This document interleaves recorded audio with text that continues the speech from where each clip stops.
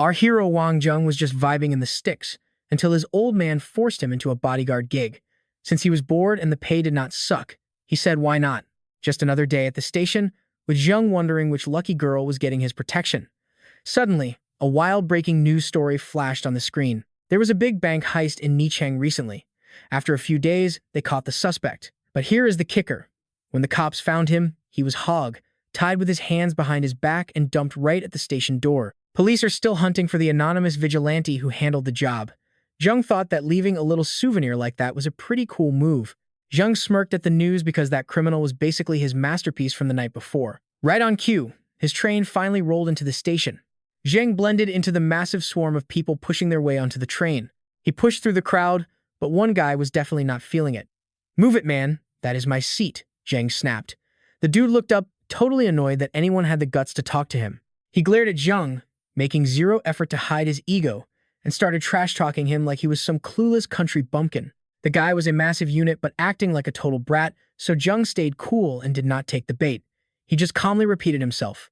"Look, man, this is my seat. Now, get up and move." This guy was not just immature. He was a straight-up jerk. He pulled out his wallet, grabbed a bill, and acted all high and mighty, telling Zheng he was basically buying the seat from him. His arrogant attitude really ticked off the girl in the next seat, but Zheng, he looked totally stoked, practically drooling at the sight of that cash. "That is a lot of money," he said. The guy scoffed, dropped the bill on the floor, and told him to take it and disappear. Then he pulled out his phone, mocking Zheng for being a broke nobody. Suddenly, Zheng snatched the phone right out of the guy's hand. He told him he liked the phone way more than the cash, then chucked it across the car. The lowlife absolutely lost it. He jumped up and started screaming right in Zheng's face. Zheng did not even flinch. He just warned the guy that if he did not go find that phone now, someone else would grab it in this crowded train. The dude was fuming but had no choice but to go and search for his phone. Zheng won that round, easy. He chilled in his seat while the person across from him gave him a massive thumbs up. The pretty girl the jerk had been hitting on was super grateful and decided to strike up a conversation with him. She said her name was Sun Nuan, a sophomore medical student. "I am Wang Zheng," he replied, reaching out to shake her hand. They barely got 2 words out before the jerk returned with his phone. Seeing Zheng in his seat, he started yelling about classless country hicks, but he shut up real fast when he saw the cold, killer look in Zheng's eyes. "Say one more word and I am tossing you out the window." The guy hissed back, "Wait until we hit the city, you are dead." This clown would not quit. "I can handle you right now," Zheng said, pulling off his flip-flop and pointing it right between the guy's eyes. "One more peep and I will break you, I swear." Zheng was not kidding, but he was dealing with a guy whose skin was thicker than a brick wall. The guy kept acting like he was the one in the right, getting louder by the second. "You think you can touch me? You look like some dirty construction worker. You probably spend your days hauling bricks, do you not? Maybe I should find you a real job," the guy mocked. Zheng did not say a word. He suddenly vanished and reappeared right behind the guy, scaring the soul out of him. Then, Zheng whispered something in his ear, so quiet the guy could not even catch it. "What did you say? I cannot hear you," the jerk snapped. "Nothing much. I just think you need to go change your pants," Zheng said, crossing his arms and looking down. That is when the loudmouth realized his crotch was soaking wet. He let out a panicked scream and immediately tried to cover himself with both hands. Everyone on the train started whispering and laughing. They mocked him for being a grown man who could not even hold it in. The guy had absolutely zero dignity left. A few people even pulled out phones to record him, making the loser run away with his tail between his legs. Zheng sat back down, and the girl asked how he made the guy pee himself like that. Nuan was curious. "You really want to know?" Zheng asked. She nodded eagerly. "It was nothing special. I just poked him in the right pressure point." Her eyes lit up. "You know ancient medicine. You understand human meridians that well? That is amazing. I am a medical major too, so maybe when we have time we can study and discuss it together." "Sure, why not?" They spent the rest of the trip hitting it off. When they reached the last stop, Nuan pulled out her phone to ask for his contact information, but Zheng declined, saying if it was meant to be, they would surely meet again in the city. He waved goodbye and headed out. At the exit, he was met by 2 huge guys in black suits and shades who looked like straight-up mobsters. "Are you Wang Zheng?" one of them asked. "Our boss sent us to pick you up." They were seriously doubting if this skinny kid was the elite bodyguard their boss had spent a fortune to hire. Looking at this weak, nerdy guy, they were worried the young mistress was going to absolutely lose her mind. Zheng hopped into a luxury car to head to his new job. Who would have guessed that the loser from the train was still stalking him? After seeing Zheng leave, the guy called up his uncle. "Uncle, I ran into a real problem today. Can you help me out?" Meanwhile, The car carrying Zheng pulled up to a massive, flashy villa that nearly blinded him. The two men led him inside to the living room. A blonde girl was sitting on the sofa with her back to him. Zheng checked out her figure and gave her a solid 75. Mistress, per your father's orders, we have brought Mr. Wang here. He will be your new elite bodyguard from now on. The men started their report. The girl was so ticked off, she smashed the TV remote on the floor and stood up. I already have you guys. Why does my dad keep trying to control my life? I cannot take this anymore. She spun around, and Zheng froze for a second. Looking at her face to face, he had to upgrade her score to at least a 90. While Zheng was busy staring at her, she was sizing him up too. But her first impression of Zheng was just some scruffy young guy with a beard like an old man. Dirty clothes and flip-flops? This rich girl was not having it. Why is this total slob standing in my house? She demanded. He is getting the floor filthy. Get him out of here right now, she yelled. The two men were stressed, knowing her obsession with cleanliness was about to cause a total meltdown. Wang Zheng saw the mud on the floor, kicked off his shoes, and tossed them aside. But before those dirty kicks even hit the tiles, the girl looked like she was about to explode from pure disgust. Zhang Yang. The heiress screamed so loud that the man next to her nearly jumped out of his skin. I do not care if my dad hired this loser. I am Shangwan Shishi and I refuse to accept this. Get him out of my house right now. Zhang Yang was stuck in a tough spot. He could not figure out why his boss picked such a sketchy-looking dude to be the personal bodyguard for a high-profile lady like her. But Wang Zheng did not even flinch at the shouting. Instead, he just looked at her and calmly asked, Hey, your cycle has been totally messed up for a long time now, has it not? That is exactly why you are so angry all the time, and trust me, this situation is actually quite serious. Shishi was so embarrassed, her face turned bright red. She pointed a finger right at him, called him a total pervert, and then bolted straight into the house. Zhang Yang saw that and gave him props with a grin. Not bad, kid. I have never seen anyone shut that girl up so fast in my entire life. It is nothing. Wang Zheng replied with a smirk. If she wants to play games, I am more than ready to have her crying to a steady beat in no time. Zhang Yang put his arm around him to talk, but Wang Zheng noticed the dark circles under his shades.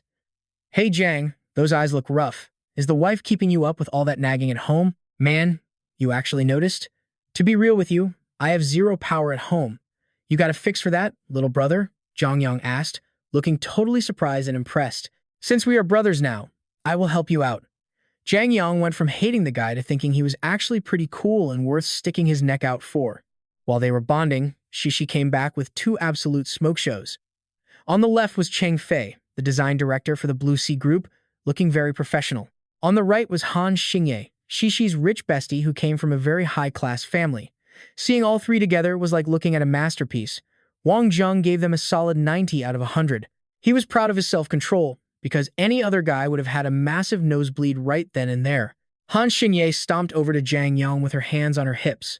Zhang Yang, who on earth is this dirty-looking loser anyway? Is this the guy who made Shishi cry? Zhang Yang felt awkward because the big boss hired him personally, but these girls were being totally bratty. Luckily, Wang Zheng did not seem to care at all. Let me handle this. After hearing the whole story, Cheng Fei, who was the oldest and most mature of the group, stepped in to smooth things over with everyone. She knew he was a top-tier bodyguard, even if he was dressed in rags and looked like a total mess. She told Zhang Yang to take him to his room. Once they were gone, it was just the three girls left in the living room. Shishi started begging Cheng Fei to help her find a way to fire the guy immediately. Cheng Fei just looked at her, feeling totally confused. Why kick him out? The more the merrier, and maybe he can actually fix her little problem. Shishi did not know what her deal was, but she just pouted and looked away. A dozen doctors could not fix me, so what is this guy going to do? Seriously, Cheng Fei, whose side are you even on right now? Look, Shishi, if your father hired him, then he must be something special. Having another person to protect you means you probably will not get kidnapped like what happened last time. Cheng Fei tried her best to convince her, but Shishi still looked like she absolutely hated the guy. A little while later, he finished his shower and stepped out. Wang Zheng looked so clean and sharp that all three girls just stood there with their jaws on the floor. Han Xingye was the first one to snap out of it. She stopped calling him a dirty loser and went into full fangirl mode instead. Wang Zheng, your skin is actually amazing. You are so handsome. Wang Zheng just joked back with a smirk on his face. Yeah, she was loving the look and the smooth talk. She started clapping like a total dork. Seriously, this girl was obsessed with hot guys. Cheng Fei had to fake a cough to get her to chill out. She told her to focus, then turned back to Wang Zheng with a totally serious look on her face. Wang Zheng, if the big boss hired you himself, you must have some skills.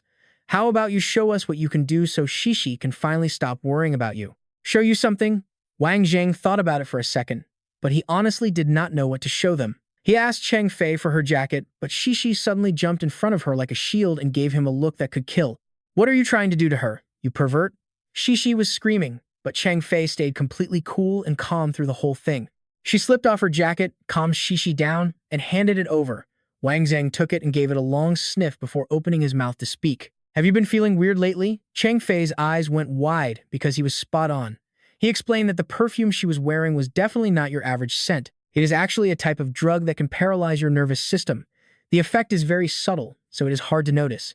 But if you use it for too long, your mind will go soft, and you will just do whatever people tell you to do. Cheng Fei started panicking. How is that possible? I literally bought this bottle from an official store myself. Someone might be coming for you, but do not worry, just stop wearing it and you will be fine. Besides, I am here now. No more sketchy drugs on my watch. Even if some hitman tries to take you out, I will make them regret ever being born for even thinking about such a stupid move. He was so confident that Cheng Fei was totally sold. She jumped up and told him he was coming shopping with them to get some fresh gear for his new job. So, Wang Zheng followed the three girls out. Everywhere they went, people were staring, everyone was whispering and wondering who the heck this guy was and how he got so lucky. How did he land 3 10s at the same time? He is either a rich brat or just really lucky trash. Either way, people figured he had to be up to no good. Wang Zheng heard every single word and it really ticked him off. I am just doing my job here as a bodyguard, yet everyone thinks I am some kind of villain. Right then, Shishi started yelling at him again. Cheng Fei told you to try on those clothes. Why are you just standing there like an idiot? Oh, right, coming. He mumbled something and headed into the dressing room. Outside, Shishi was still talking trash, complaining that if he could not even handle shopping, he definitely could not protect them. Maybe he is just nervous being around beautiful women for once, Cheng Fei said, trying to stick up for the guy a little bit. Just then, Wang Zheng walked out.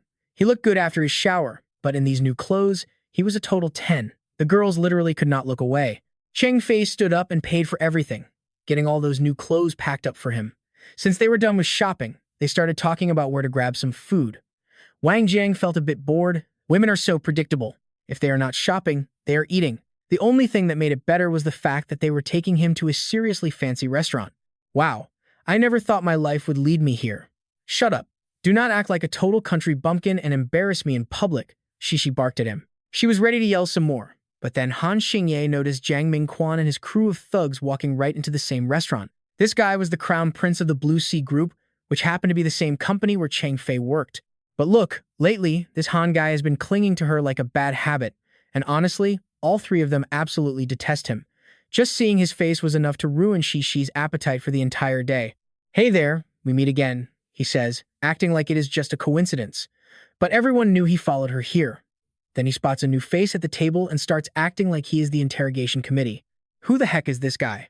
Shishi casually drops the bomb that he is her boyfriend, and it is so blunt it literally makes him choke on his water. He totally loses it and asks if she is serious. But get this, the usually serious girl actually plays along with the joke and uses him as a total human shield to get this guy off her back. Yep, we are dating. He sighs, thinking he definitely deserves a massive pay raise for dealing with this drama. But whatever, he is a nice guy, and helping out a beautiful girl like this does not really cost him anything in the long run. You are really her boyfriend?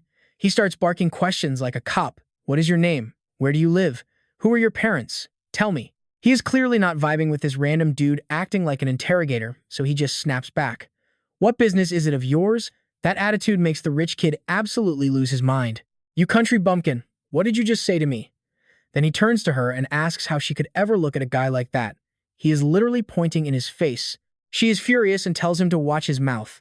Honestly, it is pretty clear who the real trash is here. He just reaches out and pats her hand to tell her everything is cool. Seeing that little touch makes him even more salty. He got Cheng Fei to speak up for him, then started acting all smug again. Chuo Mintoen, being the big shot heir of a major corporation, naturally figured Wang Trang wouldn't dare touch him. But he had no idea he was about to run straight into a brick wall. Right as the guy finished his sentence, Wang Trang snapped his leg out and kicked him square in the crotch. Seeing that hit, Cheng Fei, Shangguan Shishi, and Han Jingyao were all completely stunned. That Chuang guy collapsed on the floor in agony, curling up into a pathetic ball. Wang Trang wasn't about to stop there, though. He stepped forward and planted his foot right on the guy's face. I didn't really want to get physical, but Wang Zheng paused, turning to warn Chuang Mintone's crew. He told them if anyone else tried to be a hero, they'd get the exact same treatment. The crew saw Wang Zheng was a loose cannon and didn't dare make a move. They just helped their boss up. As they retreated, Chuang kept gritting his teeth, throwing out weak threats. You just wait. This isn't over by a long shot. Watching him go, Cheng Fei looked worried and apologized to Wang Zheng. She knew Chuang Mintone never lets a grudge go, but Wang Zheng just acted cool, saying he was the Shangwan family bodyguard now, so they should protect him. That casual attitude really ticked off Shangwan Shishi. Unbelievable. The cool image I had of you just totally crumbled, she snapped. Wang Zheng just shrugged. I really don't care what kind of image you have of me in your head. Besides, I'm a man, not some irregular period. Wang Zheng replied with a straight face. Shangwan Shishi was so stunned by his comeback that she slammed the table and stood up, totally speechless. Han Jingye watched this and couldn't help but giggle, realizing her best friend had finally met her match. After that little drama, they all settled down and started having their meal together. They hadn't been eating long when a group of stern-looking police officers burst in. They claimed they got a report about a fight and were there to handle it. Lagging right behind them was Chuang Mintone, being supported by two people. Shangguan Shekshi and the others looked at him with pure disgust. This guy is such a drama queen. It was just one kick to the junk, Cheng Fei muttered. But then she realized the lead officer was Wang Hoa Bin, the deputy chief of criminal investigations. He wasn't someone you wanted to mess with. Wang Zheng couldn't care less about the guy's title. He just straight up mocked Chuang Mintone for being a coward. Calling for backup because you lost a fight is pretty pathetic for a grown man. But a lowlife like Chuang Mintone didn't care about his dignity. He just pointed a finger at Wang Zheng and started whining to Wang Hoa Bin like a spoiled little kid. So, do you have any proof you didn't assault him? Wang Hoa Bin asked, sounding pretty threatening. Wang Zheng just laughed. It's pretty hilarious that nowadays you need evidence to prove you didn't do something. It was obvious right then that Wang Hoa Bin wasn't exactly a fair cop. Before Wang Zheng could say a word, the young heiress jumped in, insisting all three of them were there to witness everything. Chuang Mintone is just making stuff up to frame him, she cried. But Wang Hoa Bin just sneered. You guys are clearly his accomplices, so your word doesn't mean a thing. She demanded to know why that jerk's one-sided story was believable while her word was trash. Then came the answer. Because he has a very powerful father. It was as simple and corrupt as that. This time, Wang Zheng answered for the officer in a super sarcastic tone. Chuang Mintone didn't even look embarrassed. He just stood there looking smug, thinking small-time losers like Wang Zheng could never touch him. Wang Zheng slowly stood up, even though Wang Hoa Bin was blocking the path. Then, somehow, just like he did to that thug on the train, he suddenly appeared right in front of Chuang Mintone. Wang Zheng swung his hand and delivered a slap so hard it left 5 fingerprints and a chilling warning. Next time I catch you on these streets, I am putting you in a coffin. Mark my words, starting today, Han Tingyao was the very first person to actually snap back at this whole crazy situation. She stood up, clapping like crazy and cheering for Wang Zheng's skills. Nobody expected that scumbag to snap and pull something from his belt. Even Wang Huaping panicked now.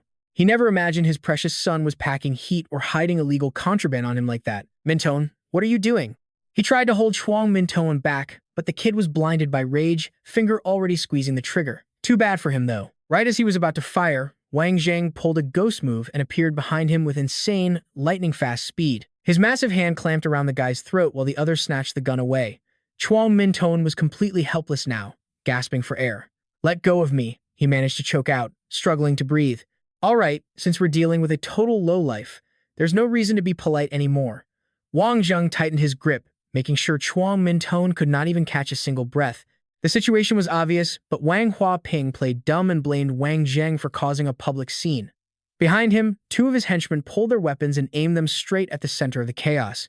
Wang Huaping threatened to open fire if Wang Zheng didn't let go immediately, but the more the old man barked, the harder Wang Zheng squeezed Chuang Mintone's neck, showing zero signs of backing down. Honestly, you guys should save your energy. Let me explain my personal code of conduct. Wang Zheng spoke with a totally chill and relaxed vibe, acting like he held all the cards. He said, Rule number 1, I protect what's mine, so don't even think about bullying my people, especially the ladies. Rule number 2, I'm a very petty guy. If you mess with me, I'm coming back at you 100 times harder. Rule number 3, I am really not the type to give long lectures. If you don't mess with me, then I won't mess with you. But if you dare touch me, I won't hesitate to send your whole family straight to the grave. Wang Huaping listened closely. After years on the force, he knew Wang Zheng wasn't just talking trash. This kid was dangerous. Meanwhile, that idiot Chuang Mintown was doing what he did best, causing massive headaches that the old man had to clean up. This was a total mess. If Wang Huaping pushed too hard, he'd set Wang Zheng off. But if he backed down now, he'd look like a complete joke in front of everyone. He was stuck between a rock and a hard place. Captain Wang Huabin tries to play it cool. Look, I am not taking sides here. Minton is carrying illegal heat, and you. Look, by law, I have to take everyone to the station. Suddenly, a voice cuts in. Who thinks they are arresting my lady? This dude rolls in with a whole squad, storming the restaurant like they own it. He marches straight to the three girls. Thanks for the heads up, Fan Fai. The boss heard his girl was in trouble and sent me to handle things. Tinda sees her backup has arrived and immediately starts acting like a victim. Lai Qian, thank God. We were just minding our business, eating dinner, when these cops started acting like total thugs and tried to drag us away. Plus, that creep Minton is disgusting. He was hitting on Fan Fai and bothering me too. She stops for a dramatic beat, and he would not stop staring at my chest. I am just a kid. After being harassed like that, who is ever going to want to marry me? She lets out some fake sobs. Lai Qian is fuming. Now, Minton is definitely a dirtbag, but it was pretty obvious that Tin Da was totally framing him. He could not just sit there and take the blame. He explodes. You crazy brat. What are you talking about? Nobody wants to look at you. Uncle Vuong, do something. Since Captain Vuong is not moving, he gets even louder. Uncle, why are you just standing there like an idiot? Arrest them already. Even with all that screaming, Captain Vuong stays frozen. Hey, sounds like you still have not figured out what is actually going on here, buddy. Seeing how clueless he is, she decides to give him a quick history lesson. The Han family is basically martial arts royalty with a long line of high-ranking military officers, and she is the family's eldest daughter. Minton's face goes totally white. He was so focused on Fan Fai that he never bothered to check who her friends were. Sure, his family has some pull in the business world, but a little cash won't save him now. He tries to backtrack instantly, swearing he was not staring at her chest or trying to harass anyone. Lai Qian is not buying any of it. Seeing him charge forward, Wang Tran plays along and shoves the creep right into Lai Qian's path. Boom! One punch from Lai Qian and Minton's tooth goes flying. Tin Da is loving the show, clapping and screaming for him to keep hitting the guy. Thai keeps a straight face, but she is definitely enjoying seeing this jerk get what is coming to him. Lai Qian keeps swinging until Minton is a heap. He is a total mess, reaching out to Captain Vuong for help. But the captain is just a small fish. There is no way he is crossing the Han family. He is stuck between a rock and a hard place. Vuong Tran just smiles. Officer, if I were you, I would just look the other way. After all, the Han family patriarch is way more powerful than this loser's father. Tran is right, so the captain just stands there and watches the beatdown. He only stops once Tin Da is finally satisfied. Meanwhile, Wang Tran secretly pricks the captain's shoulder with a tiny needle. Nobody is quite sure why yet. Once they are gone, the captain finally exhales. That was a close one. Dinner is over, and the four of them pile into Thi's convertible to head back. The whole way back, Tin Da won't shut up about how this was the best day ever, especially when Wang Tran landed that kick to the guy's groin, totally epic. While they are all chatting, Wang Tran suddenly gets serious and turns to the driver. Hey, Thi, just how good are your driving skills anyway? What is it to you? You are just my bodyguard. Who gave you permission to use my name? Call me miss, got it? Thi snaps back. Fine. See if you can lose that car behind us. It has been on our tail for a while now. Thi checks the rear view and realizes he is right. Fan Fai grabs her phone to call the boss while Thi slams it into gear and floors the gas, picking up speed fast. She manages to put some distance between them, but both their phones are dead, no signal. Great. I should have just let Lai Qian drive us home instead. Thi keeps driving, but the car behind them is good. They are already closing the gap again. Just running isn't going to solve this problem. She is starting to panic, especially seeing Vuong Tran just chilling and looking at the scenery. Tran, you are the bodyguard. Stop staring at trees and help. Bodyguards are for fighting, not for brainstorming, Tran replies. Are you even going to help? Look, I am a guy. It is not like I have mood swings. He just shrugs. He has used that line 3 times today, but it still works perfectly to annoy the hell out of her. Fuming, she floors the gas. The car is flying now. Tran nods. Good. Keep this up. Don't head for the villa yet. Find somewhere with fewer people around. She listens. Another hour passes and that car is still stuck to them like glue. Why have we not lost them yet? Tran is secretly impressed by her driving. He did not see it before, but this girl has some serious skills. Only problem is, she only has about an hour of fuel left, and she is panicking. Compared to her, Vuong Tran is acting like he is on a Sunday drive. He just tells her to keep going until the tank is empty. She is really starting to doubt this guy. Her dad hired him and said to treat him well, but right now, she is not convinced he can protect her. Meanwhile, the guys in the chase car are exactly where they want to be, forcing her to drive right toward the old bridge. They have got the next part of the plan ready for the bridge. Reaching the edge, Thi panics again. Tran, what do I do now? Right ahead is the bridge at Mount Deep Me. Tinda hears the name and starts shaking. This place is famous for being narrow and thick with fog. Even experienced drivers crawl through here, and they are hitting it at full speed.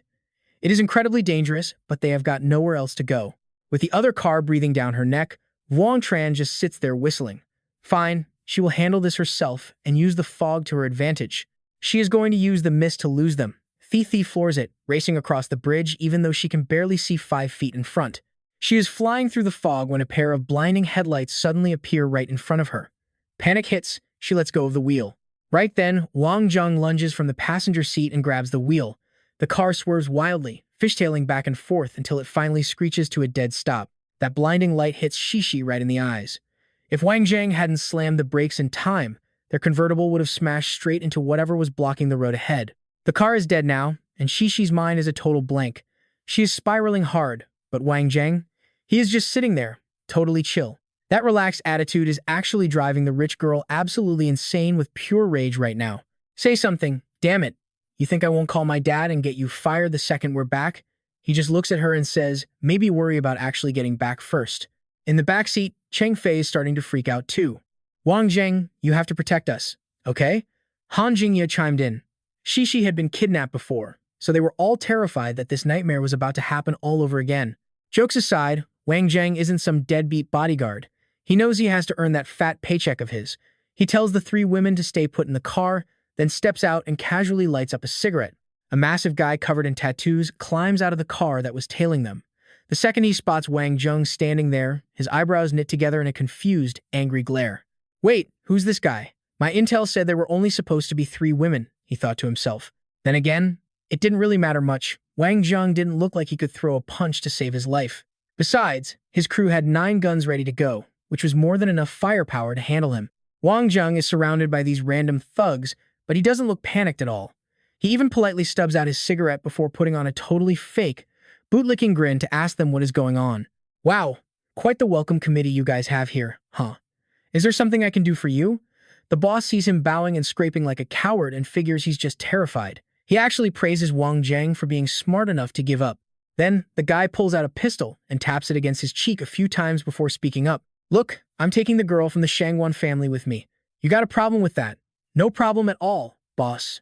You do whatever you need to do, Wang Zheng says, waving his hands frantically. Before the thug can even respond, Shishi totally loses it. She sticks her head out the car door and screams at the top of her lungs. Wang Zheng, are you even human? How can you be such a pathetic coward? Do you see the 9 guns they are holding right now, lady? Look around. Besides, they want you, not me. Whether you are safe or not isn't exactly my problem, is it? Why should I care? Wang Zheng snaps back at her. Shishi is so furious, she's literally speechless. In the back seat, Han Jingye is starting to hyperventilate. It seems like Cheng Fei is the only one who's actually keeping her cool right now. She reassures her that Wang Zheng is probably just messing with Shishi to annoy her. She's sure he'll make sure they all get out of this safely. But with so many guys and all those guns, Cheng Fei is secretly terrified. She has no idea if the 4 of them will actually make it out alive. Outside, Wang Zheng is still playing his little game with the kidnappers. He claims he's a bit nervous and asks for permission to light another cigarette. Since Wang Zheng's attitude seems harmless, the boss agrees. He lets out a nasty laugh and promises to show the guy a real good time once he's done smoking. 3 beautiful girls are trapped inside while that total scumbag laughs his head off outside. Shishi is beyond stressed, and poor Han Jingye is already on the verge of a total breakdown, literally sobbing her eyes out. But a top-tier pro like Wang Zheng, he's just puffing away like he doesn't have a care in the world. Strangely, though it looks like a normal cigarette, it's pumping out a massive cloud of thick smoke. Even weirder, the girls think it smells surprisingly sweet. As soon as those thugs breathe it in, that harmless-looking smoke knocks them flat. They're all suddenly on the ground, rolling around and looking like they're in absolute agony. Han Jingye thinks this is absolutely crazy and asks him, Wang Zheng, how did that sweet-smelling smoke wreck them like that? He explains that this stuff only works on men. It makes their male hormones spike to over 100 times the normal level instantly. So obviously, it doesn't do a thing to you ladies. And as for me, you think I'm stupid enough to let my own medicine work on myself? So, what does it actually do to them? Just look at them, their movements are honestly pretty pathetic. Timing is almost up, Wang Zheng says. A few seconds later, the thugs stop rolling around and just pass out cold right there on the pavement. Jingya is so impressed by the results that she actually asks Wang Zheng if she can have a whole pound of it. She figures she could easily use it to deal with all the creeps who keep staring at her all day long. Wang Zheng almost drops his cigarette when he hears that. A pound? 1 pound of this would literally kill every man here in seconds. Besides, this stuff is priceless. It's not like I just carry around a massive stash of it. Ugh, money isn't the issue here. Just give me some. Han Jingya keeps begging him. Finally, he snaps. Okay, just stop making so much noise already. Wang Zheng brushes her hand off and walks over to the kidnappers. They were clearly after Shishi, but being able to jam cell signals for this whole area means whoever is pulling the strings is a serious player with some very major resources. Out of all the thugs here tonight, it looks like the tattooed guy is the one in charge. Wang Zheng decides to grab him and get some real answers once and for all. He isn't sure how much time has actually passed, but eventually, the tattooed leader starts to groggily wake up and look around. The first thing he sees is Wang Zheng's face. Start talking, who sent you to kidnap the Shangguan heiress? Wang Zheng asks while reaching for his lighter to spark up another one. The guy instantly panics and screams, "No, please, do not light that cigarette." Even though he's a low-life thug, he isn't a total idiot. Looking at what just happened, he figured out pretty quickly that Wang Zheng used that specific smoke to knock his entire crew out cold. He has no clue what that drug is or who this guy actually is, especially since 9 guns couldn't even slow him down. But none of that matters right now compared to keeping himself alive and breathing another day. Look, if I tell you the truth, do I have your word you won't kill me? But Wang Zheng isn't exactly a pushover. He isn't about to let this guy start negotiating his way out of this. After all, his life is literally in Wang Zheng's hands now. Terrified of what might happen, the tattooed leader starts spilling everything. By the time he finally finishes his story, Wang Zheng has managed to gather some pretty solid intel. The man behind the kidnapping is Li Minghao of the Azure Dragon Gang. Wang Zheng is confused, though Li is the biggest boss in the entire city. So why would he need to do something like this? I don't know, man. I'm just a low-level grunt following orders. I don't dare ask questions. The guy kept talking. Since he was being so cooperative, Wang Zheng decided to let him keep his life for the time being. The guy is incredibly grateful. "Thank you for sparing me," he says. "My name is Shen Liang, and I promise I will definitely find a way to repay this debt of gratitude. If you ever need help with anything, I'll go through fire and water for you, I swear." He's just saying it to kiss up to him, but Wang Zheng looks at him and says, "Hey, you are the one who said it." Shen Liang freezes. He realizes he just dug his own grave. Wang Zheng sits down right in front of him with a terrifyingly dangerous smile and says that, as a matter of fact, he does have something he needs help with. Shen Liang is screaming no on the inside, but he doesn't dare to upset the guy. "Boss, please, tell me what it is. If I'm capable of doing it, I definitely won't turn you down." But just as the guy opens his mouth to speak, Wang Zheng flicks a mysterious little pill straight into it. The pill flies into Shen Liang's mouth, and he swallows it before he can even react. He starts coughing frantically and panics, trying to gag himself to get it out. "I'm not trying to kill you," Wang Zheng says calmly. Vung Tran just laughed. "I call this 3 months to die. It is a custom slow-burn poison that takes exactly 90 days to finish the job. If you swallow this, you have 3 months to find me for the antidote, or your body slowly starts to rot until you finally die. There is absolutely no other cure. I am the only one with the antidote. Taking any other medicine will only make the poison bite harder. Don't even think about taking a cold pill, or even heaven won't save you." Then he told Themlung to head back and explain everything to Li Minhar. "Tell that idiot Li Minhar that I, Vung Tran, am finally back in town and ready for him." That night, Thumlern crawled back to headquarters and told Li Minhar every single detail about the disastrous encounter he just had with the guy. He bowed his head, apologizing for the massive failure. Meanwhile, the other thugs in the room started whispering and talking trash about his pathetic performance behind his back. Wow, he talked a big game about handling it himself, but look at him now. Thumlern was our top guy, so how did he get wrecked like this? It is embarrassing. Honestly, I am glad he messed up. If he kept getting promoted like that, the rest of us would never get a chance to show our skills. Total joke. Thumlern heard it all, but with Li Minhar there, he just gritted his teeth.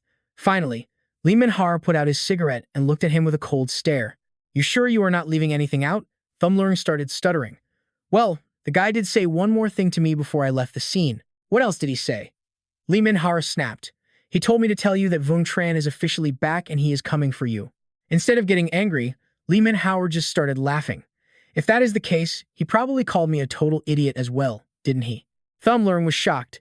He had censored the insults to stay alive, but his boss already knew.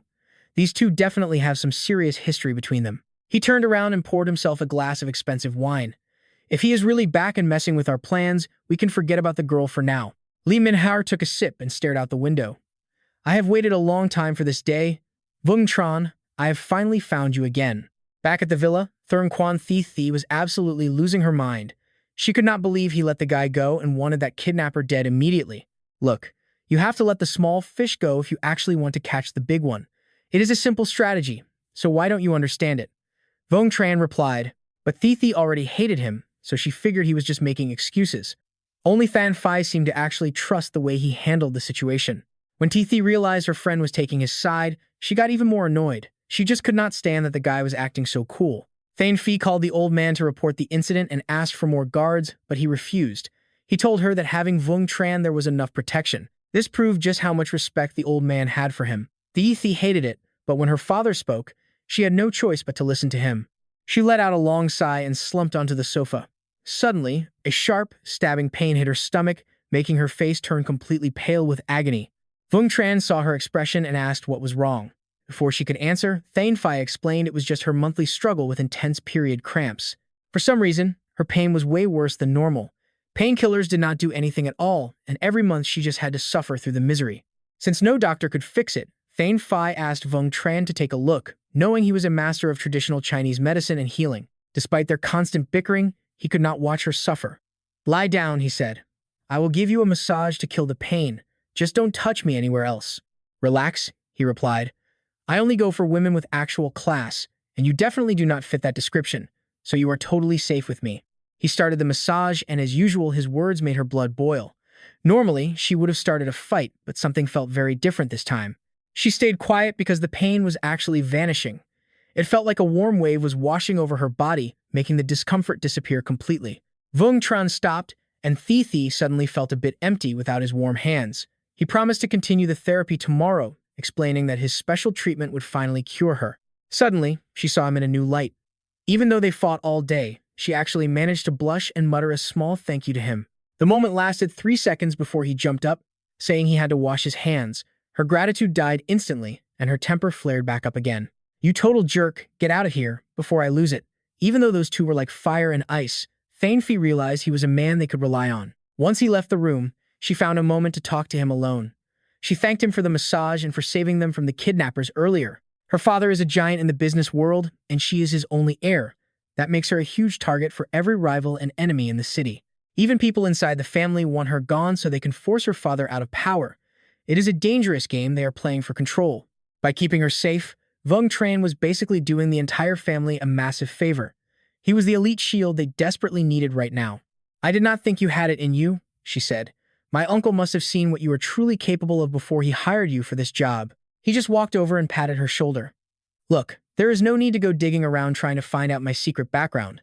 Just know that I am built different. She felt a bit embarrassed for getting caught, then asked for another favor. Thi Thi grew up without her parents around, so she's a bit spoiled and rude. Her father was always busy with work, so he tried to make up for his absence by spoiling her rotten. She has a sharp tongue, but she's a good person. He laughed and said it was fine. I am just messing with the kid for fun. I do not have time to hold a grudge against a girl like her. Vung Tran headed off to bed because he was exhausted. Thane Phi just stood there, wondering about the true identity of a man who earned the master's absolute trust. Inside a massive high-rise office, Thumb Learn respectfully asked his boss if they were really going to abandon the plan to kidnap the girl and stop the mission. Li Minghao just tossed some papers on the desk. That guy is no match for the Thurn Quan family now that they are moving into military tech. Nobody is snatching that land from him. The guy is backed into a corner and thinks kidnapping the daughter to blackmail the family is his only play. Pathetic. Minhao folds his hands and starts analyzing the mess. Plus, Wang Zheng is finally back. I am way more interested in his next move than whatever that other guy is doing. Shen Liang looks hesitant. Boss, look at this venom in me, but Minhao cuts him off. If he promised the antidote in 3 months, then go find him when the time comes. But listen, his expression turns deadly serious. Drop that womanizing habit right now. If I catch you acting out again, do not ever show your face to me. That threat hit Shen Liang right in the gut. Yes, boss. I hear you. I am changing my ways starting right now. He scrambled away like his life depended on it. He watched Minhao walk away with a deep frown and a heavy heart. Do I really have to go looking for him? The intersection was buzzing with people rushing every which way. Shishi was exhausted, rubbing her forehead. They were heading to the restaurant because that food lover Han Xingye wanted roast duck. Suddenly, someone screams, "Stop, thief!" Wang Zheng looks out the car window in total shock. Somehow, a mugging was going down right there on the crosswalk. With her heart of gold, she screams at the top of her lungs. "Hurry up!" When she turns and sees his completely indifferent face, she gets fired up. "Hey, step on it." She starts pulling off some high-level driving moves like she's a legendary street racer. She sat in the passenger seat with her mouth wide open, basically eating the wind. The black car weaved through the crowd and slammed to a stop right in front of the two thieves. The door flew open and he jumped out to play the hero. Without missing a beat, he landed a savage kick right to the side of one of their faces. A smooth mid-air spin kick sent the guy flying back. The stolen bag flew out of his hands and started falling through the air. He just reached out and caught it effortlessly, like a total pro. Alien ran over to thank him properly. Thank you so much." She handed him a business card and introduced herself. "I am the president of the Kang Beauty Center chain. Here is my card. I will definitely repay you for this when I get the chance." Wang Zheng just shrugged and said he was just helping out. She immediately shook her head and disagreed. "You are being too humble. Finding someone with your skills and heart is extremely rare these days." Suddenly, a strange girl brushed past Shishi without a care. "Please move out of the way." Before he knew it, he was surrounded by women like some kind of pop star. "Sign this for me." "No, me first." Wang Zheng was desperate and signaled for help. "Shishi, get over here and save me." She just looked away and ignored him. "Humph. You wanted to act all cool and handsome catching thieves. Now you can deal with all that female attention yourself. Enjoy it." He patiently tried to help everyone. "One at a time, please," but inside he was complaining. "I just caught one thief. Why are they acting like I am some movie star? Is this really necessary?" Luckily, Batfam showed up to save the day. "Police business, move aside. Hey kid, you are being charged with assault. We need to confirm some important facts about this case at the station." Shi jumped in to defend him. "Assault?" This guy was being a hero. Wang Zheng calmly asked which station they were heading to. The guy looked away, clearly trying to avoid making eye contact while answering. "Right, exactly. I am busy, so just cooperate." She just ignored him and pulled Wang Zheng away by the arm. "We are busy too. We do not have time to hang out at any police station. Let us go. Wang Zheng, Han Xingye is waiting for us to eat." Batfam stepped up and grabbed his shoulder tight. Wang Zheng felt something was off and gave a forced smile. "What is going on here?" With one simple move, Wang Zheng flipped the guy into the air like it was nothing. The crowd started whispering and making a scene. "He just hit a cop. Why are you all just standing there? Call the police. Is not that guy on the ground a cop?" Right then, Alien was on her phone with the authorities and shouted a warning. "He is not a cop. He is a total fake." Batfam realized the jig was up and he could not hide it. He tried to run, but a foot slammed down on his stomach to stop his escape. Wang Zheng exposed his lying face with total contempt. "Kid, you wanted to play cop just to save your friend and get revenge on me? Nice try, but your acting skills are garbage." Batfam was fuming. "You!" Alien arrived with the real police. "The thief is right here." One officer stepped up and promised her, "Do not worry, ma'am. We will definitely not let these thieves get away with this. Please help us out with the chiefs as well." She did not care about these minor details at all. "I know exactly what to do. You guys worked hard today, so I appreciate it." Alien's real identity shocked Wang Zheng. She is the chief's wife. She turned to him with gratitude. "Thank you so much for today. Do you have a business card on you? So I can repay you later." He rubbed the back of his neck awkwardly. "I am just a bodyguard. No business card. I have a social media account, though." She smiled. "Perfect. Add me then." Shi stood nearby getting annoyed. "Wang Zheng, hurry up. Han Xingye is already nagging us to get moving." He calmly swapped info with Alien and gave a quiet reply. Once everything was settled, Wang Zheng waved one last goodbye. She made sure to leave him with a message. "If you ever need help with anything, just let me know. Do not be a stranger." She was already thinking about matchmaking. "Wang Zheng looks like he is under 27. He would be a great match for my daughter. I need to call that girl right now." Night slowly fell over the skyscrapers while the full moon cast a soft silver glow everywhere. Down below, a traditional restaurant was still open and busy for the night. It smelled amazing. Wang Zheng was showing off his top-tier carving skills right then. He looked completely focused on every single move he made. Soon, the table was covered in beautiful plates of food. Tinjia was incredibly impressed by his skill. "Wang Zheng, you are so good. Can you teach me how to do that? If I learn this, I can open a roast duck shop. I will definitely be the best roast duck master in all of China." He was judging her in his head. "Here she goes again. He stayed polite, though. You girls should just hurry up and eat. Shishi and Tinjia started devouring their food like someone was going to steal it. Suddenly, a hand gently pushed a plate forward. Only Thin Phi made an excuse to refuse. I do not have an appetite today. You guys eat it. Wang Zheng did not care and just enjoyed the food he made himself. Thanks. She suddenly asked a question that surprised him. The way you carve and eat roast duck looks exactly like my father. Did you know him? He took a sip of water and calmly explained. How would I know your dad? I am from the countryside. I do not know anyone here in the capital. This made Tinjia curious. Thin Phi, why are you asking that? Did not he pass away years ago? The girl sitting across from her signaled to be quiet. Shh, stop talking about that. Thin Phi calmly explained. Sorry for ruining the mood. It is really nothing. I just think the way Wang Zheng eats his dinner is exactly like my father used to. He was silent for a moment. Right then, someone started shouting. If there are no seats, kick some customers out. You think I, Kwang Dong Fong, am going to wait around? Seeing the poor waiter getting harassed by these thugs, Tinjia frowned in annoyance. Do you want me to tell your boss to fry you up? Rich kids these days have absolutely zero class.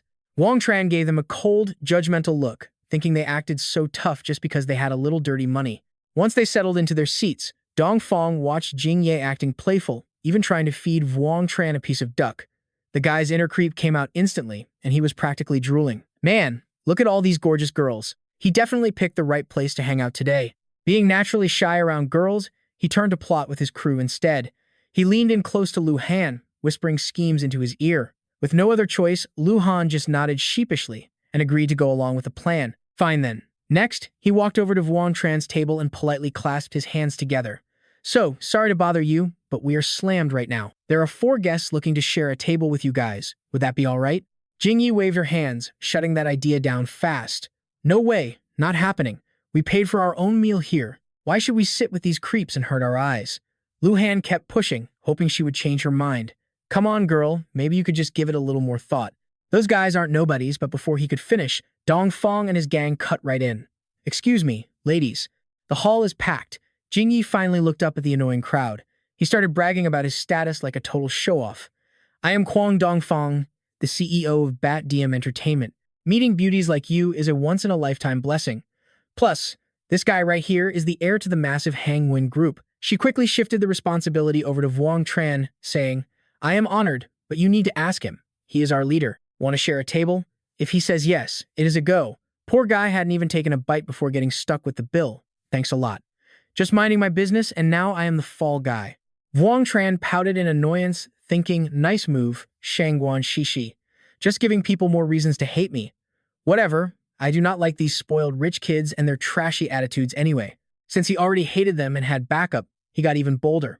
He rejected them coldly, saying, not happening. Do not ruin our dinner.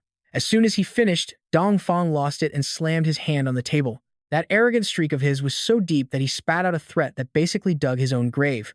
He thought he was a boss, but he basically just signed his own death warrant with a bonus insult. He yelled, get lost right now, or I will make sure your parents suffer a slow and painful death. Wang Tran had enough.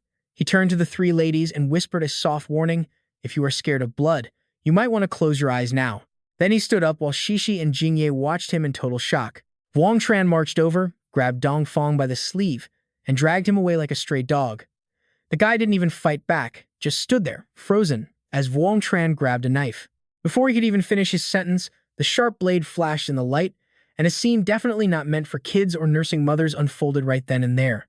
Dong Fong let out a scream of pure agony, staring in horror at the brand new tattoo on the back of his hand. He was no singer, but that high-pitched scream gave Wang Tran such a headache he had to shut him up.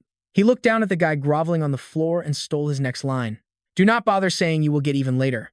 If I have a grudge, I settle it right here and now. Our hero acted like he had eyes in the back of his head, shutting down the henchmen's moves before they could even start. As for the rest of you, if you try calling for help or making a scene, you will end up just like him. After dealing with the trash, Wang Tran turned his attention back to the food on the table. Stop looking at me like that. You threatened my parents. Not cutting your tongue out was me being generous. This display woke up Jingye's wild side, and she started clapping her hands in excitement. Wang Tran, I am starting to like hanging out with you more and more. Lu Han was stunned by the sudden turn of events. Feeling helpless, he turned to the newcomer for help and shouted, Director. Hao Nian acted like he didn't see the bloody mess over there, staying professional and doing his job. Mr. Wang Tran, someone in the Emperor Hall would like to invite you over for a bit. Also, your bill has already been covered by him. Those 3 words made Jingyi gasp. The Emperor Hall? She rushed over and grabbed his hand, asking curiously about it. That is the private room used for world leaders at the Tuan to Duke. Even my dad doesn't get to eat in the Emperor Hall. How did you get an invite? Shishi just brushed her hair back, sticking to her guns. He is probably just a scammer. Thin Phi didn't agree or disagree, just kept her thoughts to herself. Only innocent Jingye kept pushing, urging Wang Tran along. Come on, hurry up. Do not keep them waiting for too long, okay? Honestly, I have never been inside the Emperor Hall either. He shyly reminded her, hey, stop pushing me. Before they got far, Hao Nian blocked her path. So sorry, but they only asked for Mr. Wang Tran. Jingyi didn't get her way and immediately started acting like a spoiled brat, nearly in tears. But I want to see the Emperor Hall too. Then Phi stood up to warn her friend. Stop causing trouble. You cannot just walk into the Emperor Hall. Wang Tran didn't want to drag this extra baggage along either, so he smiled gently and said, it might not be appropriate for you girls to come in. Just wait for me here. Seeing everyone against her, Jingyi finally gave in. Fine. Once everything was settled on this side, Hao Nian turned his attention back to the other mess. Oh, and one more thing. He looked coldly at the guy pinned to the table. Mr. Kwang, the guest in the Emperor Hall requests that you and your friends leave the restaurant. If not, he cannot guarantee that nothing bad will happen to Bat Diem Entertainment tonight. Whether Dongfang was scared of his company going broke or he realized his crew had bailed, he slowly grabbed the knife and muttered, oh, it is on. He didn't hesitate, pulling the blade right out of his hand. Ignoring his shocked buddies, he put on a dramatic face and spat out, Wang Tran, I will be waiting. Then he slunk away like a drowned rat, ordering his men to leave. Let's go. Wang Tran just watched them walk out. In his head, the guy was already a marked man, just another pawn that needed to be taken off the board soon. Soon, the two of them left the noise behind and headed toward the Emperor Hall. Hao Nian stopped at the door and bowed respectfully. Mr. Wang Tran, please go inside. He didn't ask any questions, just gave a short nod, and the heavy wooden door swung open. A tall figure was already standing there waiting. Min Hao's appearance didn't surprise Wang Tran at all. Hey, I figured it was going to be you. With soldier blood in his veins, he immediately snapped to attention. Captain, reporting for duty. Time seemed to freeze for a second, and the guy just stood there like a statue. A second later, he dropped the act and acted casual. Look, we are not in the military anymore. No need for the formalities, just sit down. Once settled, Min Hao poured his heart out. Captain, you are finally back. You have no idea. For the last 4 years, every time I felt like quitting, I thought of you guys. His eyes were filled with pure rage. The only thing that kept me going all this time was our brotherhood and the deep hatred I have for that family. Listening to him, Wang Tran started drifting back into the past. The memories of that final stand came flooding back. Captain, do not worry about me. Just get out of here. Meanwhile, Min Hao's voice kept echoing in his ear. If it wasn't for those people, our Dragon Scale Special Forces unit would never have been pushed to the edge like we are now. The more he talked, the angrier he got. That was a total setup to destroy the unit. Then he let out a heavy, miserable sigh. After everything went down, I went into hiding right here in the capital, while Kwang disappeared without a trace, and you headed overseas. Then his face lit up for a second as he asked, oh right, after you left, an assassin named the Evil King of the East showed up in the global underworld. Images of Wang Tran flashed through his mind. Word is, he used his own strength to knock out some of the biggest contracts in the underworld in just 1 year. He went from a nobody to the top 10 in the global rankings. And yet, Min Hao was absolutely certain about one thing. I knew it was you. Because honestly, no one else has the skills to pull off those legendary solo missions. You really thought I signed up for this death trap just to run away and hide? Too bad for you, because I am officially back in town. Wang Tran cut the chatter right there. Fact is, the old man himself was the one who ordered me to come back home. The guy instantly got suspicious. Why would the chief send you back? What is he planning? But he just scratched his head like an idiot and said he had no clue. Apparently, he's just a bodyguard for the Shangguan girl now. Wang Tran knew things were about to pop off. It was time to move. After the Dragon Squad was framed and scattered 4 years ago, there was no way the chief was going to just let that slide. Min He's fists tightened while his teeth stayed gritted. If the big boss is finally making a move, our chances for some sweet revenge just went through the roof. But he shut that down real quick. Look, we are definitely getting even for what happened 4 years ago, but not today. Wang Tran kept his cool the whole time. Right now, we simply are not strong enough to take those losers down yet. They switched topics to something a bit more hype. Let's talk about some good news for once. I actually found one of our family members. A real relative. Wait, we still have family left? Turns out it is Cheng Fei, old Cheng's daughter. And get this, someone actually hired her to kidnap Shangguan Shishi. Not long after that, the moonlight was shining bright over the massive mansion on the mountain. The second they got inside, Tindar started buzzing in his ear. She tried threats and bribes the whole way, but couldn't get him to spill a single word. Vung Tran, were you in intelligence or something? Your mouth is locked tight. She wasn't quitting yet and tried to flirt her way to the truth. Come on, just tell me who was in the Emperor Hall. If you don't, I am going to be obsessing over this all night long.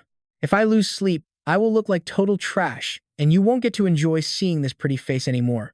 Vung Tran looked at her like she was actually crazy and told her to stop talking nonsense. He pushed her hand away. You want the Emperor Hall's secret. You really think a little flirting is worth a trade like that? Then he gave her this creepy look. If you make me feel nice and comfortable, maybe I will think about telling you everything. But Shishi jumped right in, calling him a total pervert and trying to slap him. He caught her arm fast. Where is your head at? I meant I was going to take a nice hot bath to relax. That is it. If it wasn't for certain girls acting out, I wouldn't have had to get physical with those rich punks and end up smelling like a locker room. Vung Tran's words cut deep, leaving her totally speechless and boiling with rage. He just turned his back. Enough talk, I am showering. Tindar watched him go, annoyed that he found a way to dodge her. She couldn't help but ask, Shizi, you guys share a room. You seriously don't know anything about who this guy hangs out with. But Shizi just threw her hands up. She was completely in the dark too. Ever since he showed up, he's been like a shadow. I never see him meeting anyone. Before tonight, I thought he literally had zero friends. While they were gossiping, Thirn Fee showed up and grabbed Tindar's hand. It is late. We need to go home. Tindar wanted to stay, but she had no choice. She got hit with a major lecture. Look, I already asked Uncle Shangwan about it. He just said that sometimes, not knowing the truth is actually better for everyone involved. I trust his judgment. Besides, when it comes to that Emperor Hall stuff, we should really stop poking our noses into messy business that doesn't concern us. But that just made Shishi feel even more frustrated. Ignorance is bliss? Yeah, right. What is Vung Tran actually hiding from me? A little while later, she watched as his bedroom door slowly creaked open. Determined to find the truth, Shishi decided to do some undercover snooping while he was busy. She quickly spotted a suspicious suitcase. Stupid thing, why is it tucked so far back? Suddenly, Vung Tran caught her red-handed. Hey, what exactly do you think you are doing? She jumped up fast, but her face turned bright red the second she saw him. He was standing there with nothing but a towel wrapped around him. Shishi was totally freaking out. You! Get some clothes on. Shishi screamed her head off. You pervert, why aren't you wearing any actual clothes? Vung Tran just shrugged. This is my room, so I can do whatever I want. The real question is, what are you doing in here? He stepped closer and lifted her chin, acting all smooth and mysterious. Sneaking into my room in the middle of the night? Are you trying to give your humble little bodyguard some kind of special reward? She realized how bad this looked and pushed him away in a total panic. I just took a wrong turn, okay? You jerk. As if I would ever care about what you are doing anyway. Vung Tran tried to defend himself. Hey, you are the one who barged into my room. You're the creep here. Shishi stomped off in a rage, but not before yelling a threat. Just you wait. I am telling my dad to fire you tomorrow. He noticed the suitcase peeking out from under the bed and stood there, thinking to himself, is she really that into me? Then, Vung Tran knelt down and opened it up to see what was inside. It was packed with clothes, but a photo on top caught his eye immediately. He picked it up and studied the faces in the picture. Cut to a random coffee shop later on. He was just sitting there, chilling and sipping on a drink. His eyes drifted over to the mall entrance across the street. Vung Tran started flashing back to the past. That perfume she was wearing wasn't normal at all. To be exact, it was actually a drug designed to paralyze someone's nervous system. It is super hard to detect, but if you use it too long, your nerves just shut down forever. It basically turns you into a puppet that anyone can control. His explanation left Thirn Fee absolutely stunned. She still found it hard to believe. How is that even possible? I bought this perfume myself from a high-end designer store that I trust. Right then, his phone buzzed loudly on the table, snapping him back to reality. He picked it up to read the text. It was the intel report he had requested. Honestly, the import records from the last 6 months looked totally normal. Sorry if that is a major disappointment. Vung Tran kept running the numbers in his head. The main store was clean and didn't leave a single trace behind. The records were so perfect that not even a drop of info leaked out. Whoever is targeting Thirn Fee is definitely a professional. Suddenly, a woman walked up to him and asked if the seat next to him was taken. He gave her a quick look and rated her a solid 85 out of 100 points in his head. She sat down directly across from him and handed over her official business card. Hi, I am Trung Min Ki. What is your name? He calmly answered her, I am Vung Tran. She held out another card for him. Vung Tran took it and realized she was the eldest daughter of the Trung family. I guess you aren't here to get revenge for your little brother, right? Min-ki shook her head. No, he brought that fight on himself. Actually, I came here today because I need your help with two specific things. He liked her attitude. It's rare to meet a gorgeous girl who is actually this reasonable and cool. Go ahead, speak your mind. She didn't waste any time at all. Manager Thurn Phi is an incredibly rare talent for our company, Lam Hai, and we need her. I really hope you can help me convince her to stay. She shouldn't leave Lam Hai just because of how rude Min Tuan was. She then slid a thick folder of documents across the table toward him. This is a contract to transfer 3% of Lam Hai's total shares. As long as Thurn Phi agree to stay with us, all of this will belong entirely to her. I will also make sure Min Tuan never dares to bother her again. He just laughed it off. You think I don't know? She just won a major award at that international fashion competition. Someone with her high status doesn't need these tiny shares just to stay in a total disaster like this. Besides, I really don't like that Min Tuan guy. Realizing it wouldn't be that easy to convince him, Min Ki decided to play her big card and offered 10% of the company shares instead. Thien Phi would become the biggest shareholder at Lam Hai. She'd be pulling in around 300 million in dividends every single year. What do you think? Hearing that, he just threw his hands up in total defeat. 300 million? I am definitely tempted, but I don't have the power to make her choices for her. Why even come to me? Seeing he was still hesitant, she placed something incredibly valuable on the table to cut him off. This is a platinum membership card for the National Ba Thien Kong International Club. It covers every single one of your expenses for free. There are only 10 of these in the entire country, and I only have 2. Please, just stop going after my brother for his mistakes. Vuong Tran would be a fool to say no. Miss Truong is surprisingly chill and generous. He wonders, what is the second thing she wants to talk about? Min Kai does not mind sharing. The second issue is her brother. Min Ton has massive swelling on his face, but there is no wound or pain when pressed. Our private doctor is totally stumped, but I figured if you have this unique touch, you must have a cure. Look, Min Ton learned his lesson. Please, just go easy on him. Hearing this, Vuong Tran just flashes that gold card and wonders out loud if there is any more profit to be squeezed out of this whole deal. There is no hate without a reason in this world. I have the exclusive cure, but I need to see how much sincerity you actually have. She does not hold back. Vuong Tran, when you slapped Min Ton that day, did you already plan this whole revenge? Because that is how it looks. Your mind is honestly terrifying. Vuong Tran puts the goods back down and tells her to think it over. He is in no rush at all. Min Kai finally has to back down. I will buy you dinner, your choice of place. Is that enough? He gets excited again. You are confident, Miss Trung. I accept. My place. One more thing. At dinner, you have to agree to one request of mine. Do not worry, I will not cross any lines. Vuong Tran stands up to end the talk. After we eat, the grudge between me and Min Toan is officially over. After finishing their talk, the two walk out of the coffee shop across from the Lam Hai Mall. Min Kai bows again to thank him. Regarding Min Toan, thank you so much. It is rare to see him being this polite to anyone. Not at all. I actually dig your style, Miss Min Kai. I am looking forward to working together again soon. Watching her walk away, he cannot help but wonder. They have the same parents, so why are they so different? Are they really even related? Vuong Tran finally checks the business card he just got. Thien Kong International, huh? I should go check that place out when I have time. By the time the sky turns orange, Thien Phi is off work and runs into him. Vuong Tran, what are you doing here? He politely puts his phone away and smiles. Cece's dad is here today, so I do not need to play bodyguard for once. I just wanted to see if the Lam Hai group has any nice men's suits. I want to grab a couple. Thien Phi ignores the weak joke and asks what is really on her mind. For Wang Min Kai just found me to sign a new stock contract. I signed it. Did you have something to do with that? Vuong Tran stays vague, only calling Min Kai a very wicked girl. Avoiding the question is basically an answer. Why are you helping me? He gets caught but does not lie. Do not overthink it. I just think you are a talent that should not go to waste. Thien Phi gets the win, so she does not push further. Let me buy you a late snack then. Think of it as a thank you for all your help lately.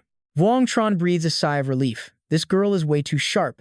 Next time I have to be more careful, or she will figure out my connection to her old man in a heartbeat. She notices his expression as the sun finally goes down. The night vibe gets loud. The guys around them are not even eating. They are all staring at her, wondering how a guy like him landed a beauty. How am I still single while this guy gets to eat with a goddess? What kind of world is this anyway? Thien Phi is not oblivious to the stares, but she just politely tells him to slow down. You should eat slower, or you are going to ruin your stomach. Vuong Tran does not see the big deal. You have to eat your fill to work. It makes me feel alive. Suddenly, a scream cuts through their conversation. Who are you calling a creep? I told you, Just drink 2 bottles and I will order 20 dishes for you. Why are you acting so shy? Lu Huyen is disgusted by the offer. I am not selling myself for a few plates of food. The minions start talking trash. Boss Loi likes you, and that is a blessing. Other women would kill for this chance. Before they can finish, Lu Huyen splashes her drink right in Loi's face. In your dreams, creep. But the liquid smells like gasoline, and Lo is absolutely fuming. You dare? You actually dare do that to me? He reaches out and slaps her hard. The loud crack panics everyone. People want to help the girl, but others stop them immediately. Shh. Do not mess with Loi unless you want to get stabbed. Just keep eating and pretend you saw nothing. Thin Phi cannot take it anymore and stands up. Before she can move, Wang Tran grabs her hand to stop her. Leave this to me, he says. On the other side, Lu Huyen grabs a beer bottle with all her strength and charges in. But a girl is no match for a street thug. One kick sends her flying back. Lu Huyen hits the ground hard, clutching her stomach in pure pain. A deep male voice asks if she is okay. With total main character energy, he identifies her as Lu Huyen, a second-year student. Who even are you? Wang Tran ignores her question entirely. Who I am does not matter. Are you scared right now? Lu Huyen does not hesitate as she lets the stranger help her up. I am definitely not scared, she says. Those 4 words were all Wang Tran needed to hear. That is good. He gently puts an empty beer bottle back in her hand. Then, he points right at Loi and gives her an order. Go hit him. The crowd starts whispering. Is this guy crazy? Does he have any idea who Loi is? Loi can call 100 thugs with steel pipes with one phone call. Is he just sending that girl to her death? Someone stop her. But instead of being scared, Lu Huyen looks at him with pure emotion and says, thank you. She gathers her courage and grips the bottle tight. Loi just smirks at her, thinking she is a joke. Suddenly, a hand flashes out with sharp needles. He panics as the tiny objects sink into his skin. What is happening? Loi is frozen solid and cannot move an inch. Right then, Lu Huyen smashes the glass bottle over his head. The minions scream in shock. You hit Loi? That guy must be using some kind of black magic. The thugs grab their weapons and charge forward. I am going to end both of them right now. Wang Tran moves in a flash and grabs Loi. He lifts the guy up like he is nothing, making Loi scream in terror. What are you doing? Wang Tran tosses him toward the charging thugs, and one accidentally stabs Loi in the gut. When the thug realizes what he just did, he starts shaking. Boss, it was an accident. Loi collapses in pain while the thug screams that he did not mean to do it. The crowd goes into a total frenzy. He is bleeding. Someone is hurt. Call the police and get an ambulance here right now. Loi growls as they head for the car. Get their license plate. I'm going to make that guy pay for everything he did to me. Thin Phi is already in the driver's seat. Once they are in, she speaks up sternly.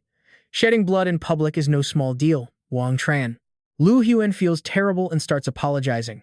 I am so sorry. You just messed with the biggest snake in this area. I do not even know how to thank you. Wang Tran just calms her down. It is fine. I left myself a way out. Lo will be begging to see me in a few days, but you probably lost this part-time job for good. You should just head back to school and focus on your studies.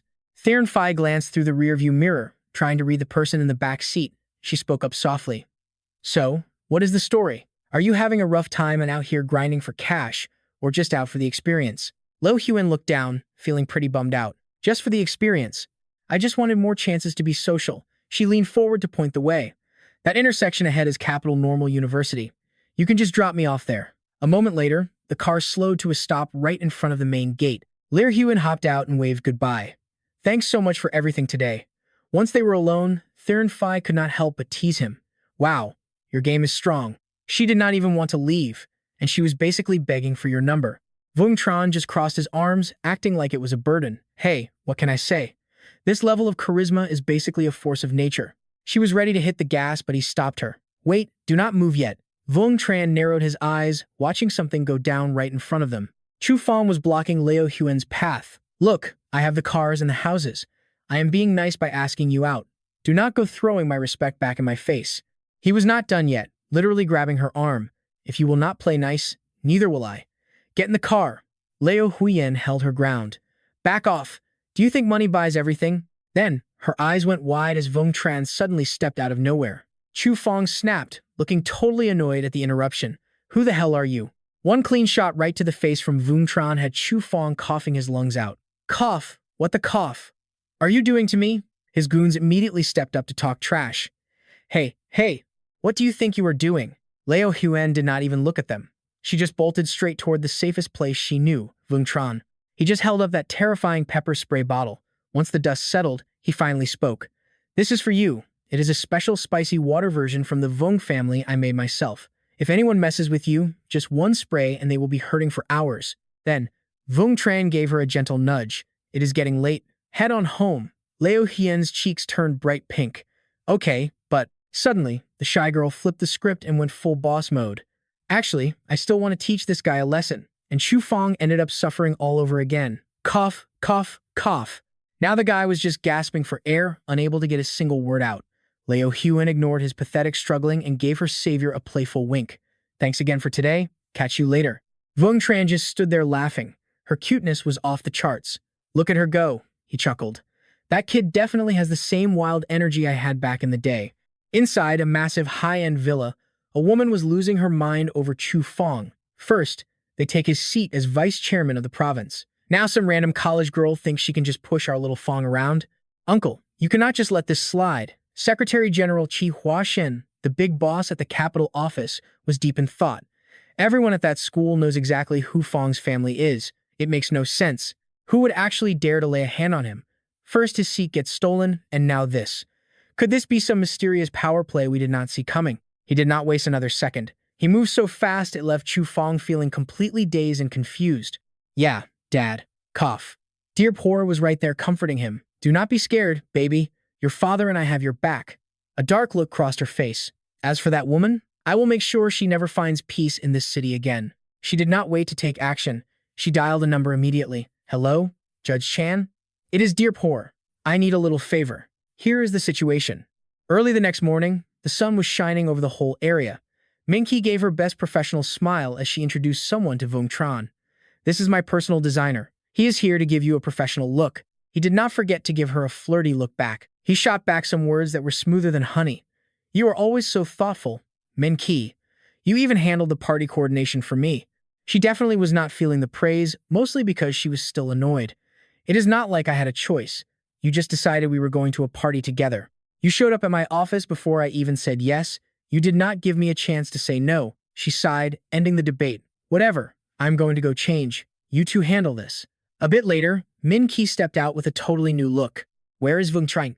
The staff was about to answer when a literal fangirl scream cut them off. Oh my god, he is so hot. That definitely caught her attention. He is over there. Vung Tran was used to the staring. He just kept it cool and casual. Ladies, please. There is really no need for all the drama. I am just a guy.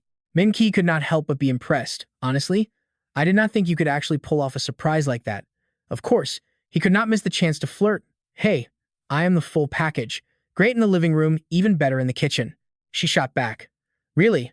Then you will have to prove it sometime. Let us see if your cooking can actually make me fall for you. We will see if I fall for you or not. She laughed with a smile that could outshine the sun. Let us get to Banyo Lan. I think I am going to blow their minds today. Vung Tran's eyes were glued to Min Ki. Man, she is a total goddess. Definitely trouble for any man. Inside the VIP room at the Banyo Lan Club, the place was packed with high society guests, networking and showing off. Over in the corner, a group of ladies was crowded around one guy. Come on, young master, have a drink with us. That was To Thien, the big shot heir to the To family empire. I am meeting Min Ki, so I am busy tonight. Hearing that, Sathir Nam, the CEO of the richest group around, just could not help but laugh out loud. Ha! Compared to Min Ki, every other girl just fades into the background. It is only natural that a talented guy like you only has eyes for a beauty like her. You two are basically a power couple. That comment definitely rubbed the other girls the wrong way, but he did not care. Suddenly, someone shouted, Miss Min Ki is here. Thien Yen immediately turned his attention toward his one true love, Min Ki. The crowd gasped when they saw her walking in arm with Vung Tran. Wait, is Min Ki actually bringing some random outsider in here with her? Who the hell is that guy? Seriously, is she trying to make things awkward for young Master To in front of everyone? Min Ki heard every whisper and felt totally awkward. Vung Tran, what are you doing? He did not explain, he just gave her a little nudge.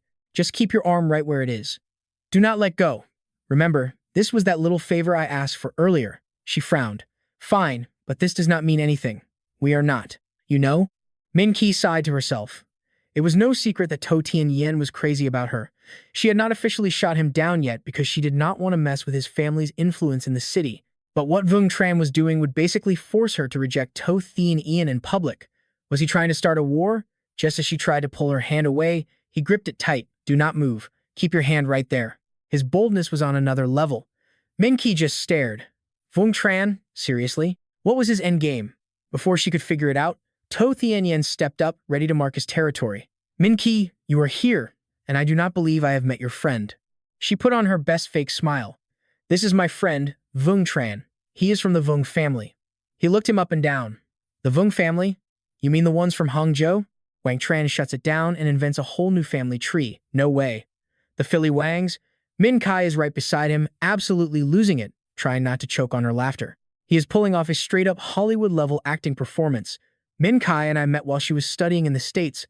Honestly, it has been years since we last saw each other. She stays quiet, waiting for the drama to unfold. Wang Tran is surprisingly good at talking smack. I will just roll with it for now and see what game he is playing. Even Tian Ran seems to buy it. So, what brings you to the capital? He grabs his drink but does not stop running his mouth. The Philly Wangs bought 2 diamond mines in South Africa 25 years ago. They have not even started mining yet. I came to the capital to check on things and run some basic market analysis. He leans into the emotional act, saying the real reason he is here is to see Min Kai. He claims he missed her terribly. Min Kai suddenly realizes something. The Tu family is a powerhouse in the diamond industry. They basically run the show, but outsiders usually do not know the details. How does Wang Tran know so much?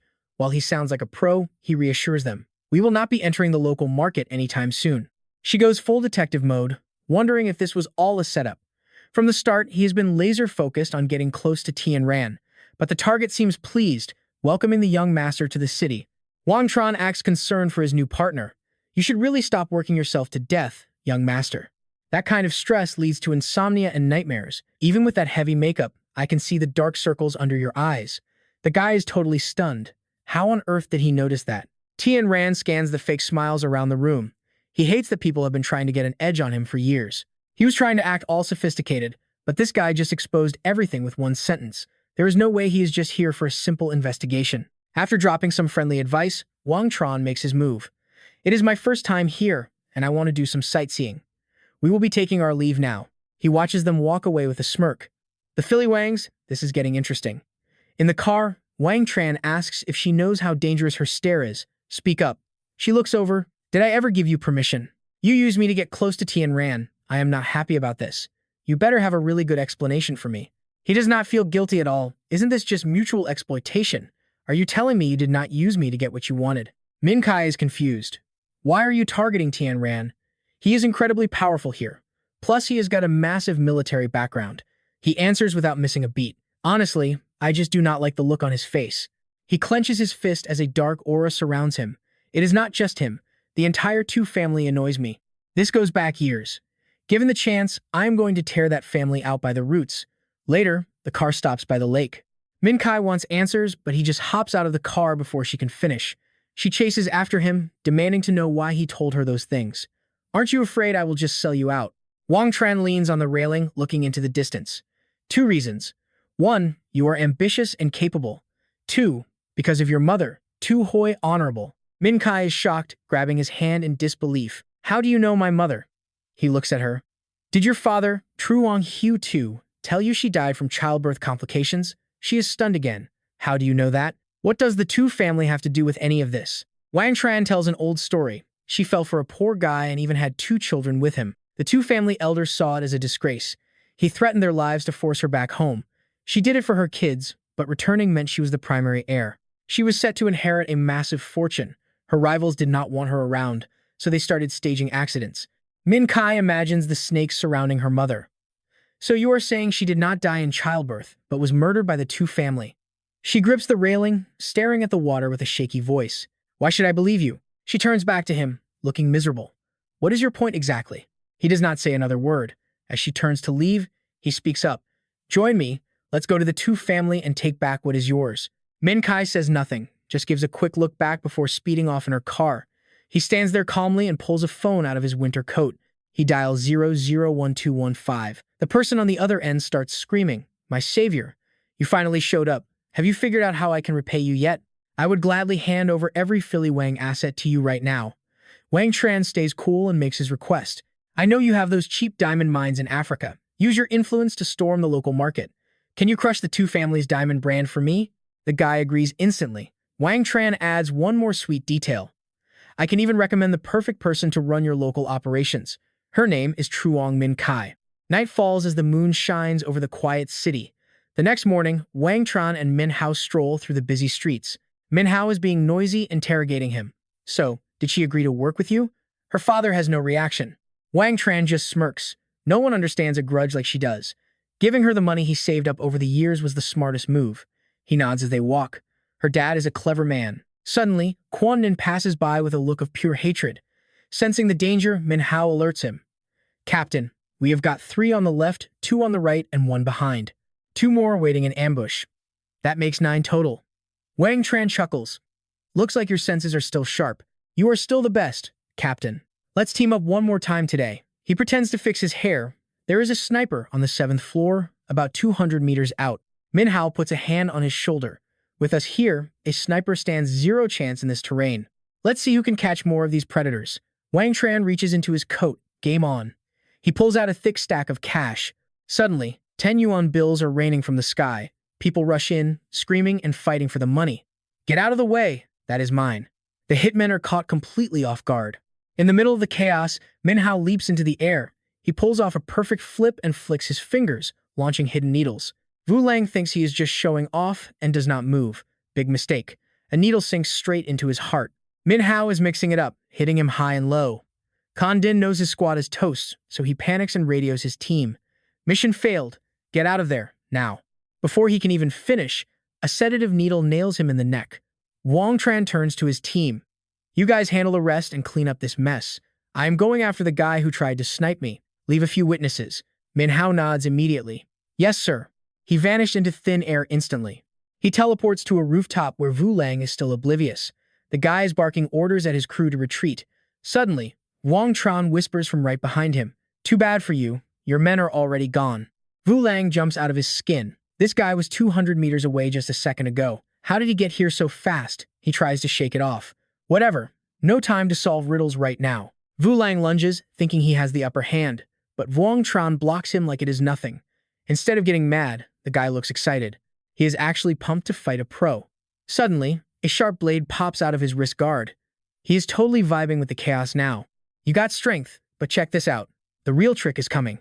He lunges forward like a beast, screaming, drop dead. Looking at this stubborn idiot, Wang Tran just sighs and blows a heavy breath. Wu Lang freezes, totally confused.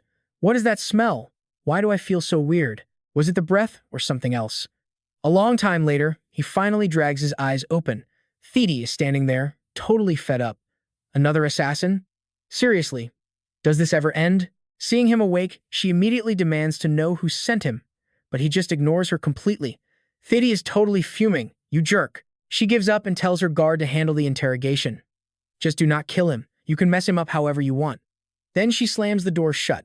Now it is just the 2 of them. Wang Tran finally speaks. How does a special ops elite end up in a gutter like this? Wu Lang just snarls back. With moves like yours, you must be special ops too. Aren't you just another thug hanging out with Min Hao?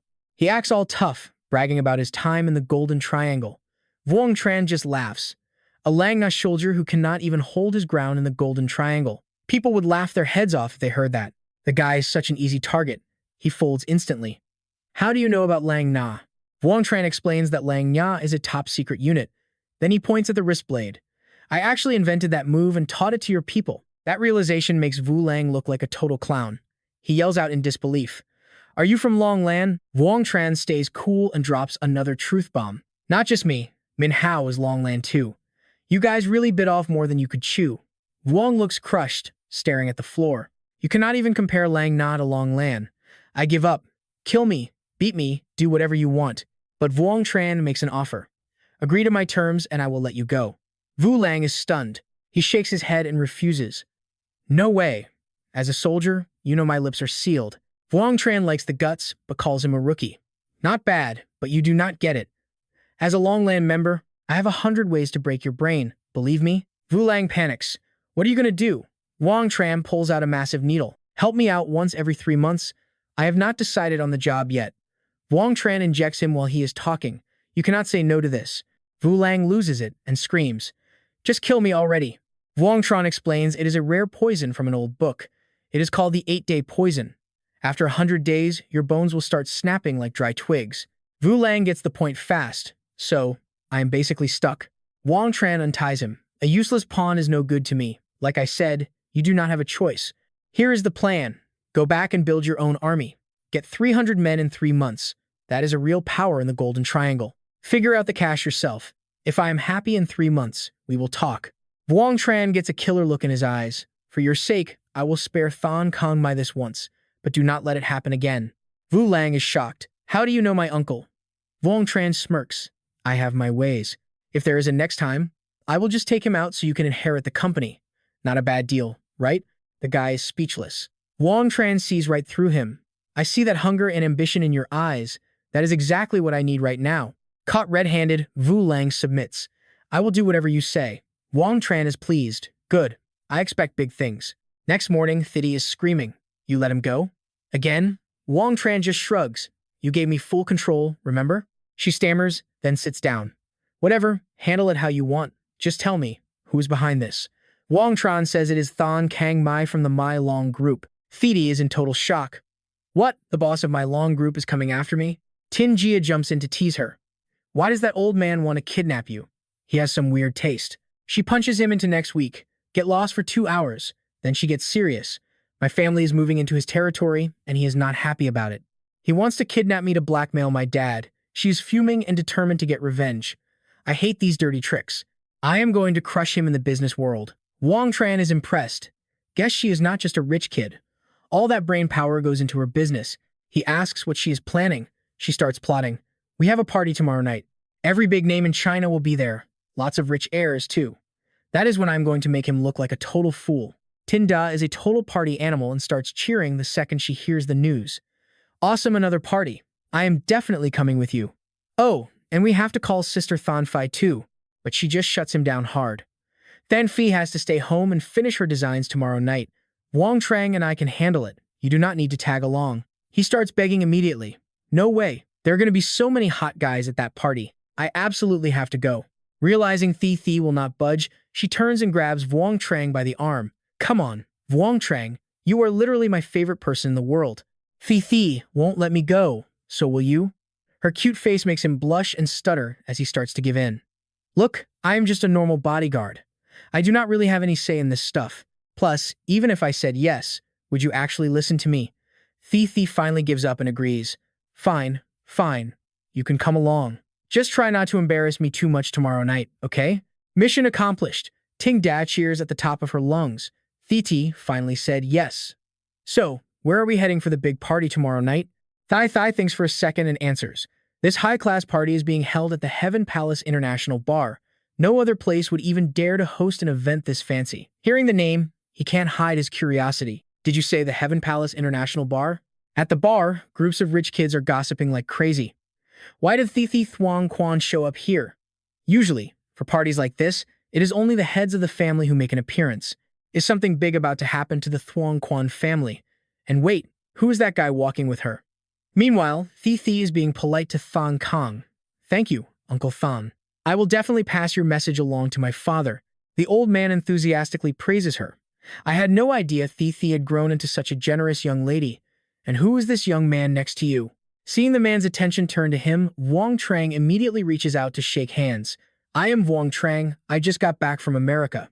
Nice to meet you, sir. But Than Kang just stares coldly and ignores his hand. Thai suddenly gets a dangerous look on her face. She drops a subtle hint. Uncle Thon, Kwa Dung International is about to join the Bok Dien industry. I hope you are ready. Try not to let them crush you too badly when that happens. But her warning only makes the old man give a sinister smile. You should know that Mai Long has always been the leader in the Bok Dien industry. This is not something an outsider can just come in and shake up.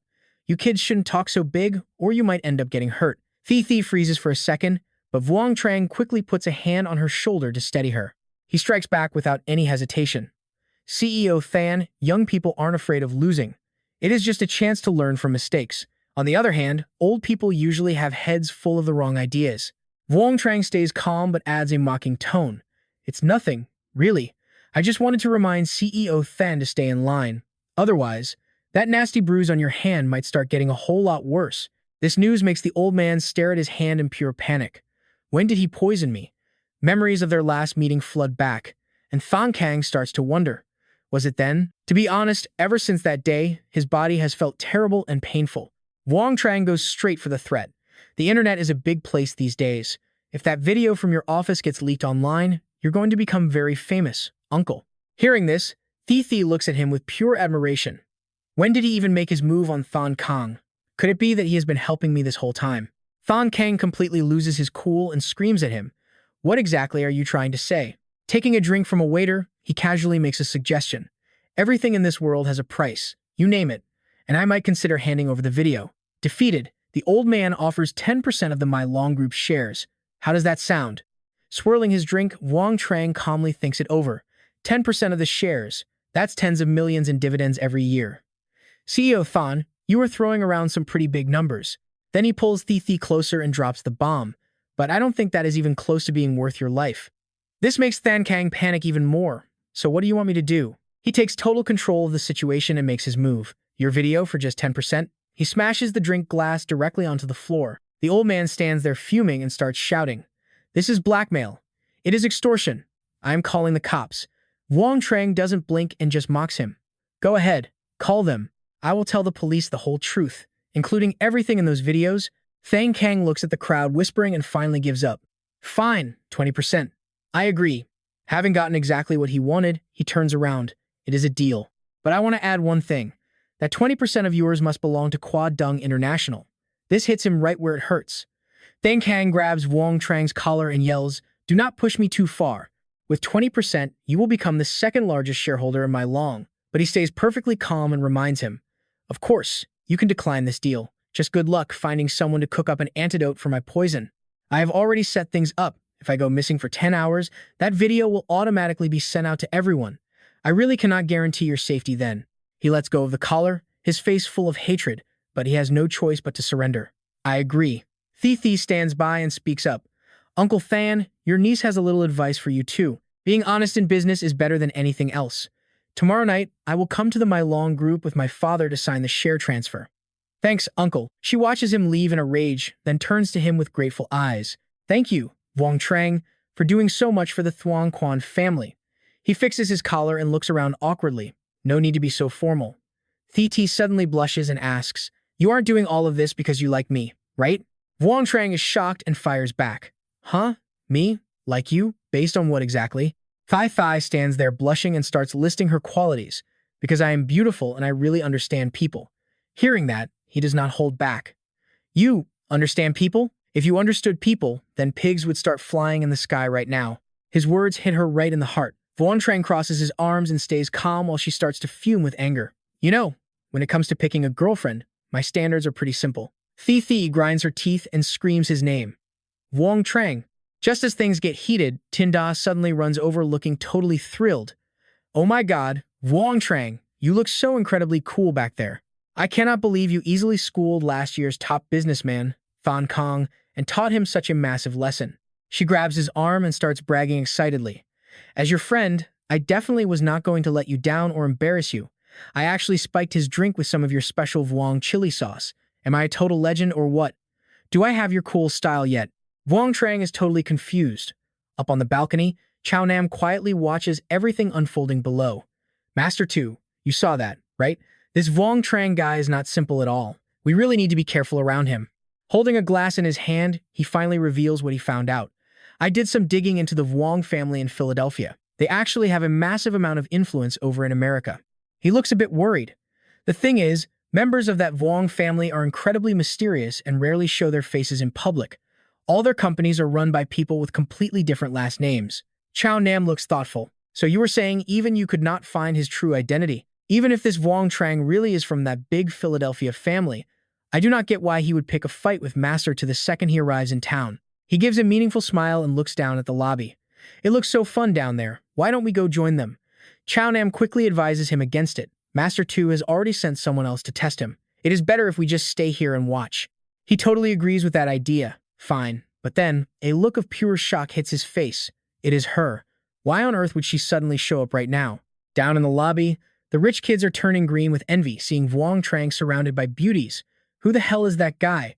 How can he be so close with the oldest daughter of the Thuong Quan family? 3 hotties on his arm. This guy is definitely living the dream, and I am low-key jealous of that whole vibe.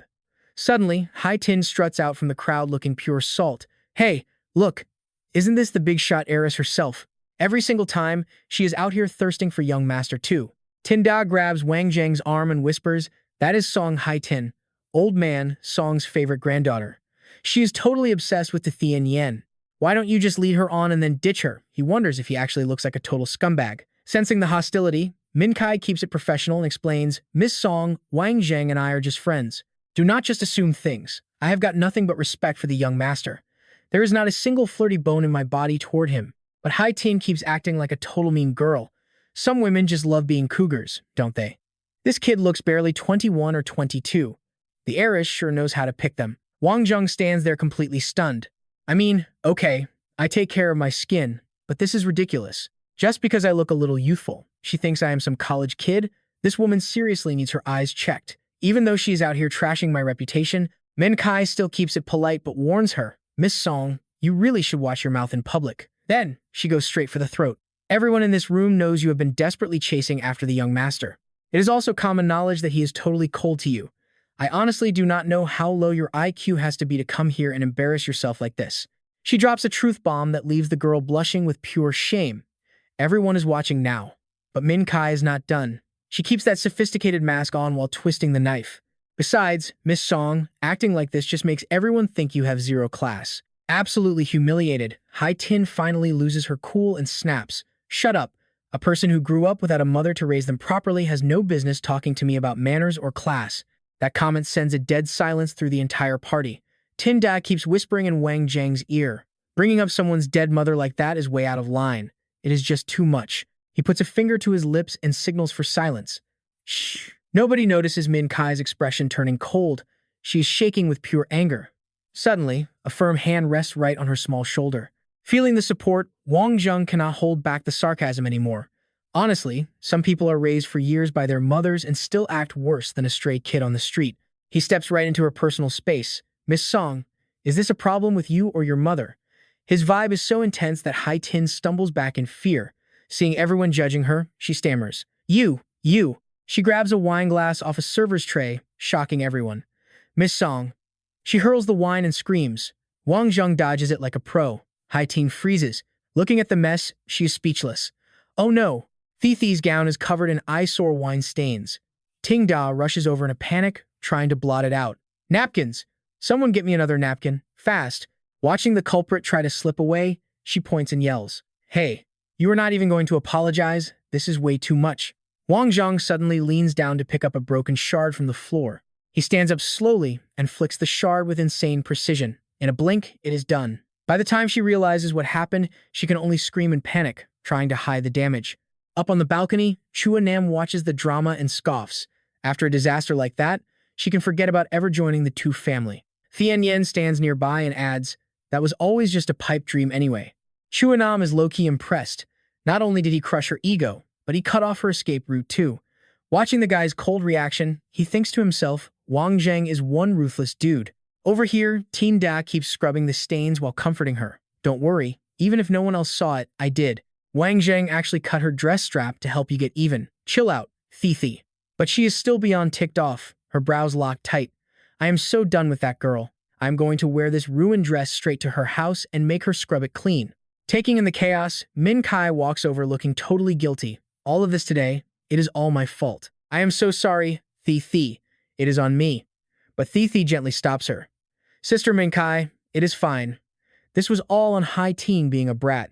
It had absolutely nothing to do with you. She says it straight. I call you big sister because I really like who you are and want to be friends. So please, stop blaming yourself. Hearing that makes Min Kai's eyes go wide with total shock. Then she turns and gives Wang Zheng a warm, knowing smile. Thanks for everything today, but honestly, why did you purposefully dodge that wine just so it would soak Thi? She doesn't hold back at all and just answers him straight up. What? I didn't dodge anything. I did not hide. The truth is, Min Kai cannot help but feel impressed. Dragging me and Thi onto the same side as you? That was definitely part of your master plan. You are always so cold and calculating. I got played, and I do not even know if I should thank you or... Sensing her hesitation, Wang Zheng quickly cuts her off. Just stick with thanking me. Then he adds a warning. Understand this, I open the door for you with TT. How you handle that connection from here is totally up to you. Tian Yen walks over from a distance and asks, Min Qi, are you okay after all that? As he approaches, she replies with perfect etiquette. Young master, too. I am fine. Luckily, Wang Zheng was here to help. He tries to play the hero and offers his support. Glad you are okay. Hai Tin is always running her mouth like that, so do not take it personally. I will handle things from here. But Wang Zheng calls him out immediately. If you are so tough, why did you not handle it then? Tian Yan is stunned. What? He continues his sarcastic attack. I am talking about when Hai Tin was causing a scene. Why didn't you step up instead of hiding? Is this really how you show you care? Just as the tension reaches a breaking point, Non suddenly shows up. Wang Zheng, why are you hanging out with my brother? Both men immediately spin around and stare at her in total shock. Seeing Wang Zheng's totally blank stare, Non waves her hand to introduce herself again. Don't you remember me? I am to Non. He goes quiet, his brain quickly rewinding back to the first day they met. I am to Non, a second-year student at Capital Medical University. It clicks, and Wang Zheng shouts out, Oh, to Non from the train. She smiles and happily introduces him. Brother, this is Wang Zheng. I met him on the train while coming back to the capital from Ingi Thane. I mentioned him before, remember? He gives a subtle, mysterious smile and nods. Yeah, I remember. But inside, Tian Yan is starting to have some serious doubts. If he is a legit heir to the Wang family from Philadelphia, why was he dressed like a bum on a train from Mithan? Non walks up and grabs his hand. Oh, Wang Zheng, I never got to thank you properly for before. Now that we finally bumped into each other, let me treat you to a nice dinner, okay? Seeing his sister so hyped up, Tian Yan has no choice but to play along. We will go to Lap Tam Manor. I am sure young Master Wang knows how to get there. But Wang Zheng does not even hesitate to shut them down. Sorry, I am actually slammed lately. Let's aim for another time. Later. He turns and walks away without looking back.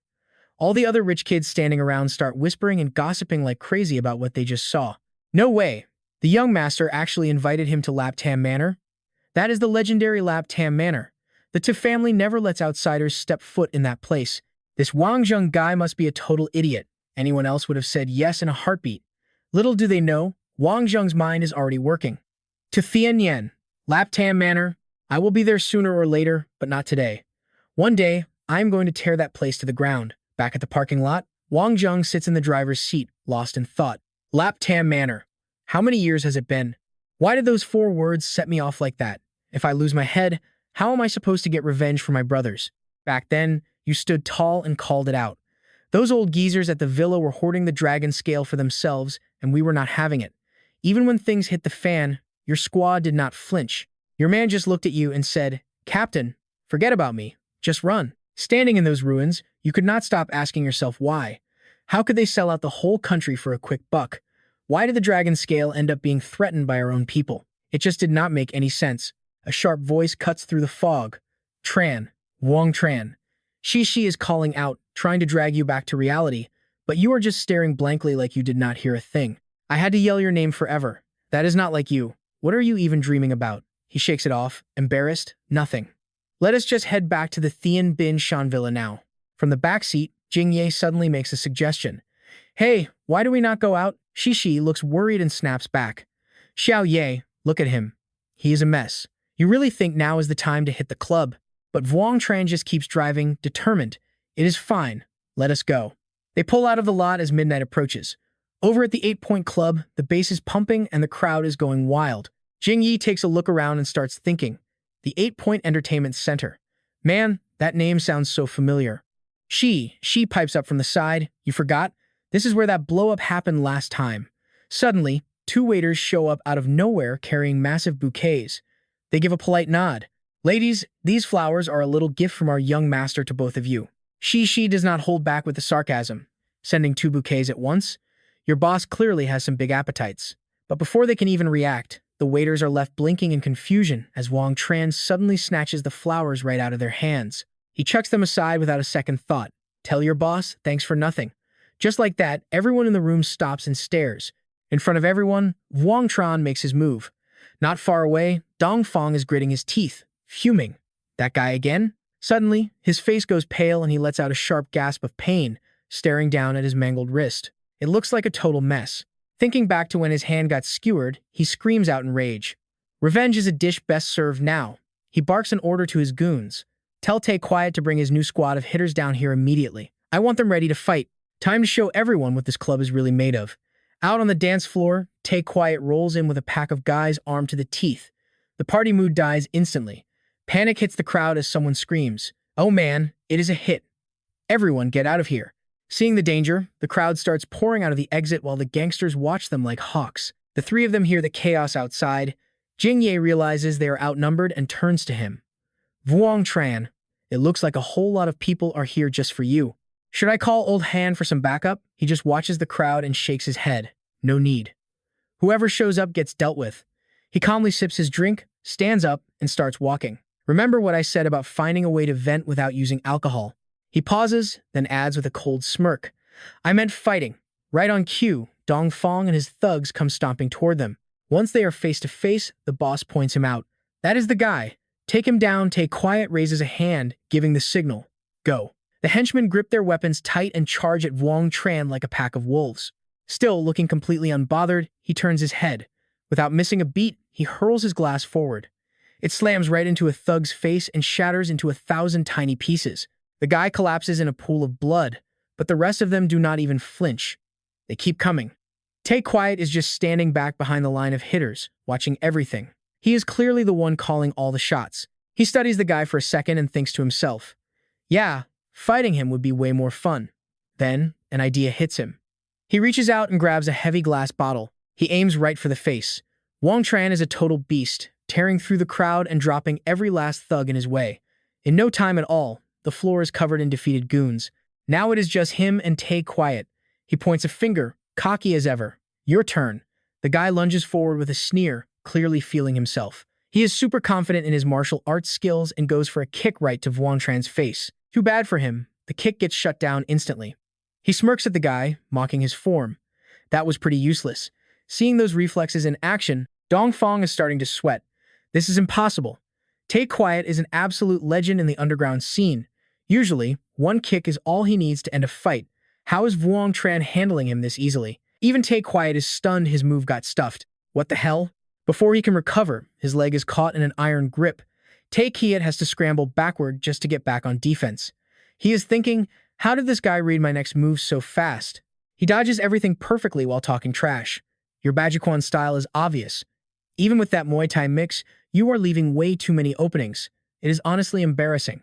If I were in a real scrap, I would never let both feet leave the ground at the same time. That is just asking for trouble.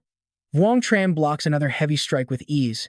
The guy yells out, frustrated. How are you even seeing all of this? He just chuckles and makes an offer. Work for me, and I will show you. Impressed by the raw skill, the guy tries a punch, but Vuong Tran catches it with one hand. Then he sweetens the deal. Stick with me, and I can triple your fighting power. He pins the guy's arm in a split second. Now that he has him completely locked down, he asks, "You ready to give up yet?" But the fighter is stubborn. "I am not done yet."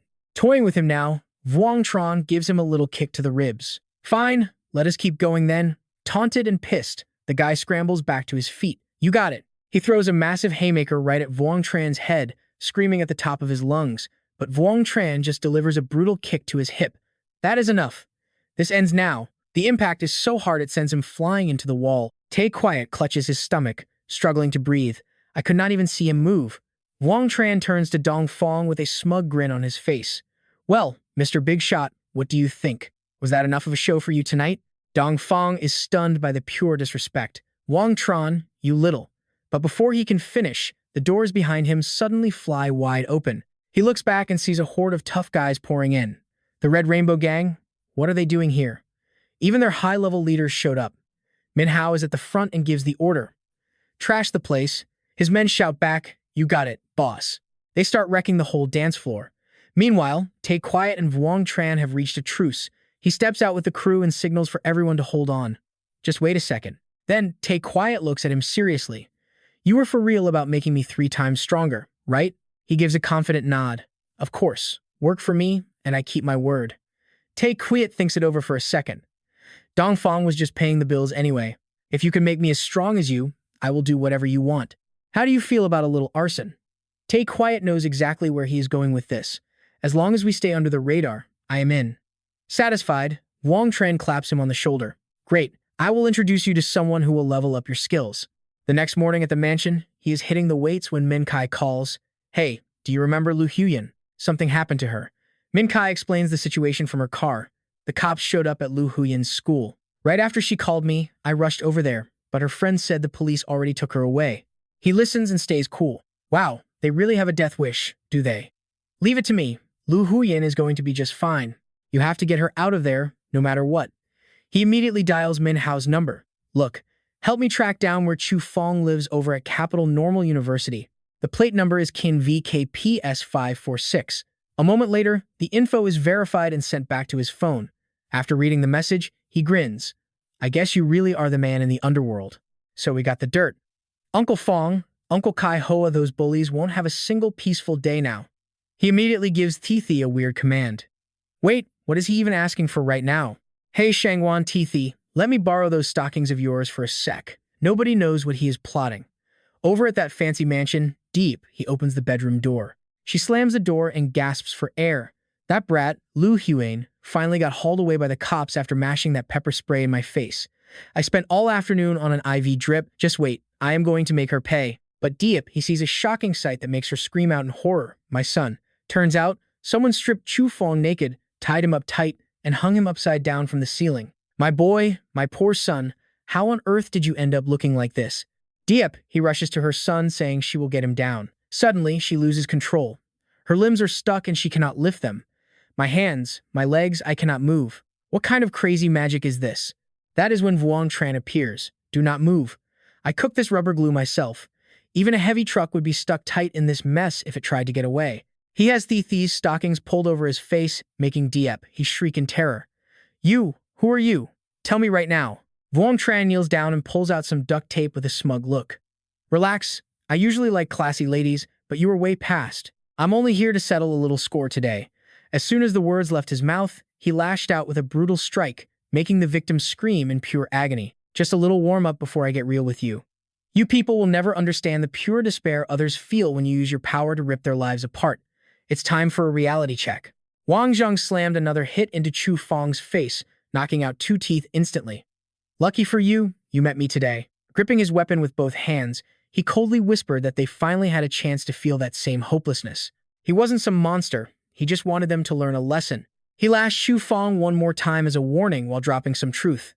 If you're going to be a lowlife, you'd better wake up because karma is a real beast. Watching Diapoy cry as her son got wrecked, Wang Zheng mocked her without mercy. What's wrong? It hurts seeing your son get thrashed? Well, what about the innocent girl your animal of a son destroyed? Did you ever think about her? He kept the beatdown going. Without me, your victims would never get justice.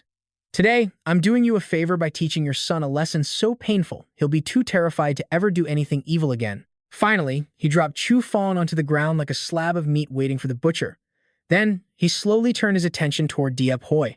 He lowered his voice and issued a cold demand. This is just the beginning. Tell your husband to retire now or face total ruin. If I dig up his dirty secrets, it's game over. After wrapping things up, Wang Zheng turned to leave, not minding the extra effort one bit. A short while later, back at the mansion, a viral news article was already blowing up on the computer screen. Turns out, Min Ki is scrolling through the news. She's got questions. Why did he not just tell the Chu family to let Lu Huan go?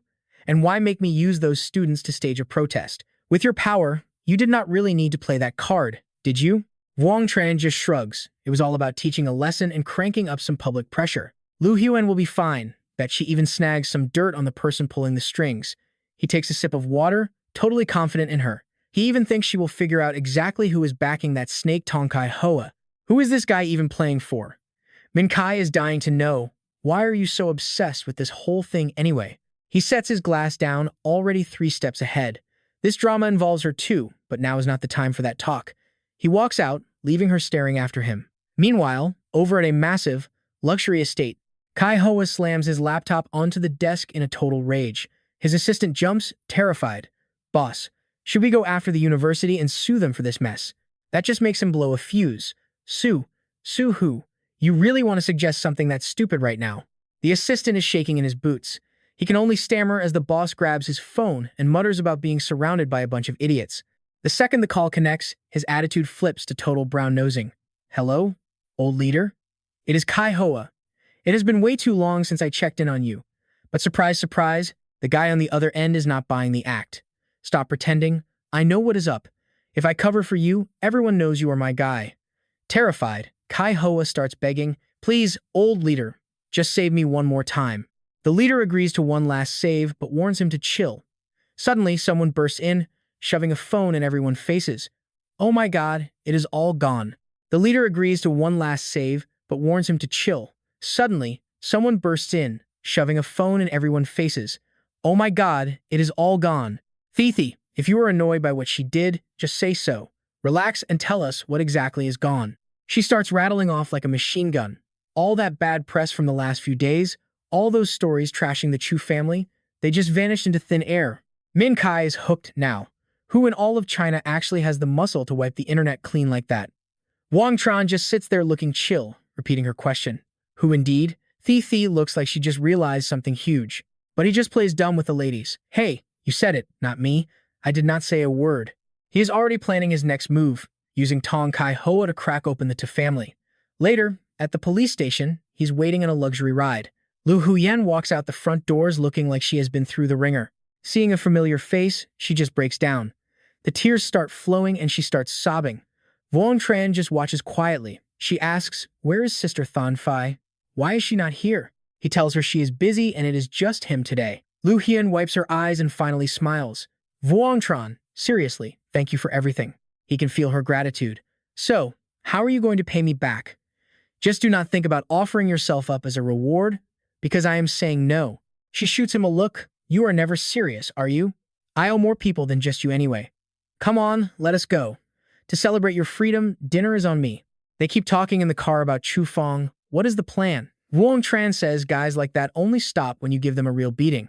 As he drives, Lu Hien is skeptical. You would really hit him? Definitely. Being that ugly and still trying to mac on girls? If I do not give that guy some forced plastic surgery, I will never hear the end of it. He pulls over at a roadside spot to grab a bite. Over lunch, Lu Xuan couldn't hide his shock at the insane torture Wang Zheng pulled off. Meanwhile, Wang kept a totally straight face, acting all smug like it was no big deal. He even had the nerve to ask if he looked like a bad guy. Lu Xuan just glared. Of course it's cruel, man. You whipped him until he could barely stay awake, then covered him in pepper water. How is the guy supposed to even close his eyes like that? Should he sleep standing up? Wang Zheng casually added that the guy couldn't stand, because he whipped the soles of his feet too. She lost it, laughing historically at how ruthless he was. Just then, he got an urgent call from Thi. Following her orders, he stood up and told her he had business to handle. He told her to get home solo and call him if needed. Minutes later, he was racing back toward the Shangwen mansion. Besides Wang Zhuang's four-door car, there was a flashy convertible on the road. He pulled off a smooth drift to overtake it. The driver was Jing Lang, who was totally stunned by the stunt. He wondered where this crazy person who had no fear of death came from. Looking at Tin Lang, he thought to himself that's the second son of the eldest Shangguan brother. Afraid of what's next. As soon as Wang Zheng walked in, Diem Vu looked totally pissed. Who the hell are you? She snapped. But he didn't give a damn, just closed his eyes and kept walking. Being completely ignored, she screamed at him at the top of her lungs. This is Shangguan family business. No outsiders allowed. If you're smart, you'll get lost right now. Finally, he looked her way. I'm just the bodyguard for. The rest of the Shangguan family treated him like a total joke, laughing like absolute maniacs. Diem Vu's hatred for him was hitting its peak. Luckily, Shithi stepped in right as the tension boiled over. Wang Zheng, you finally made it. Get up here right now. Seeing the opening, Tin Lang joined the rest of the family to pressure her. Hold it right there. Shithi, why are you dragging a bodyguard around? You really think this kid can cure Uncle 3? That is freaking hilarious. Diem Vu crossed her arms, looking annoyed. Shithi, take some advice. Don't let some random outsider snake their way in while things are this messy. Hearing the venom in her voice, Shithi snapped back. My dad is barely hanging on and you're already talking about the inheritance? Are you serious right now? Wang Zheng, let's go upstairs. Jia Zheng lay motionless on the bed. Shithi looked terrified as she begged him for help. Wang Zheng, check on him. We just had some famous top-tier specialists in here. They did blood work and tests but couldn't find a single thing, so I kicked them out. He grabbed the man's wrist to get a clear pulse. Pulse is normal. Heartbeat is steady, but he's out cold like he's in a coma. What is this? Right then, Jia Lam walked in, treating Wang Zheng like dirt. What could a kid like this possibly know? If he can actually diagnose Jia Zheng, I'll give him 1 billion. If not, he needs to get out fast. Shithi turned to him. looking desperate. What's the verdict? Tell me what you found. He dropped the bombshell. I think there's a good chance he's been poisoned. Sheethy stared at him, stunned. Poisoned? How is that even possible? He shook his head. I'm not sure. I've never seen anything like this, but it's definitely not a normal sickness. I'm 80% sure your father's been poisoned, though I can't name the toxin yet.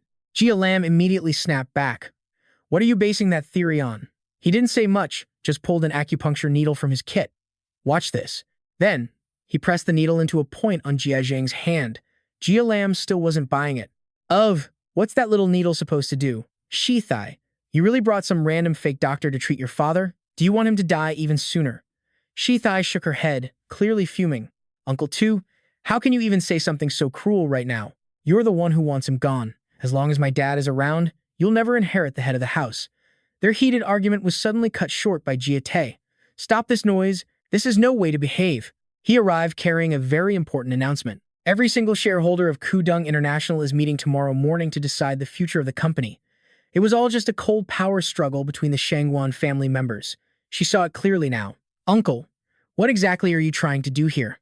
My father is lying right there on his deathbed, and you guys are already carving up the family inheritance? If Grandpa ever found out about this, it would absolutely break his heart. She hoped that would move him, but he didn't care. He just snapped back at her. How dare you speak to your elders like that? You have zero respect. Also, don't you dare mention your father's condition to your grandfather. He's too old for this drama. One by one, the rest of the family walked out. Only Shi and Wang Zheng were left in the room.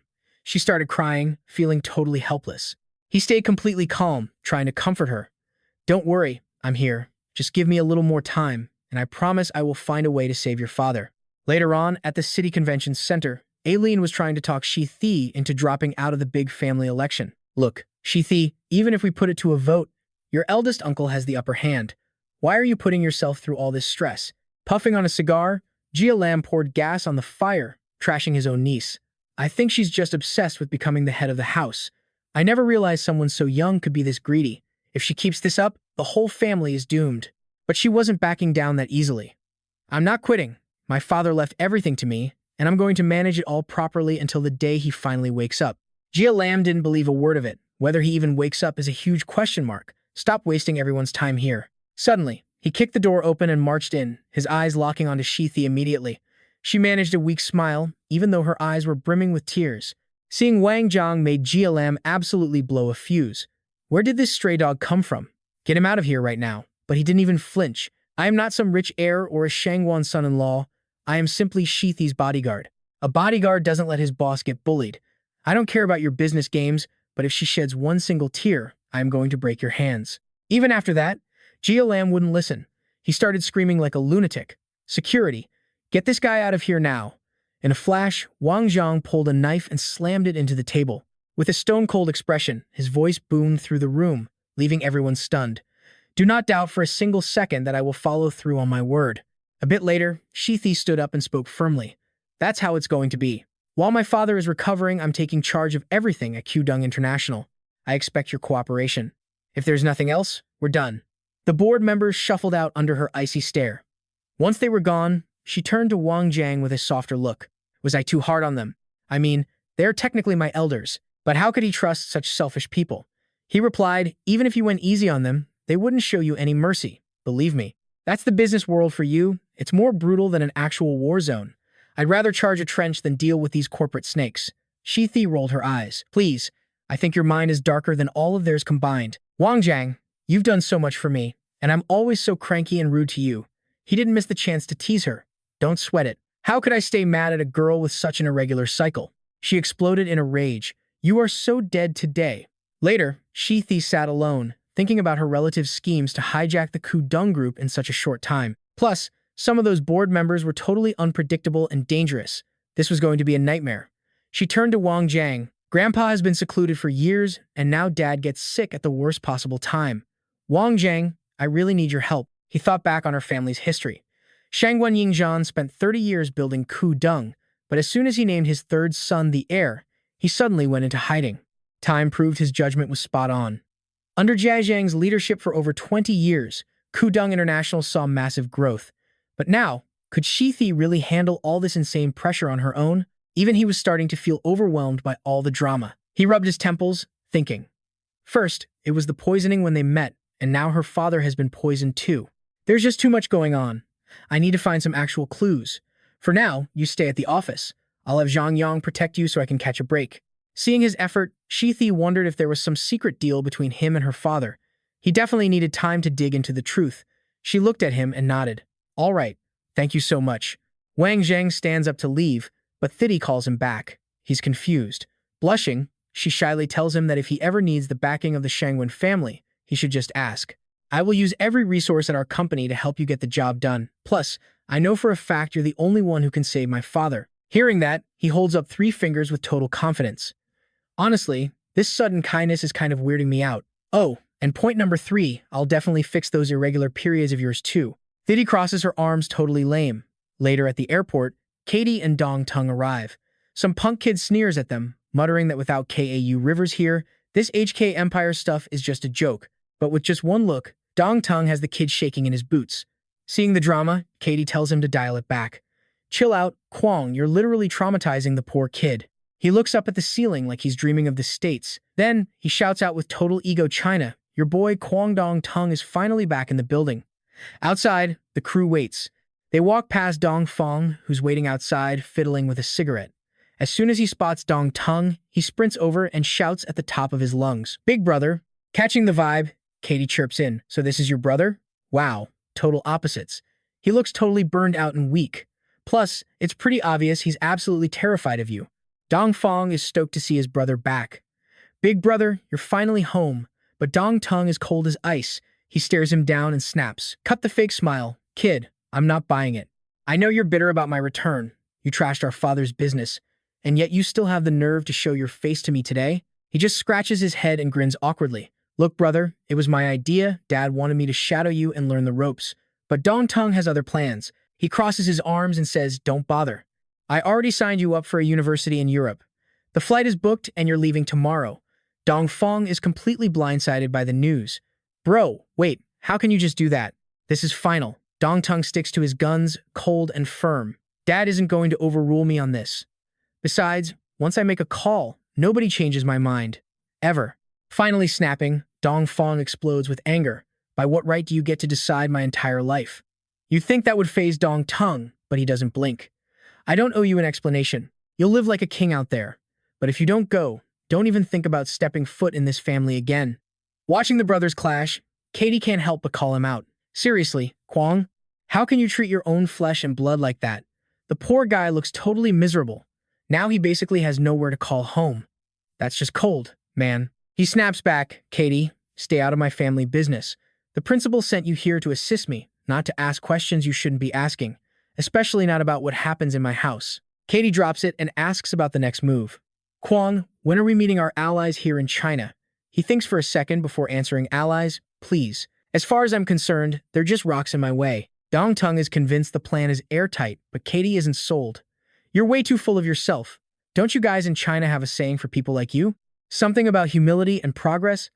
Honestly, I don't think I'll ever see you act humble in my entire life. He just keeps walking. Trust me, China's about to get real interesting. You'll love it. Then he reveals the plan. Let's go. First, we're paying a little visit to an old buddy of ours. A matte black car pulls up, and Dong Tung steps out like a boss. Tonight, I'm officially home. Inside the club, the music is pumping and the kids are going wild.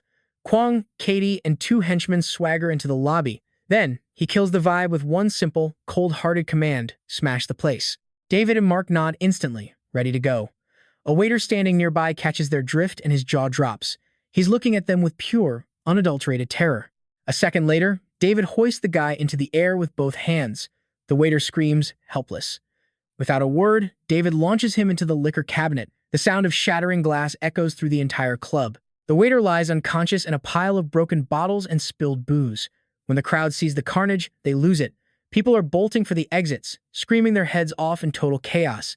Right then, the manager, Hong Ba, pushes through the panicked crowd. He looks furious. He winds up and throws a massive punch at David, letting out a war cry to pump himself up. Katie watches, impressed. David just stands there, staring Hong Ba down with a blank face. Then, he delivers a counter punch that makes the manager's hit look like a joke. Hong Ba is sent flying backwards several meters. He groans, clutching his chest and coughing up a mouthful of blood. Before he can even process what happened, a heavy boot slams right onto his face, pinning him to the floor. The guy behind the boot is Dong Tung. He presses down even harder, his voice cold as ice as he delivers a warning. Tell Li Minhao that he doesn't run this city's underworld alone anymore. Later, Minhao walks into his club, only to find the place trashed. He rushes over to where Hongba is lying in agony on the ground. Seeing the mess, he's livid and demands to know who's responsible. Hongba is a sobbing mess, apologizing for failing his boss. Minhao doesn't waste time, get to the hospital. Blood will be paid with blood. Early morning sunlight filters through the large glass windows of the hospital hallways. He sits by Hongba's bed, demanding the full story. The guy doesn't hide anything.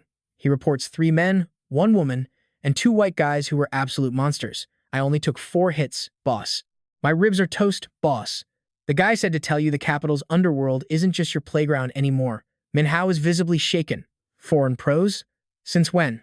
Are they coming for me? He takes a breath and tries to keep his cool. Don't worry about it. Just focus on healing up. I promise you, whatever you lost today, I'm going to get it back 10 times over. Elsewhere, in a high-rise, Tinda holds up a dress and bugs her friend. Thidi, does this look good on me? There's a party tonight, you in? Thidi can't handle the noise and snaps at her assistant. Get me a cage and lock her in it before I lose my mind. Suddenly, her phone rings. The voice on the other end makes her blood boil. What? A blind date? Dad, seriously, what is going through your head? Your daughter is still way too young. Why are you so desperate to marry me off already? Her dad stays calm and gives an ultimatum. Get home now, or I'm sending your mother to drag you back. But Tinda isn't about to fold that easily. Oh, so now you're bringing up mom? Everyone knows you're whipped, Dad. You act like a big-shot hero outside, but you're a total kitten the second you walk through the door. He jumps out of his chair, absolutely livid. How dare you talk to your father like that? You better be home by tomorrow morning, no excuses.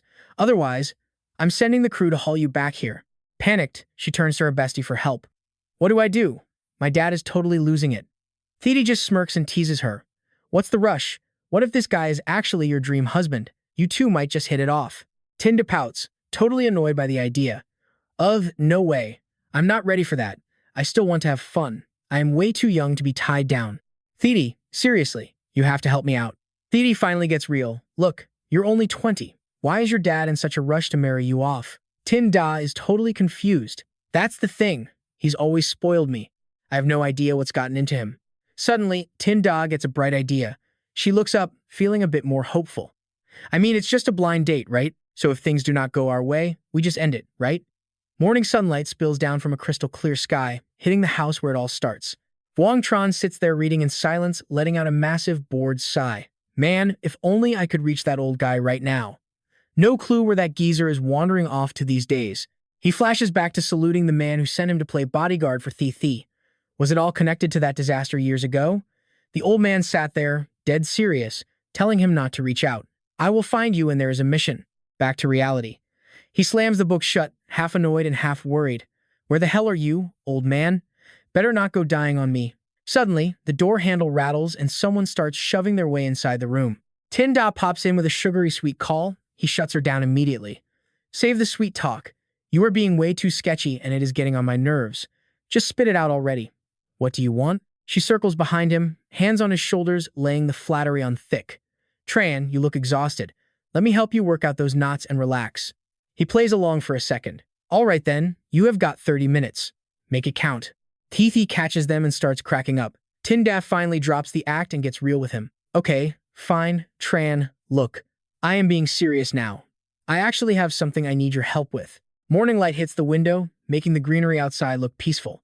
Once he hears the story, he nearly jumps out of his skin. Wait, what? You want me to play your fake boyfriend? No way. Absolutely not. She puts her hands together, looking totally desperate and pleading. Tran, please. I am out of options. My dad is forcing me into this blind date and I am just not having it. I do not want to get married. Just play along tomorrow. He looks at Thi for help, thinking to himself that her mother is a total dragon. Walking into that house is like jumping into a pit of lions. He might not survive. Thi just shakes her head, totally useless. When he does not answer, Tinda goes for the jugular. If you do not go, I will tell my mom I am pregnant with your baby. And you know how her temper is. Tran throws his hands up, totally defeated. Fine, Miss Han. You win this round. I will do it. But if your parents start shooting, you better block the shots. Seriously, should I wear a bulletproof vest or something? The Han family mansion stands out in brown and white under the blazing afternoon sun. Thien Bin and Baek Hugh are perched on the sofa looking formal. He kicks things off. Look, Han, we came here with Timin because we want him to meet Tinda. They are the same age, so I figured I would suggest a match. The mother sits across from them, grinning ear to ear. She's already sold on the guy. I like your boy, Thien Min. He has got those bright, sharp eyes. Not only is he talented, but he is a real standout among his peers. Having Tinda marry someone like Timin would give me such peace of mind. He speaks up, finally being honest. Honestly, I have had a secret crush on her for years now, but I never knew how she felt about me. Yen Than reassures him instantly. Why would she object? Tinda has always been such a good, obedient girl. Besides, who could not like a guy like you? Kwok takes a sip of tea, trying to act cool, but he cannot hide the massive grin on his face. If we can settle this marriage, my father would be thrilled. She beams at them, testing the waters. Is this actually what Mr. Tu wants? Then she thinks to herself, if he is happy, this deal is definitely going through. It is a done deal. Becoming in-laws with a top political family in China means their future is basically set in stone. She turns to nag her husband about why their daughter is late. She is getting so irresponsible. Let me call her. Suddenly, an angry dog starts barking, shattering the silence. He jumps up to warn them. Me dog is back. Watch out, that dog is a beast and he will bite strangers. Bao Kwok walks in, struggling with the dog barking its head off at the door. He leans down and gently pets its head to calm it. All right, that is enough noise. They are all family, old friend. You need to rest. You are getting up there in years and you still have such a nasty temper. Seeing this, Thien Min rushes over to greet the old man properly. Hello, Grandpa. I am Tu Min. The old man gives him a kind look and nods. Old Tu has a pretty sharp grandson. We are fossils now. The world belongs to you young people today. He looks at the dog, trying to score some points. This dog is clearly brilliant. You must have put a lot of work into training him. That hits the spot. Bao Kwok starts bragging. They have been together 15 years. He is a German shepherd, a service dog he brought home. He was 8 when I saw him and liked him. Raised him for over a year. This dog is my lucky charm. He is alert, but he is definitely not your average pet. He reaches down to stroke the dog's back. His body is covered in scars, but every single one of them is a badge of honor.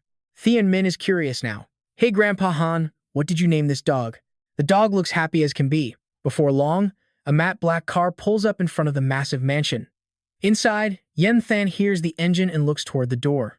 That must be Tinda coming home. Sure enough, she bursts through the door and shouts back outside. Tran, hurry up and get in here. Stop hiding behind the door. My grandpa is even here today. He hears this and his jaw literally hits the floor. He is totally speechless. Tran tries to shake off the nerves and act natural. Tinda leans in and whispers seriously. Looks like the date is Thien Min, Tin Yen's brother. That guy next to him is Baek Kwong from the Defense Ministry. You might know him. He is the Deputy Defense Minister, so stay sharp.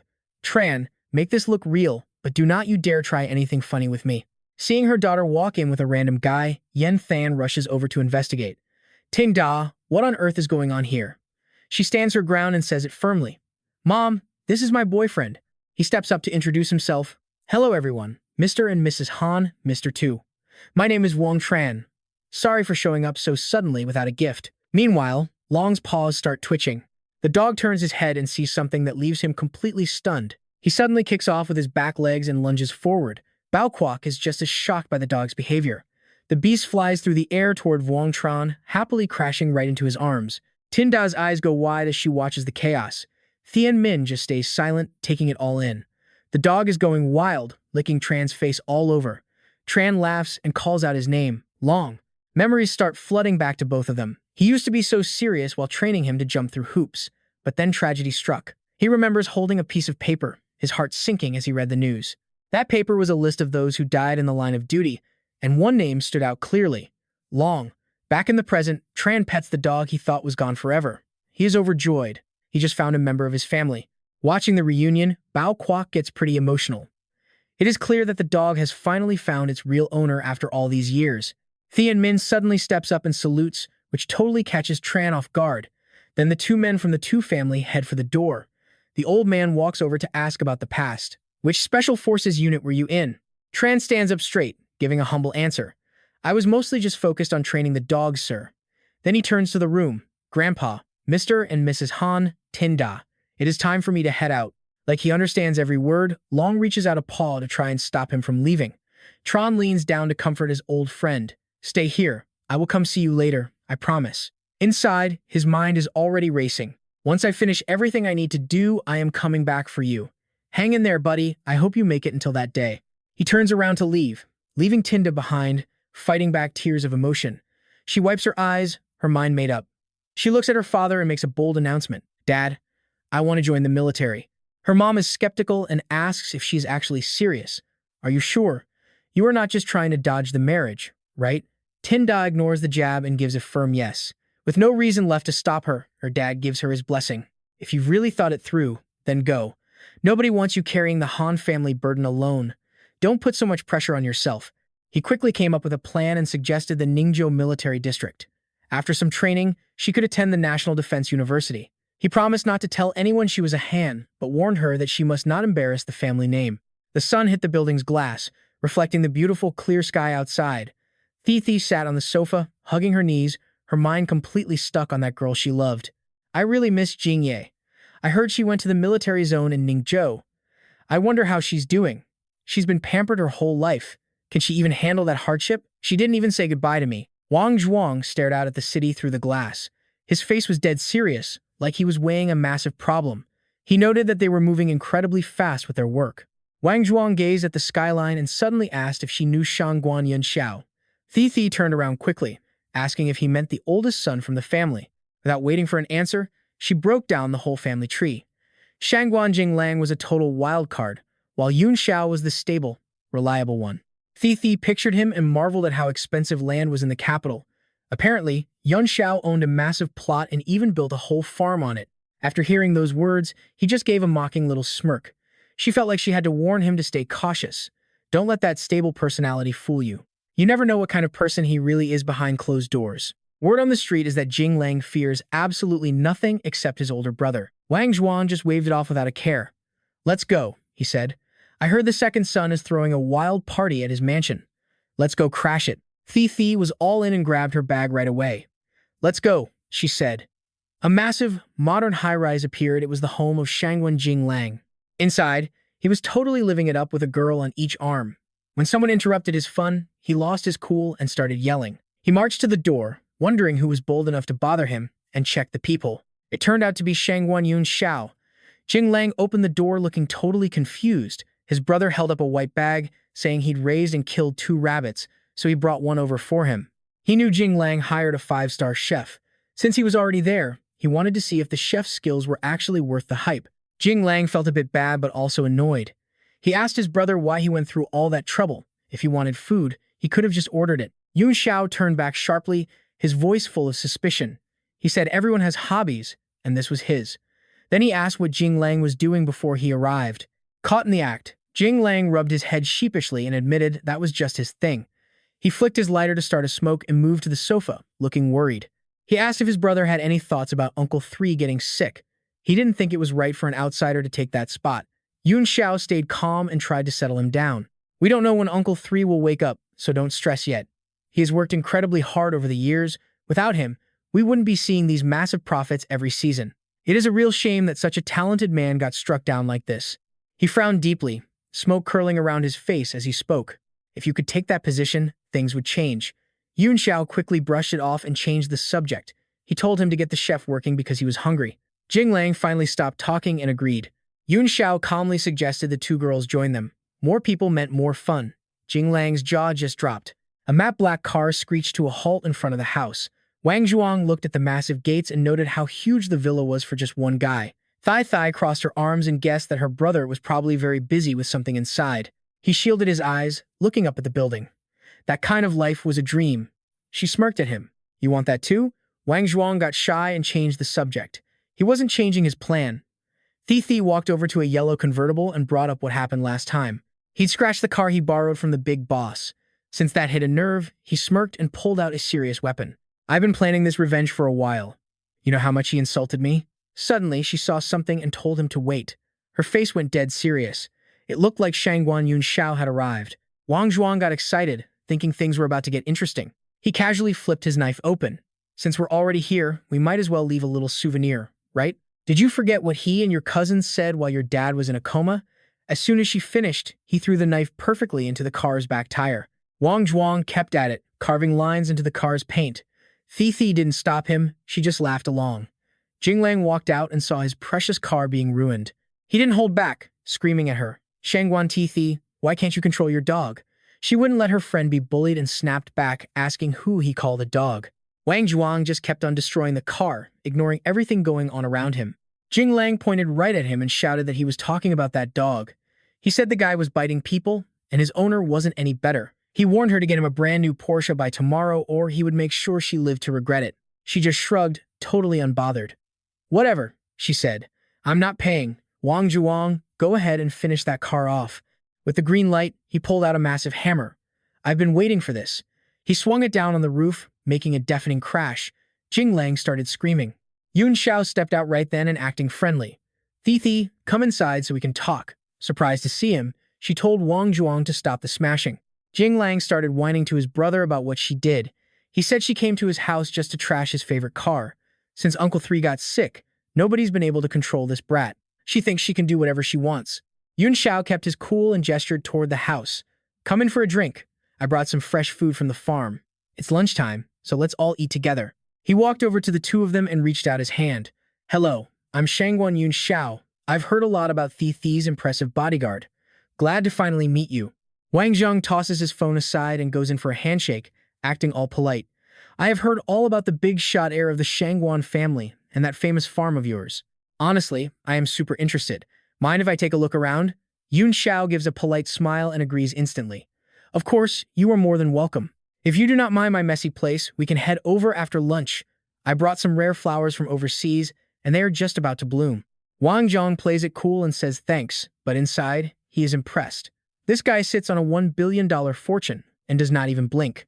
Either he is genuinely chill or he is a master at hiding his true power. Whether he ends up being a friend or a foe, this guy is a serious player. The four of them head inside. Right at the door, Wang Zheng picks up a heavy scent of female hormones.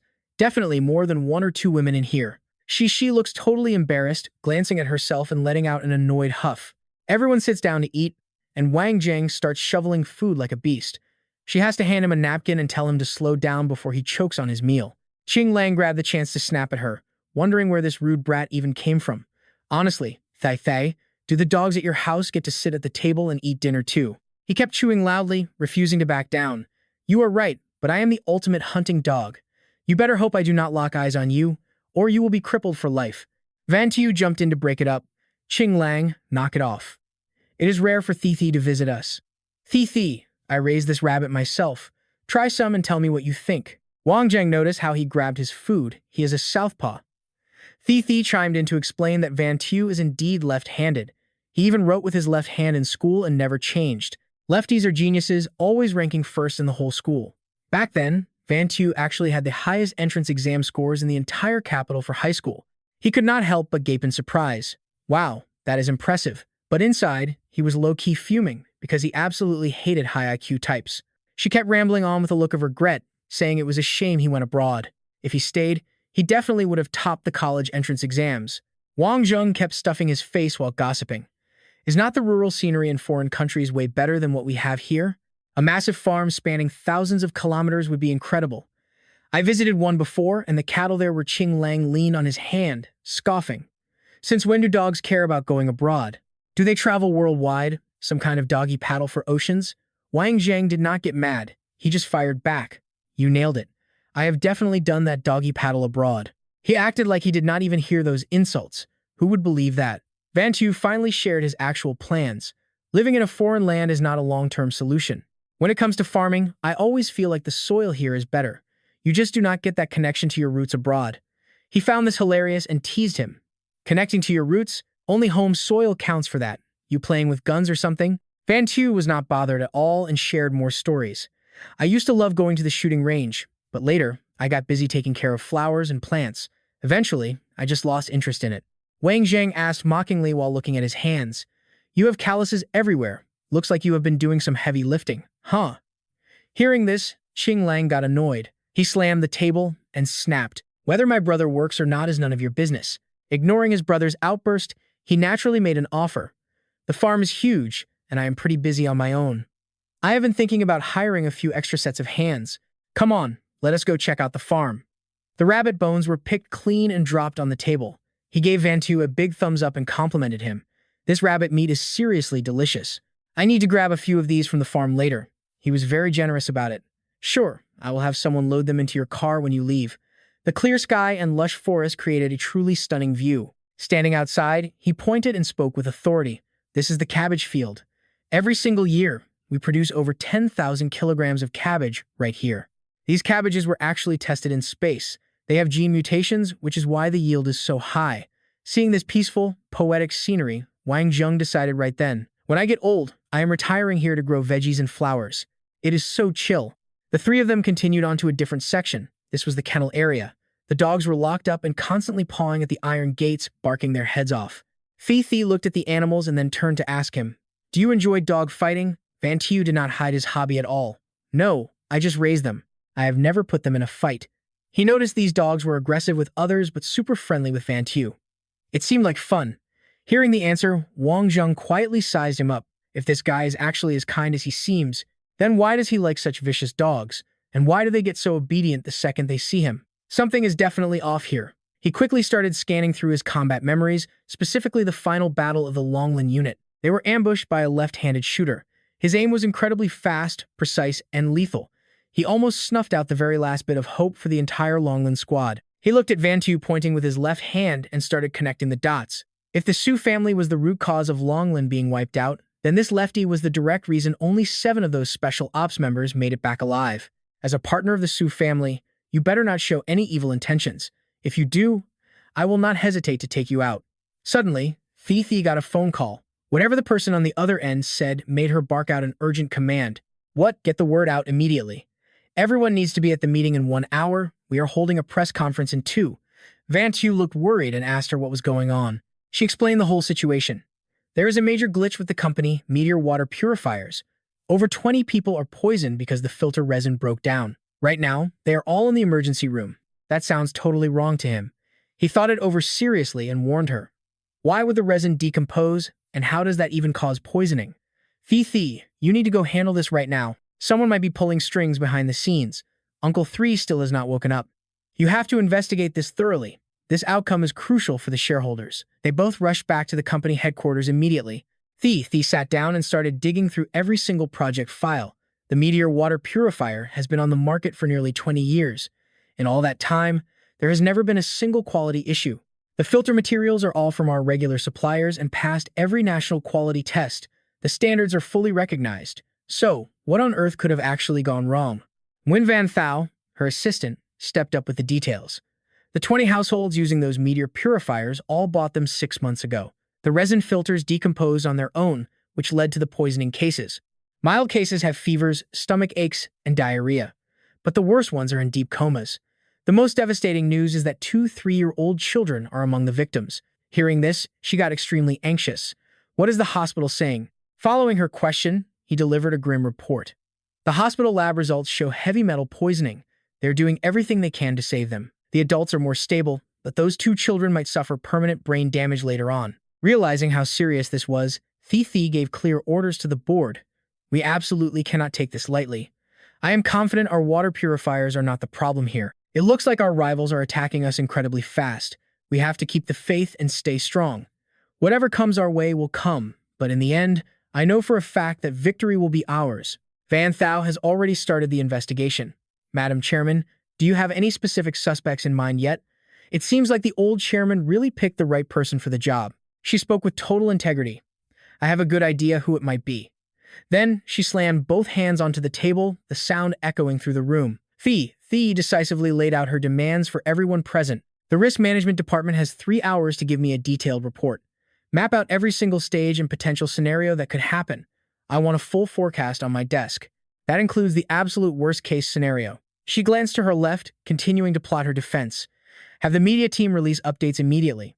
We need to stay on top of the poisoning cases. Do not say anything that sounds like we are dodging responsibility. Van Thao was a bit confused about the strategy.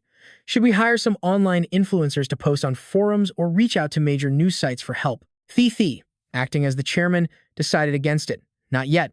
We have not fully investigated the facts. Any explanation we give now is just a waste of time. If we go the wrong way, it will just backfire on us. She looked at him for support. Assistant Van, you will go to the press conference for me. The rest of the departments need to stay focused and hold their positions. Then, Thi bowed sincerely to the board. I hope you all realize how serious this is. The future of this company rests in your hands. I am counting on you. Once the reporters were settled, a voice announced the start of the event. Good afternoon, I am Shangguan Thi, representing the Kudung Group. I am here for this press conference today because my father is currently out of the country. The press was buzzing Thi's old man went AWOL and left a huge mess behind, while she had to face the cameras alone. With her father missing, she completely ignored the gossip and doubled down.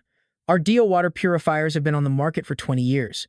After decades of constant upgrades, I can honestly say that Dio is the top choice for anyone looking for clean water. Back Van saw she was all talk and zero proof, so he jumped in. How do you explain today's disaster? Are you just trying to shift the blame onto someone else? She fired back with pure class, proving she is her father's daughter. Our company is not running away from this responsibility, she declared. They suspected sabotage, but it wasn't nearly enough to convince him. He stood up, reacting with total heat. You say someone framed you, and the company is innocent, but that is just your story. The poison is real and the victims are right here. Should we believe your PR spin or our own eyes? The reporters were yelling over each other, but Thi didn't flinch. I'm taking a technical team to investigate the factory myself. The police are already involved, and I promise the truth will come out very soon. Back Van screamed that he wouldn't let this be buried. Thi, if your father was poisoned, your own children's brain development could be at risk. How can you stay so calm? You are just passing the buck. A company with a soul would never act like this. Meanwhile, Wang Zheng watched silently from the shadows. She didn't blink at the accusations. Speaking for the company, I apologize to the 24 victims and their families. We take full responsibility. We are hiring top medical experts, and if any child has brain damage, we will cover every single cent of their care. He glared at her, disgusted by the mention of money. His trashy attitude was starting to push Wang Zheng's buttons. As the room got more heated, Thi paused for a few seconds. I think I need to reconsider a few things here, she said coolly. She held up 3 fingers and laid it out. 1. This company will take full responsibility. We aren't dodging anyone. 2. We will uncover the absolute truth and share every single detail of the results with the public. Her voice became even steadier. 3. If we find out that someone is secretly trying to sabotage us, I don't think any of you will be willing to show them mercy. Once she finished shutting down the press, she glanced at her watch. It's getting late. I have to go to the hospital to check on the victims. This press conference is officially over. Moments later, her expensive silver luxury car was flying down the open road. Inside the car, she crossed her arms and asked about that guy with the messy hair. Which paper is he with? Van Fowl looked in the mirror. That's Tranback Van from Weekend News. He usually writes those trashy, sensational articles. His stuff is total clickbait and lacks any facts. These young kids really think they are untouchable. He kept reporting the dirt he found. Tranback Van has a master's in literature, but he owes thousands in student loans that he still hasn't paid back since graduation. Wang Tran saw the red flags instantly. The guy is definitely bringing in some dirty money because of his massive debts. It's clear his financial situation is driving his shady behavior. Van Tao dug up some more useful dirt too. Last year, Tranback Van wrote a huge article attacking a dairy company over a major safety issue. But he was actually boosting a rival company, which made their revenue jump by 10%. He is just a dirty, soulless journalist. I wonder who is paying him this time. I bet his next hit piece is already finished and ready for tomorrow's front page. Wang Tran played the hero and offered to handle it. Leave it to me. Dealing with a lowlife like that is my specialty. I am the best man for the job. Thi remembered him taking down 4 guys at once. She giggled and gave him a warning. Fine, he is all yours. Just try not to catch a murder charge, okay? Van Thal was skeptical. Is he just a bodyguard who knows how to throw a punch? Can he really handle this? But Wang Tran wasn't worried at all. He turned to reassure her. Don't sweat it. We are almost at the hospital. You should focus on how to deal with the victims' angry families. Thi took a sip of water to calm her nerves. She looked out the window with a heavy heart. Being the boss is so exhausting. I just wish my father would wake up and get better already. The car pulled up to the hospital gates. A massive crowd of reporters had clearly been waiting there for hours. Inside, a group of protesters was already causing a scene right in front of the reception desk. They were even holding up giant red banners. They kept screaming their slogans. When they saw the 3 of them enter, the crowd swarmed them like angry hornets. You heartless monsters, give me back my daughter, give us back our health. Wang Tran didn't care about the noise. He actually mocked them with a smirk. Wow, you guys are really in sync. Thi walked up to a man named Ditch Fong, looking very polite. Excuse me, sir, did you also purchase one of our Dio water purifiers? Before she could even finish her sentence, he jumped back. You bet I did. That's exactly why we are here to publicly call out this irresponsible and heartless corporation. Wang Tran noticed the old guy was acting twitchy. He didn't hesitate to call him out. I bet you guys made that sign yourselves, didn't you? Ditch Fong didn't realize he was being played. Of course we did. We spent our own money on it. Suddenly, he grabbed the man's arm and pulled him to the side. Hey, come over here. The old man was totally lost and confused. Then, Wang Tran stuffed a few $100 bills right into his hand. He stared at the cash and went dead silent, looking around like someone might steal it. At that moment, Wang Tran was 90% sure he had his man. Don't be shy, just take it. I am a reporter and I just need the inside scoop. If you tell me the truth, all this money is yours to keep. Greedy as ever, Ditch Fong nodded his head without a single second thought. He took the bait, so Wang Tran started his interrogation. You don't sound like you are from around here, the man answered honestly. I am from Hadong. Right now, I live at house number 14 in the city. He kept digging, one step at a time. So, that house in the city, do you own it or are you renting? Ditch Fong didn't even blink. My son is the one renting it, he said. With the basics finally out of the way, he went in for the kill. When you use the DO purifier, do you turn the water faucet on first, or do you just flip the DO machine switch? The man acted like he had been using it for years and answered very confidently. Oh, I definitely flipped the DO switch first, of course. Wang Tran snatched the cash back since the answer was dead wrong. Ditch Fong stared at his empty hand in total shock. As the old man started screaming, Wang Tran pulled out his official identification. I am with the city police, and I am in charge of this investigation. If you take this money and lie about a criminal case, you are looking at 15 days in jail. Without saying a word, the man bolted, not even thinking about those pink bills anymore. Thai was stunned by his brilliant detective work. How did you figure that out? Wang Tran kept his explanation simple. Look at his teeth. One glance at those stains tells me he has never touched a water purifier in his life. Her face tightened instantly. It looks like someone is definitely trying to destroy this company from the inside out. The doctor looked stressed as he explained the situation. If we can flush the toxins out quickly, everything will be fine. The children's brain development won't be affected at all. The only problem is, we don't have a fast way to detox them right now. Her face went dark when she heard the bad news. Those people are pure evil. They won't even spare innocent children. Wang Tran suddenly had a light bulb moment and stepped forward. Why don't you let me give it a shot? He pushed the door open and looked at Dr. Toi Kang. Have you guys tried traditional herbal medicine yet? The doctor looked confused. Herbal medicine? Wang Tran explained that he had read about a powerful detox formula in one of his old master's books. There are two extremely rare ingredients that I have never been able to test, but with the company's massive budget, finding them shouldn't be an issue at all. Thithi stood there, desperate to save the kids. Just tell me what you need. I will send people across the entire country to find those herbs right now. Dr. Toi Kang was still hesitant about the whole thing.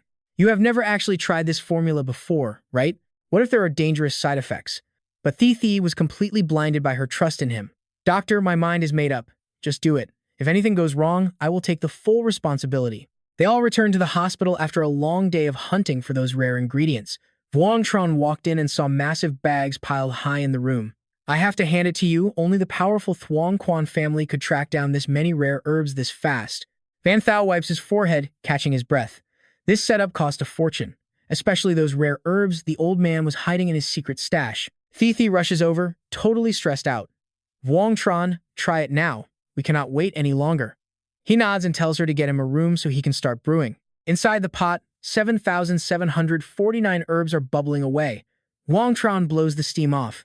She stands there praising him, amazed he knows so much about medicine. He acts all humble. Do not hype me up too much, I cannot handle it.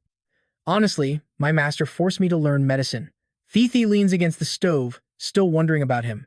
How did you get this good? Was it some crazy survival training in the wild? Wang Tran grumbles while stirring. Knives were fine, but that old man made me do everything barehanded. He remembers the days with his master, grinding to finish herb-gathering tasks. If he failed, the punishment was double training while carrying a stack of medical books on his back. She thinks the story is wild and calls the master cruel. Wang Tran laughs, saying the title should be The Happy Life of a Bodyguard, showing how the lady bullies him. Thithi pouts at the joke. Fine, do not write it, but you are not just a bodyguard, you are an elite one. The scent fills the air as he lifts the lid. It is done. She peeks in and starts rushing him. Get it to them now. Wang Tran. If this actually cures them, I will. He gives her a smirk. You will. What, exactly? Thithi playfully punches him. Quit it. go get that medicine to the patients. Qdong is counting on you.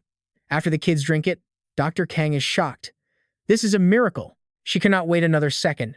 She looks at Van Thao and tells him to open the files immediately. We need to announce the health status of everyone who got poisoned right now. He is thrilled to still have a job. Yes, the press is already in the hall. Once the tasks are assigned, she turns to Wang Tran. This is only half the battle. I am headed to the supplier. If there is a single lead buried there, I am going to find it and dig it out. He sees how confident she is and asks why she is so sure the supplier is the problem instead of the shipping. She claps back immediately. No way. You know why my water filters cost a premium compared to others? It is because every single machine has its own internal chip. He is shocked that water filters even have chips. She thinks for a second. Without the code, you cannot even change the filter core. Truelua basically has a monopoly on filter cores in China, and they keep their products locked down tight. Wang Tran is confused, but T is happy. Their products are internal, so no accidents happen. The real problem is right inside Truelua. He is impressed by her detective skills. You are sharper than any cop. She starts barking orders, splitting them up. We go to Truelua, while Nguyen Van stays here to find the mastermind. Van Thao sees how much she has grown and does not argue. Understood, Madam Chairman. She nods and pats his shoulder. This time, we go to the port. You are the boss and I will be your secretary. Wang Tran looks helpless. My lady, my secretary, what game is this? She tells him to get serious. I am using a fake identity to investigate. If the CEO shows up at Truelua, they will just kiss my feet. I will never see the truth. He asks what his role is. She pulls out a badge she already had ready. Senior Vice President of the Qdong International Group. Look, I even got your business cards printed. He realizes he has been played. Wow, you really had this whole thing planned out from the start, did you? She claps happily when the plan works. I am definitely pulling you into the deep end with me. During the internal meeting, I am announcing that you are now the heavy hitter at Qdong. Wang Tran gives a smirk. Under one person, huh? So you are on top of me? Thi innocently repeats it. Exactly. I am on top. Then she realizes and hides her face. They head out as the sun climbs high, light hitting everything. They swap seats in the car. I already told the people at Truelua to meet us at the front door. Vice President Vuong, are we ready to do this? He looks at her having fun and sighs. My lady, just this once. I am never letting you be my secretary ever again. A while later, the car pulls up. Lai Loi approaches respectfully with a handshake. Vice President Vuong, I am Lai Loi, head of Truelua. It is an honor. About the incident, Vuong Tran ignores the small talk. After checking the data, he taps the report and asks if Lai Loi has found any leads on what happened. Getting called out by the boss makes him sweat buckets. He reports quietly that there is no progress yet, based on their previous production experience. He cuts him off before he can ramble. Stop the talk. One question. Besides safety and protection, does any other department ever touch the filter cores? Lai Loi is shaking inside but tries to stay calm. Raw materials are checked strictly and the system controls the whole process. Only those two departments have any access. Tired of the excuses, Wang Tran gets to the point. I need the staff list of everyone who joined or left those departments in the last year. Fast as possible. Lai Loi jumps up to grab the files, but before he can leave, I add another demand. Call the port police. Every single person in those departments gets a lie detector test, including you. Lai Loi stumbles out like a ghost. Fine, whatever the vice president says. The meeting wraps up and he gives orders. You guys get to the branch and start the meetings. If I have time, I will stop by. Nat Bin stands there shaking like a leaf and immediately agrees.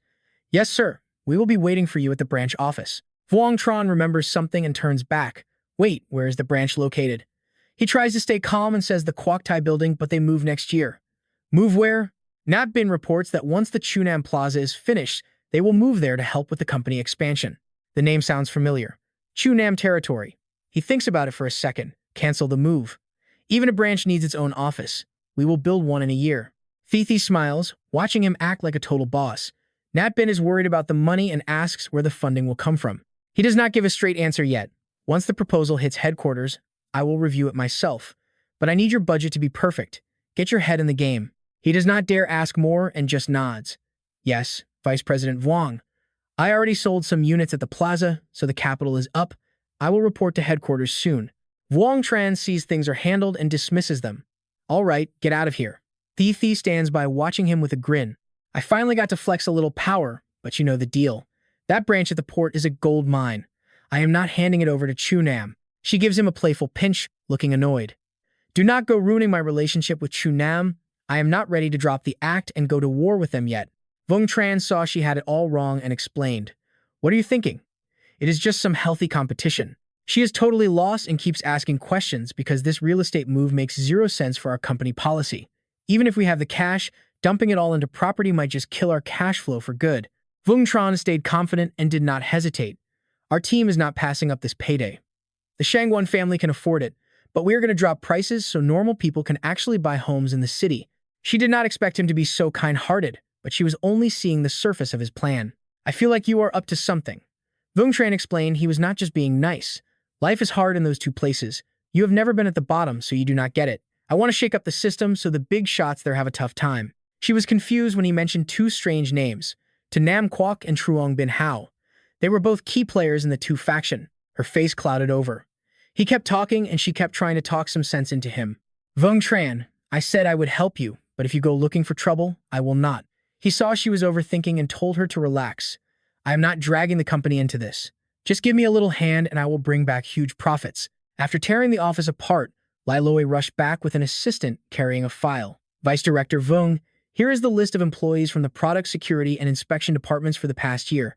Vung Tran pointed to a spot on the desk and asked about the company drama. Just leave it here. Anything else?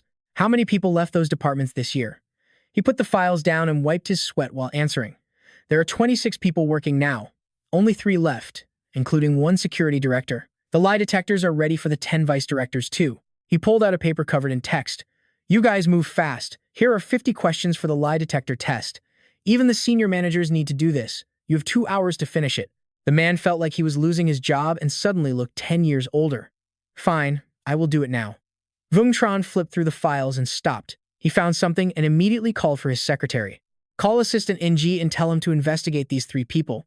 I want everything you can find on the director of the product security department. Thai winked playfully and said she would get right on it. He smiled at her. Later. I will take you to the harbor to look at some land. This is where our real estate empire begins. The sky was blue and the sun was blazing as the car sped down the road. Wait, does that car look familiar? That red car is definitely chasing him. One look and he knows it is Zhang Binhao's daughter. He slams the gas and the car takes off like it has a rocket strapped to its rear end. They were playing cat and mouse and neither was backing down. Vung Tran smirked. The fish finally bit the hook. She floored it and cut him off. A pair of red high heels stepped out of the car. Miu Miu walked up and asked if he wanted to go. He hopped out and said, fine, but I'm gonna need a buy-in first. She thought this guy was pretty interesting. That is how we usually do things anyway. Our previous matches always required a bet to start. Vung Tran gave her a fair warning. My buy-in is massive. Miu Miu did not care. Her family was loaded. Whatever, just make sure you actually beat me fairly. I will agree to your terms. There is not much I cannot do in this city, but if you lose, I have my own demands too. Thai thought he was being reckless, but Miu Miu was not going to lose out. She demanded a night 15 if she won. Even though she was a rich girl, she had no clue what that car was. Vung Tran had some thoughts on her request. A girl like you should not be driving such a beastly car. He laughed loudly. There are only 100 of them in the world, but I can make it happen. Miu Miu did not let him finish and asked for his terms. Like it was all scripted, he did not hesitate to tell her. My conditions are actually much simpler. I want a piece of land down at the harbor. Miu Miu heard him and asked for the details. A piece of land? How big and where exactly is it located? Vung Tran told her it was the spot by the lake. I will pay for it, but the bet is only 80% of the land value. What do you say? She agreed easily. I cannot give you 1,000 acres, but 500 is doable. 80% is fine. Since you are new here, you pick the time. Seeing her cooperate made him smile. Then let us hit the G1501 highway tomorrow morning. How does that sound to you? Miu Miu looked at his beat-up car and asked if he needed a trade. You really gonna race in that old thing? Vung Tran patted his ride and said it would not belong to her. She saw he would not listen and walked away. See you tomorrow morning. Thai watched her drive off and then grilled him on why he made that promise. Do not tell me you are racing just for the bet. Did you plan this before you even met her? Vung Tran gave her a playful tap and asked why she had so many questions. Are you the girl with 100,000 whys? She pouted and said he was good at reading people, so he should just tell her the truth. He stopped joking and explained everything clearly. That girl is straightforward, and besides, look at the situation around us. Trying to do this without power is impossible. Her family definitely has money and influence, plus her last name is Truong. Vung Tran acted all confident and told his assistant to check on the kids of Truong Bin Hao. He was almost sure it was her. Fee, that I thought he was being a total mastermind. You flatter me. As the senior vice president of a global company, I obviously need to have a couple of tricks up my sleeve. Vungtran acted like a big boss and told his secretary to stay at the office. You check the test results tomorrow while I handle the race. Thai, that was sad about staying behind. I really wanted to go with you, but I guess I should handle this. Just be careful out there. He gave her a thumbs up to chill her out. Don't worry, she cannot beat me. She joked around, saying she was worried he might fall for the governor's daughter. If that happens, half of the city will belong to our company for sure. Vungtran laughed and tapped her head. Stop joking. The best person is right here in front of me. Who could be better than the Shangguan heir? The car sped off as she screamed into the wind. You are the one who is a real player. A while later, they were back at the office. Van Thao was reporting on two suspicious guys who left for better pay elsewhere. He nodded in agreement and gave more details on the guy. This person is named Liu Heavy, and he is 40 years old. He worked there for almost 20 years and was well liked by the boss. There were no conflicts at all. Van Thao kept talking about the shares. Liu Heavy left so suddenly that he could not even sell his stake in the company. Thai looked over the files and gave her opinion. It seems like someone gave him a better deal to make him leave. He had a lot of dirt on the guy and laid it all out. I found out his daughter is studying abroad and has not graduated yet. She immediately gave the order to send someone there. Hopefully, it is not a waste of time. At the G1501 highway entrance, Miu Miu was already waiting. As dusk fell, Vungtran finally pulled up. He rolled down the window and joked about her being right on time. She wonders why his pretty girl didn't show up. He hits her with 70% sarcasm and 30% truth. I am riding solo because my car can't handle the extra weight, okay? Miu Miu doesn't say much, just signals for him to look ahead. In 5 minutes, that gate is going up. First one to hit the highway exit wins the whole thing. You in? Vungtran is down for the challenge. Both cars are in position, just waiting for the signal to floor it and leave everyone else in the dust. 5 minutes are up, and the black and blue cars are revving. Before the gate even clears the roof, Miu Miu bolts. While she is flying, the blue car just leaves him eating dust. Seeing her hit 102 seconds flat leaves him impressed. That is some serious skill. But Vungtran isn't giving up. He slams the pedal to the floor to catch her. He takes the sharpest turn like he has got lives to spare. Vungtran works the gear stick to keep things smooth. Miu Miu catches him in the mirror and just laughs. The two cars weave through traffic, screaming toward the finish line. Back at the highway control room, the monitors are going crazy. These two are driving way too reckless. If they crash, it is over. Call the captain immediately. Tell them to block the road or we are the ones taking the heat. Moments later, Captain Tukan storms in and the whole crew stands at attention. He looks like he just ate a ghost. He orders everyone to let those cars through, or they can deal with the fallout themselves. Vuong doesn't get it and starts yelling. Why aren't we stopping them? He snaps back. Are you kidding me? The provincial secretary's daughter is out there racing. You tell me how I am supposed to stop her. Out on the highway, the black and blue racers are still pushing their limits, chasing each other down. The image of the car falling behind reflects perfectly in the leader's rearview mirror. Miu Miu isn't sweating it at all. Oh, so he is still trying to catch up? Fine, I will give him a little taste of hope. She does the math in her head, a smug smirk spreading across her face. The traffic is clearing up ahead. Time to show him how a real winner does it. She slams the gas and leaves Vungtran way behind. He is genuinely surprised by her sudden burst of speed and has to give Miu Miu props. Her car and her technical skills are impressive, and it is definitely opening his eyes. The car glides down the lonely road, effortlessly overtaking everyone else. She is feeling herself now, acting all arrogant like a peacock showing off its feathers. Just watch what I can really do when I get serious. But reality hits hard. She glances out the window and sees Vungtran closing the gap out of nowhere. Miu Miu's eyes almost pop out of her head. What? How is he still on my tail? She is fuming, teeth clenched with pure determination. This guy is way too cocky. If I don't use my secret weapon, I am never going to beat him. Let's see if he can handle the heat. Without thinking twice, she hits the button for the special boost system. Miu Miu's car takes off like it has a rocket strapped to it. Behind her, Vungtran's jaw drops. He can't believe she is going that far. Damn, she is actually using the easy system. Is winning this bet that important to her? He is watching closely, but she isn't showing any signs of slowing down, and he is starting to get worried. It has been 2 seconds and she is still accelerating. Why isn't she stopping? Then it hits him. Is it possible she has actually lost control of the car? Inside the car, Miu Miu is feeling beyond confident. 3 seconds, 4 seconds, just one more and I have got this. But life has a funny way of ruining a perfect moment. Suddenly, smoke starts pouring out of the engine. Miu Miu finally realizes she has pushed it too far. In a total panic, she slams on the brakes, screaming for the car to stop. But it is too late. The car loses control and slams right through the barrier, flying off the road into the ditch. Wang Zheng slowly pulls over and watches the total disaster. He just shakes his head, wondering how the secretary's daughter could be this stupid. He takes a second to scan the area. All he wanted from this race was to get his hands on that piece of land in Chuangjia-Kang. His real plan was just to shake up the Jiangsu real estate market and make things difficult for her father's business. He walks along, complaining to himself. She didn't even know his real motives and nearly killed herself for a car. She is absolutely insane. Honestly, she is so dumb, I don't even feel like saving her. Even though he is complaining, he keeps moving closer. No explosion yet, which is a good sign. The control room has been watching the whole time, and Captain Toucan is livid. These rich kids have no respect for life. The guys behind him are starting to get nervous. This is bad. Captain, what is our next move? He is still fuming, but he is starting to pull it together. Forget about the rules. Get the whole team out there and save her, no matter what it takes. I will get on the horn with the traffic department. Everyone yells back in agreement, their voices echoing through the entire station. Time passes, and Wang Tran is still wandering around looking for her. He is starting to wonder if she is a goner when he smells something weird. It is gas. He follows the scent through the thick brush and finally spots the car. That fancy blue car looks like a pile of scrap metal now, and the smoke makes it look like it is about to blow.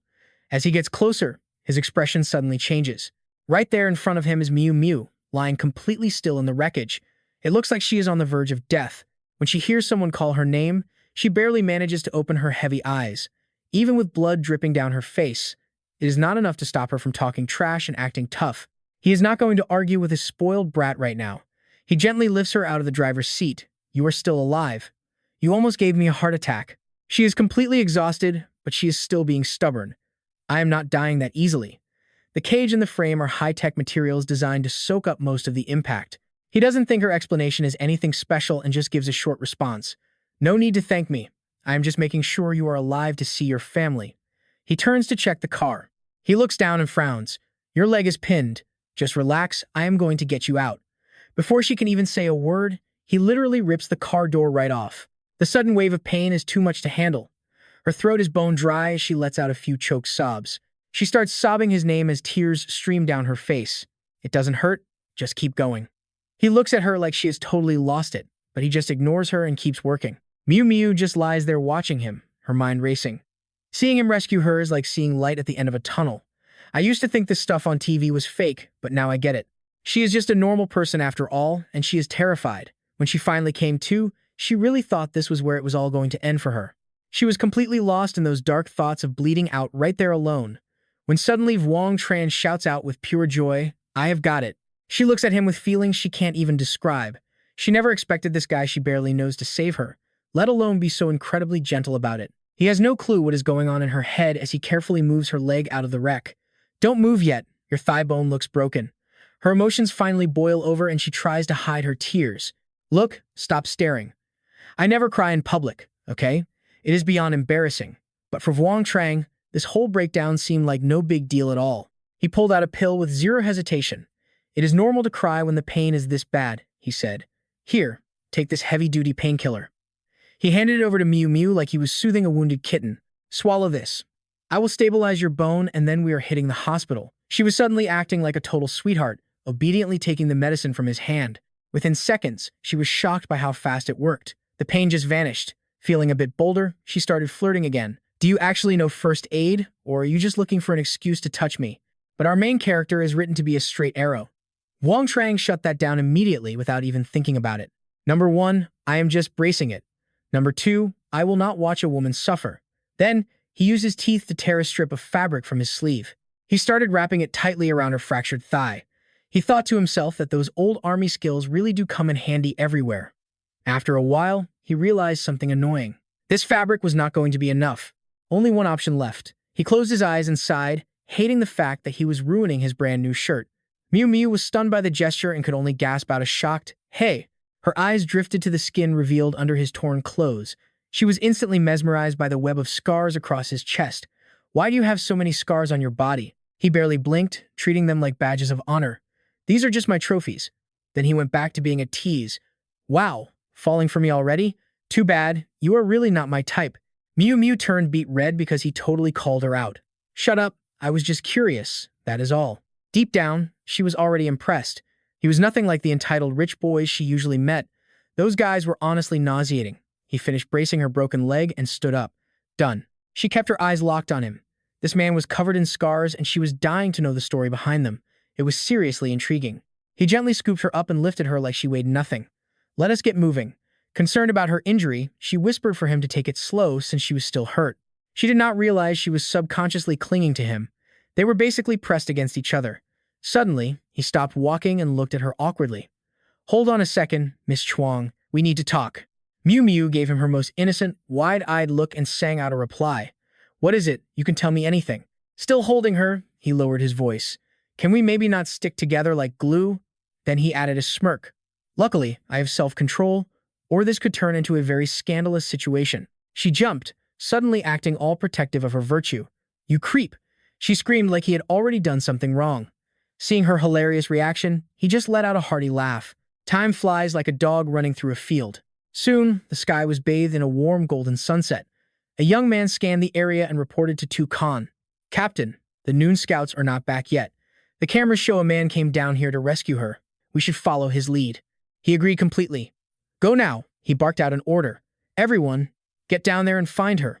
If you do not find the young lady, do not bother coming back. Suddenly, a calm voice came from behind them. No need for that. Everyone turned at once to see Wang Zheng slowly walking toward them, carrying the injured Miu Miu in his arms. I brought her back. Her leg is likely broken, so get her to a hospital for an X-ray right now. As soon as the boss saw her, he rushed over in a total panic. My dear lady, you nearly gave me a heart attack. If something happened to you, what would we even do? But Miu Miu was not buying the act. If you were so worried, why were you just standing here talking instead of searching? That shut Tu Khan up real fast. He had absolutely no comeback for that. But inside, he was cursing her out. You think organizing a massive search party is easy? Classic rich kid attitude.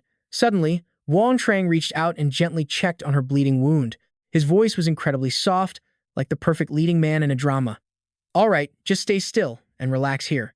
Do not even think about getting out of bed for at least 2 months. No driving for half a year either. Surprisingly, she actually listened to him. Fine, I will play by your rules this once. But she had to add a condition. You have to come visit me in the hospital so I do not get bored.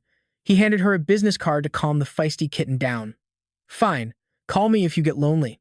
She grabbed it and held it up like a trophy. Her eyes lit up like a kid with a new toy. Deal. Night fell over the city. At the hospital, Dr. Duke Chi stared at the X-ray in total disbelief. This bone setting is perfect. A rare talent. On the other side of the room, Bin Hao did not seem to care about the medical details. He glared at the director. I am asking about my daughter's condition, and you have been rambling about how rare this is for 10 minutes. Duke Chi calmly explained the situation. This technique is incredibly sophisticated and very hard to find these days. If that person had not fixed her leg this way, she would have been stuck in bed for 5 years. Bin Hao was intrigued by this miracle method. Can you do it too? The doctor just shook his head. No. I tried to learn it, but the old books were missing pages, so I gave up. I cannot believe someone actually knows this. This guy is a genius. I would love to meet him. Having heard enough, Bin Hao stood up to leave. If he is really as good as you say, I definitely want to meet him and say thanks. In the private room, Miu Miu lay in bed, staring at the business card. It had not even been half a day, and she was already bored. Should I call him?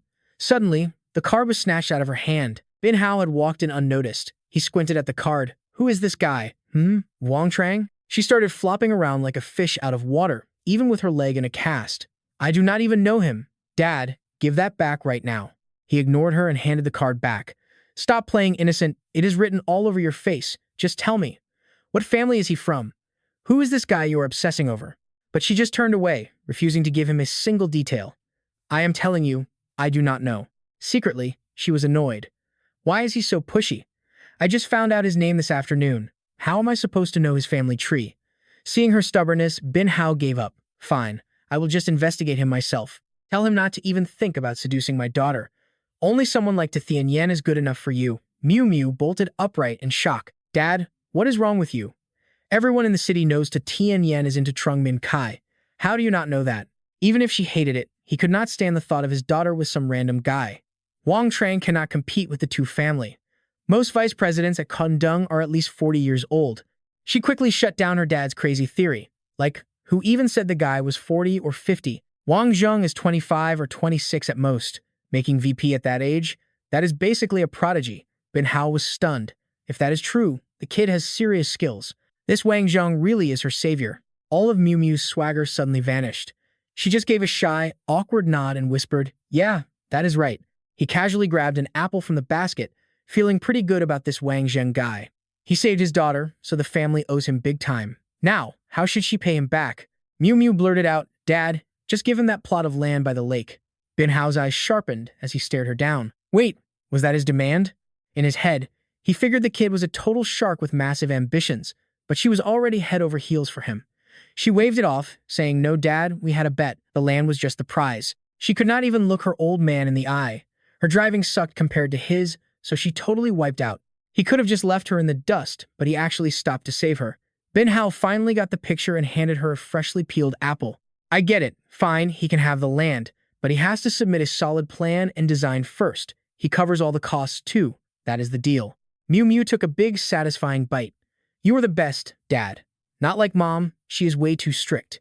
He reached for another fruit and gave her a heads up about her mother. "She heard you were in the hospital and ditched her business trip immediately. Honestly, she is probably on a flight back home right this very second." Miu Miu froze like she just got hit by a stun grenade. "This is bad. She is totally going to ground me." Before she could say another word, her dad's phone started buzzing. "All right, I have got a board meeting. I am out. Figure out how to handle your mother." He did not even wait for an answer before walking out and slamming the door shut. With him gone, she went right back to daydreaming about her crush. Whatever. If she gets grounded, she gets grounded. But when is he coming to see me? Why do I keep thinking about him? Is this love at first sight? Morning finally arrived, and sunlight started pouring into the villa. Wang Zheng was chilling in bed, taking a call. "Yeah, I got it. Just track them, but do not spook them." Then he remembered that reporter. What is the deal with Tran Back Fan? Van Thao gave him the full report on the guy. Turns out, he took 50,000 from someone else to come here and stir up trouble. I paid him off before he could do any more damage. But here's the thing, we still do not know who hired him. Whoever did it was a total pro and left 0 tracks. Wang Zheng did not seem phased. "Got it, just keep an eye on them." He hung up and sighed. This opponent is a real headache. They are testing the waters, but they are playing it safe. If I slip up, I will never hear the end of it. Man, being a bodyguard for Thi is seriously exhausting. It was a beautiful day, and a car was flying down the empty road. Wang Zheng kept his eyes on the pavement and asked Thi, "So where is Thin Phi now?" Thi looked up from the passenger seat. "She left the capital already. She will probably beat us there. But why are you even coming to her place with me?" He was not in the mood for her questions. "You talk too much. I am your bodyguard." Secretly, he felt a huge weight on his shoulders. He was finally going to meet his friend's wife. He remembered eating at the camp with Tai Xiu. His friend would always go on and on about her. "My wife wrote to me," he would say. "She misses me so much. I miss her too." Once, while patrolling some ruins, he spotted something. He showed it to me and said, "This necklace is beautiful. She is going to love it. I will buy it when I am on leave." But life can be cruel. Even while he was taking his last breaths, Tai Xiu was still thinking about his wife waiting for him back home. "Guess I am not making it back after all. I never got to send her this necklace." Back in reality, Wang Zheng gripped the steering wheel and touched the small box beside him. The car sped down the highway as the journey continued. Everyone had their own reasons for heading to Thin Phi's house. They were currently flying through the town of Lianhan. He kept his eyes glued to the road and said calmly, "We should be at Thin Phi's village in about an hour." Thi gave him a suspicious look. "Why do I feel like you have been here before? This place is literally in the middle of nowhere, but you act like you know every turn." Wang Zheng flinched but quickly came up with an excuse. "I was here for some work stuff a few years back," but secretly, he knew this road by heart just from his friend's stories. She seemed a bit hesitant, still looking suspicious. "Oh, is that so?" Thin Phi dropped her suitcase and let out a long sigh. "Finally, I am home." The view in front of her left her speechless. She had not been home in 2 years and everything had changed. She remembered a simple house, but now she was staring at a luxury villa. As soon as Mai Hoa saw Thin Phi, she cried out in joy. "Sweetie, you are back. Come inside quickly. It is way too hot out here." She ran over and hugged her mother, sobbing, "Mom." Her emotions were totally overwhelming. Her mother held her close and whispered, "Do not cry, baby. You are finally home. I missed you so much." Thin Phi took her hand and looked at her. "Mom, come with me this time. Let's move to the city so I can finally take care of you." Mai Hoa gestured toward the massive house and gently shook her head. "We cannot. Look at this place we built. Your grandparents live here too, and everyone is happy. We really do not want to leave. She looked her mother in the eye and asked the question that was bugging her. Mom, where did the money for this house come from? This must have cost a fortune. Her mother beamed with pride, over 600,000. It was all from the money you sent home. My daughter is so amazing. You send over 20,000 every month, but you should stop splitting the payments into two. It is easier to just send it all at once. Thin Phi looked totally confused. Wait, I do not make that much money. Is someone else actually sending money home? Maybe it was a mistake. But how could someone make a mistake like that for years?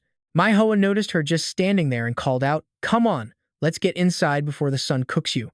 As the wind blew her mother's dress, Thin Phi's eyes widened. She stared at the fabric. Wait a second, that design looks exactly like it is from a high-end international collection.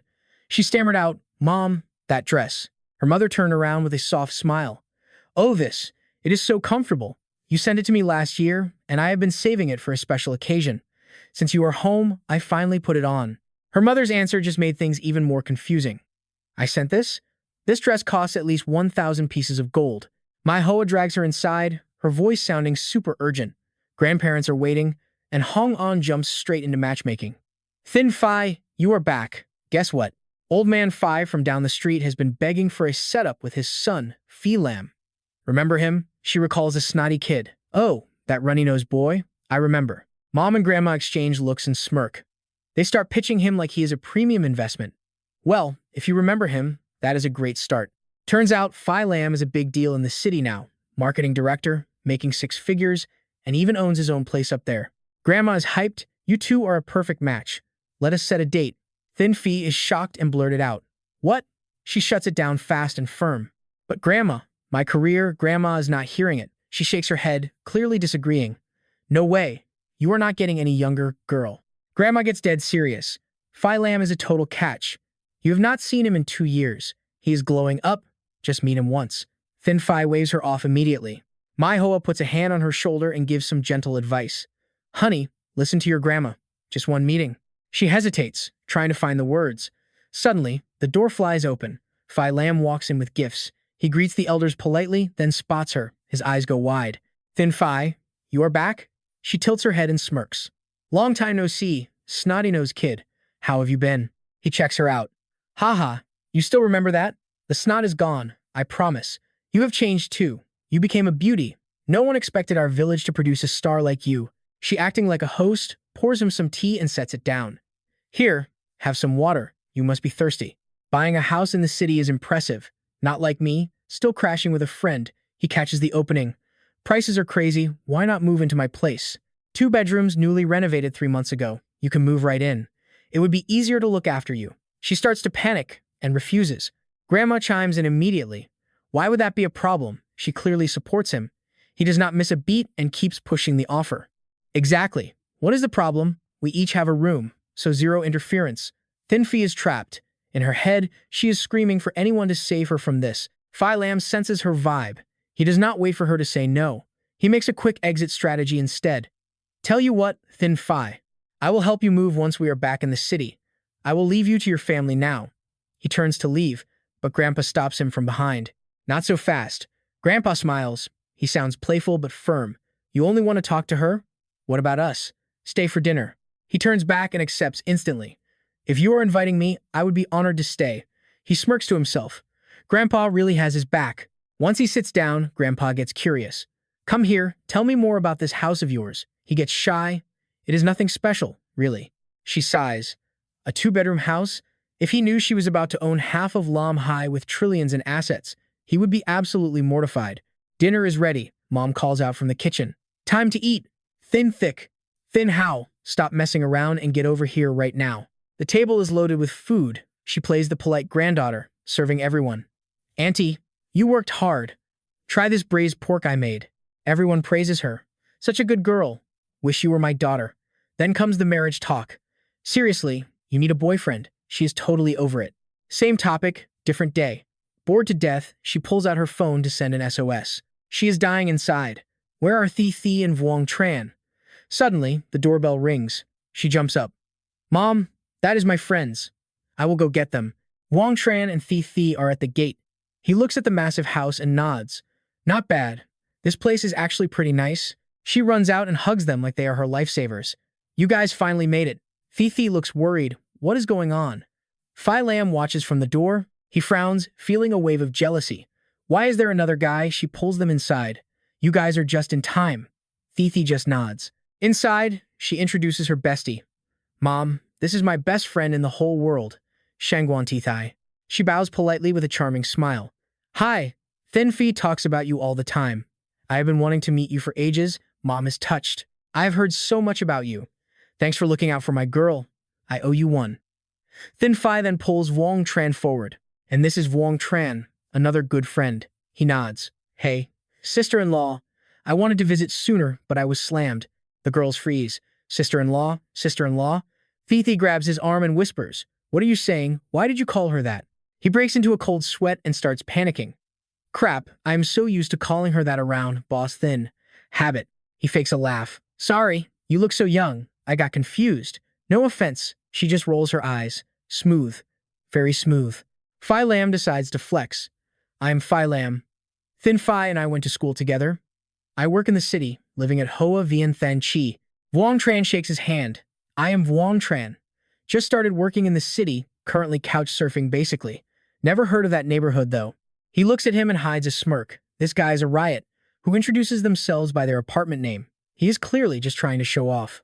Phi Lam tries to stay cool, but he is definitely condescending. You are new here, so you probably haven't explored much yet. Come visit sometime. It is tough for us city workers, we should stick together. He starts digging for info. So, what do you do? Wang Tran smiles casually. Security guard and part-time driver. Phi Lam pulls his hand back, feeling superior. Oh, I see.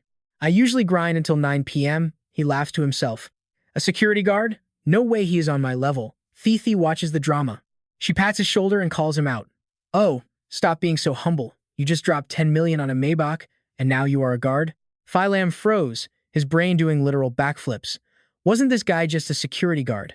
Did he actually buy that Maybach parked out front himself? Which one of these two is lying? Just then, my Hoa came out with snacks. Come on, sit down and talk. Try some of this year's peanuts, roasted, using our secret family recipe. Wang Tran cracked a peanut and gave a thumbs up while chewing. Man, this is good. It hit him right in the feels. It tasted exactly like what his sister sent him.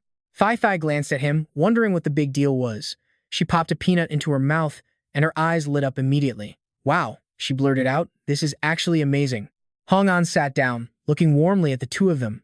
You both seem like such good kids. I am so relieved Thin Phi has friends like you. Phi Lam immediately rushed over, sitting close to turn on the charm. Grandma, do not forget about me. I will take extra care of her from now on. When I have time, I will take you guys to visit the capital. It looked like his plan worked. She turned to Thin Phi and said, Look, Phi Lam is clearly sincere. Plus, you two grew up together. To me, you guys look like the perfect match. She sat up straight with a serious look. Grandma, please stop pushing. I am telling the truth. I actually already have a boyfriend. Both Hong An and Phi Lam were completely and utterly frozen in shock. Their silence made Thin Phi nervous. Was that it? Was Phi Lam jealous of Wang Tran yet? She suddenly pointed right at Wang Tran and made a bold announcement. It is him. He is the one. Right in the middle of his snack, his name got called out. Wang Tran sighed. Seriously, not again. Can we stop doing this? Everywhere I go, I end up being the human shield.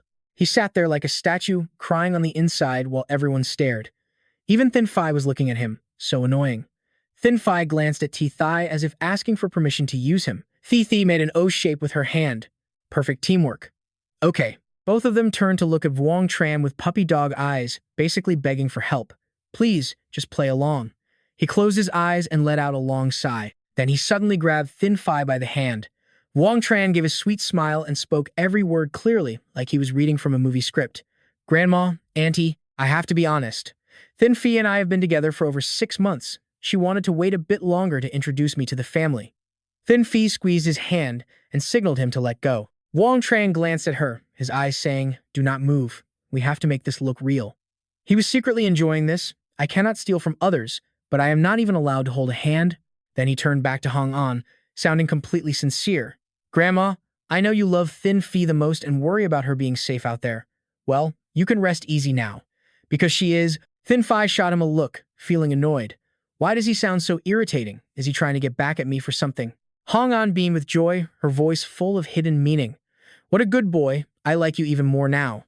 I feel safe leaving Thin Phi in your hands. Phi Lam sat there, face darkening as things took a sudden turn. A wave of bitterness washed over him. Wasn't Grandma supposed to be on my side? Why the sudden change? Did Thin Phi do this on purpose? Did she hide her boyfriend just to make me look like a fool? He glanced over at the two of them acting all lovey-dovey, feeling absolutely furious on the inside. Without another word, he stood up abruptly, clearly annoyed.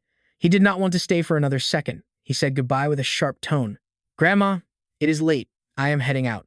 He was boiling with rage, gritting his teeth. I have never been this embarrassed in front of people. It is infuriating. 1 minute she was on my side, and now she is practically pushing me out. Phi Lam, I will introduce you to a nice girl later. Do not be sad. He turned to leave, vowing he would not let this go. Just you wait. Security guard or chairman, whatever. It was already 8:30 p.m. My Hoa stepped out of the kitchen and gently reminded her. Mom, it is late. Go get some rest. You can talk more tomorrow. Hong An laughed, her voice trailing off with regret. Oh boy, time flies way too fast. I have not even talked enough with my grandson-in-law yet. Wang Tran swallowed hard, forced to just smile. Grandson-in-law? That escalated quickly. I mean, I used to be her brother's squad leader, for crying out loud. Hong An stayed a bit longer and suddenly dropped a tough question. Grandson, tell me, do you live together? He thought of their shared house and answered honestly, not realizing the misunderstanding. Yes, we all live together. She covered her mouth and giggled, clearly excited. Thin Phi felt like she had been scorched. She jumped up and quickly explained, Grandma, do not listen to his nonsense. We just stay at Thi Ti's place, not in the same room. A little while later, seeing everyone still sitting there, my host smiled and urged them again. Why are you all still sitting here chatting? Thin Phi, Wang Tran, go get some rest. Your room is to the east. Thi Ti can stay in Thin Phi's room. Thin Phi nearly screamed in frustration. Mom, not you too. They are not staying over tonight. Grandma looked surprised and asked why. She quickly scrambled for an excuse. Something came up at the office. Wang Tran and Thi Ti have to rush back. They were just stopping by quickly. She frowned, thinking to herself that she absolutely could not stay with a beast like Wang Tran. Mai Hoa tilted her head and looked at him for confirmation. Is that true, Wang Tran? Wang Tran shook his head, intentionally contradicting Thin Phi. Auntie, that is not true at all. He thought to himself, you guys use me. Now I'm getting something out of it. Kick me out? No way. Thin Phi cut him off, quickly using Thi Ti as a human shield. Mom, do not listen to his nonsense. They really have work. If you do not believe me, ask Thi Ti. Thin Phi clasped her hands, her face pleading for Thi Ti to help her out. But then Wang Tran's threatening message flashed in her mind, making things very awkward for her. After weighing her options, Thi Ti decided to betray her friend to save herself. Auntie, there is no work. Everything at the office is finished. We are staying here tonight. Mai Hoa smiled with satisfaction. Good, I did not clean that room for nothing. Come on, let me show you the way. By the time Wang Tran entered the room, it was 9:30 p.m. He noticed a family photo by the bed. Thi Ti watched him sprawl out on her bed, feeling annoyed. How long exactly do you plan on staying in my room? She snapped. What will it take for you to leave? Wang Tran tilted his head, acting innocent. Why should I swap rooms with Thi Ti? Then he purposely annoyed her by stretching out and taking up the entire bed. The bed is big and soft, plus I have a beauty right here. Swapping rooms secretly means waiting for the elders to fall asleep. It is too much work. Suddenly, a pillow flew right into his face. Thin Phi sat down on the bed, giving him a sharp look. Stop talking nonsense. When are you going to pay me back for helping you? Wang Tran playfully raised his hands in surrender. Fine, for a beauty like you, I will compromise. But you made me pretend to be your boyfriend. At least give me some kind of reward, then I will leave. She immediately got defensive, crossing her arms. What reward? Do not get greedy now. He suddenly jumped up and moved closer to her. Thin Phi turned pale, stammering in a total panic. Wait, what are you doing? What do you want? Wang Tran laughed mischievously and made a bizarre request. Relax, what are you thinking? Your mind is so dirty. I am just curious what your bra size is. Tell me, and then I will switch rooms. Thin Phi stayed on guard, eyes wide. What? She grabbed a pillow to cover herself. Blushing, she asked him, why on earth would you even ask me that? He flopped onto the bed, totally chill, and started roasting her. Fine, keep your secrets. My night just got a whole lot better. Hey wifey, time for bed. She narrowed her eyes, skeptical as ever. If she actually told him, would he really pack up and leave the room? He just leaned back with his hands behind his head, eyes shut, giving a lazy grunt. Her cheeks were bright red, and she could barely get a single word out. Whoa! She squeezed her pillow tight and suddenly yelled. No way, I'm not saying it. Watching her lose her cool like that he just covered his mouth and started cracking up. Ha ha. He sat up and threw her a bone. All right, I'll back off. Look at you, your face is literally glowing red. She was so ticked off she gripped her pillow and launched it right at his head, but he just leaned out of the way. The pillow hit the nightstand hard, knocking a photo frame onto the floor. He shot her a dirty look. Whoa, it was just a joke. Why are you attacking me? Then, he reached down to pick up whatever just fell. He checked it out for a second and nodded. Solid quality, not a scratch. He ran a thumb over the guy's face in the picture, his voice suddenly getting real serious. Your dad was actually a pretty good-looking dude back in the day. She looked down, her hands tightening up without even realizing it. But flashbacks hit her hard. He raised an eyebrow, thinking to himself, was there some kind of accident? He turned to look at her, showing a rare moment of total honesty. Hey, when there's time, I want to take you somewhere. She paused, her eyes searching his, then gave a tiny nod. Okay, but listen, I've got questions. A lot of them. And I think you're the only one with the answers. Without even blinking, he went for it. Go ahead, lay it on me. She tried to piece it all together in her head. Look, I know you're way more than just some random bodyguard. You're hiding a lot of stuff. He looked totally busted, like a kid caught stealing from the cookie jar. Huh? You caught me already? My actual job is fashion design. This outfit? Totally a gift. I'm just real casual about what I wear. She stepped closer, staring him down like she was interrogating a suspect. The dress my mom wore, you're the one who sent it, right? They locked eyes, each trying to figure out what the other was thinking. After a long, awkward silence, he finally gave in. Yeah, it was me. Didn't think you'd catch on so fast. She tilted her head, her eyes going sharp. It wasn't that hard. Think about it. Who sends high-end designer clothes to the middle of nowhere? And that money every month? That's you too, isn't it? Why? He shrugged, not even bothering to lie anymore. Well, I guess the cat's out of the bag. She held up her hand, counting off the evidence finger by finger. I mean, you weren't exactly being subtle about it. You think I'm stupid? The way you carved that duck looks just like my dad's style. Plus, you called my mom sister-in-law. And another thing, before she could finish, he threw his hands up in surrender. Fine, I admit it. I knew your father. She grabbed his sleeve, her eyes filling with a heavy, unshakable sadness. Then tell me, my dad, did he really die in some random accident? He gripped the photo frame, wishing he'd found a better time for this. He looked at the man in the picture, his face darkening as the memories flooded back. Actually, your dad and I were brothers in arms. He was the best elite special forces soldier in China, easily the top guy in the whole squad. He traced the photo, his voice sounding heavy with regret. A man like that, there's no way he'd die in a simple accident. He gave his life on the battlefield to save mine. Without him, I wouldn't be here. She wiped away a tear and immediately asked, that place you mentioned, is that it? He looked her straight in the eyes, completely serious. The battlefield. On the wall, the clock quietly ticked past 11:30 p.m. Out in the empty hallway, he was glued to the door, listening. She held her breath, trying not to make a sound. It's late and they still haven't swapped rooms. Are they seriously sleeping together? Let me hear. Suddenly, the door clicked and swung open. She lost her balance and crashed right into him, letting out a yelp. He froze for a second, totally confused. What are you doing out here? You feeling lonely or something? Her face turned bright red and she yelled to cover her embarrassment. You're the lonely one. I just noticed you hadn't moved to the other room yet. Her voice died out as she caught sight of something. A second later, she screamed, covering her chest and bolted back to her room like a hurricane. You creep. Sheng Fai, kick him out right now. She gently closed the door and gave a polite goodnight. From the hallway, his voice came back cool and calm. Good night. He looked at his hand, thinking to himself, well, it's not exactly like a movie star's, but it'll do. The next morning, a brand new day started peacefully. Maiho's gentle voice drifted in from the front yard. Here's some peanuts and sweet potatoes. Don't be shy, take more. She watched them get ready for the car, clearly not wanting to say goodbye yet. You only stayed one day. Why the rush? She sighed, explaining they had urgent business. At the car, he turned and gave a wave. Bye, Auntie. Thi forced a big smile and waved back like crazy. Auntie, we'll definitely come back to visit next time. They headed back toward the city.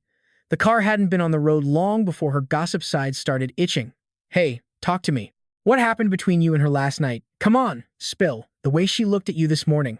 She grabbed his sleeve and started shaking it like a kid wanting candy. Tell me now. I'm dying of curiosity here. He gripped the wheel, his face tight with stress. Would you stop it? I'm trying to drive. Suddenly, a stern voice boomed from a loudspeaker.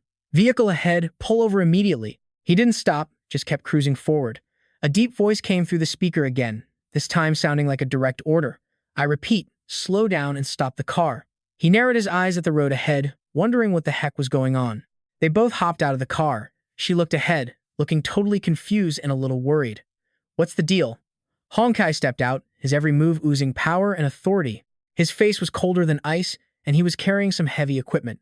Seeing that, she whispered in fear, "Whose bad side did we end up on this time?" He just stood there, totally unfazed by the guy's intense vibe. Who knows? Maybe we accidentally stepped on some big shot's toes or something. He stopped right in front of him, his gaze freezing cold. He tilted his head, acting like he couldn't care less. And, suddenly, the guy slammed his weapon against the car window with a loud bang and yelled, "You're exactly the guy I'm looking for." She let out a scream when she saw her precious car getting trashed. "Oh no, my window." The car door slammed shut. She was fuming. "Who do you think you are? What do you want? I don't care if you're an officer. You can't just go around smashing my car." He glared at her with pure contempt. "I am Major Chuang Hong Kai of the military prosecution team."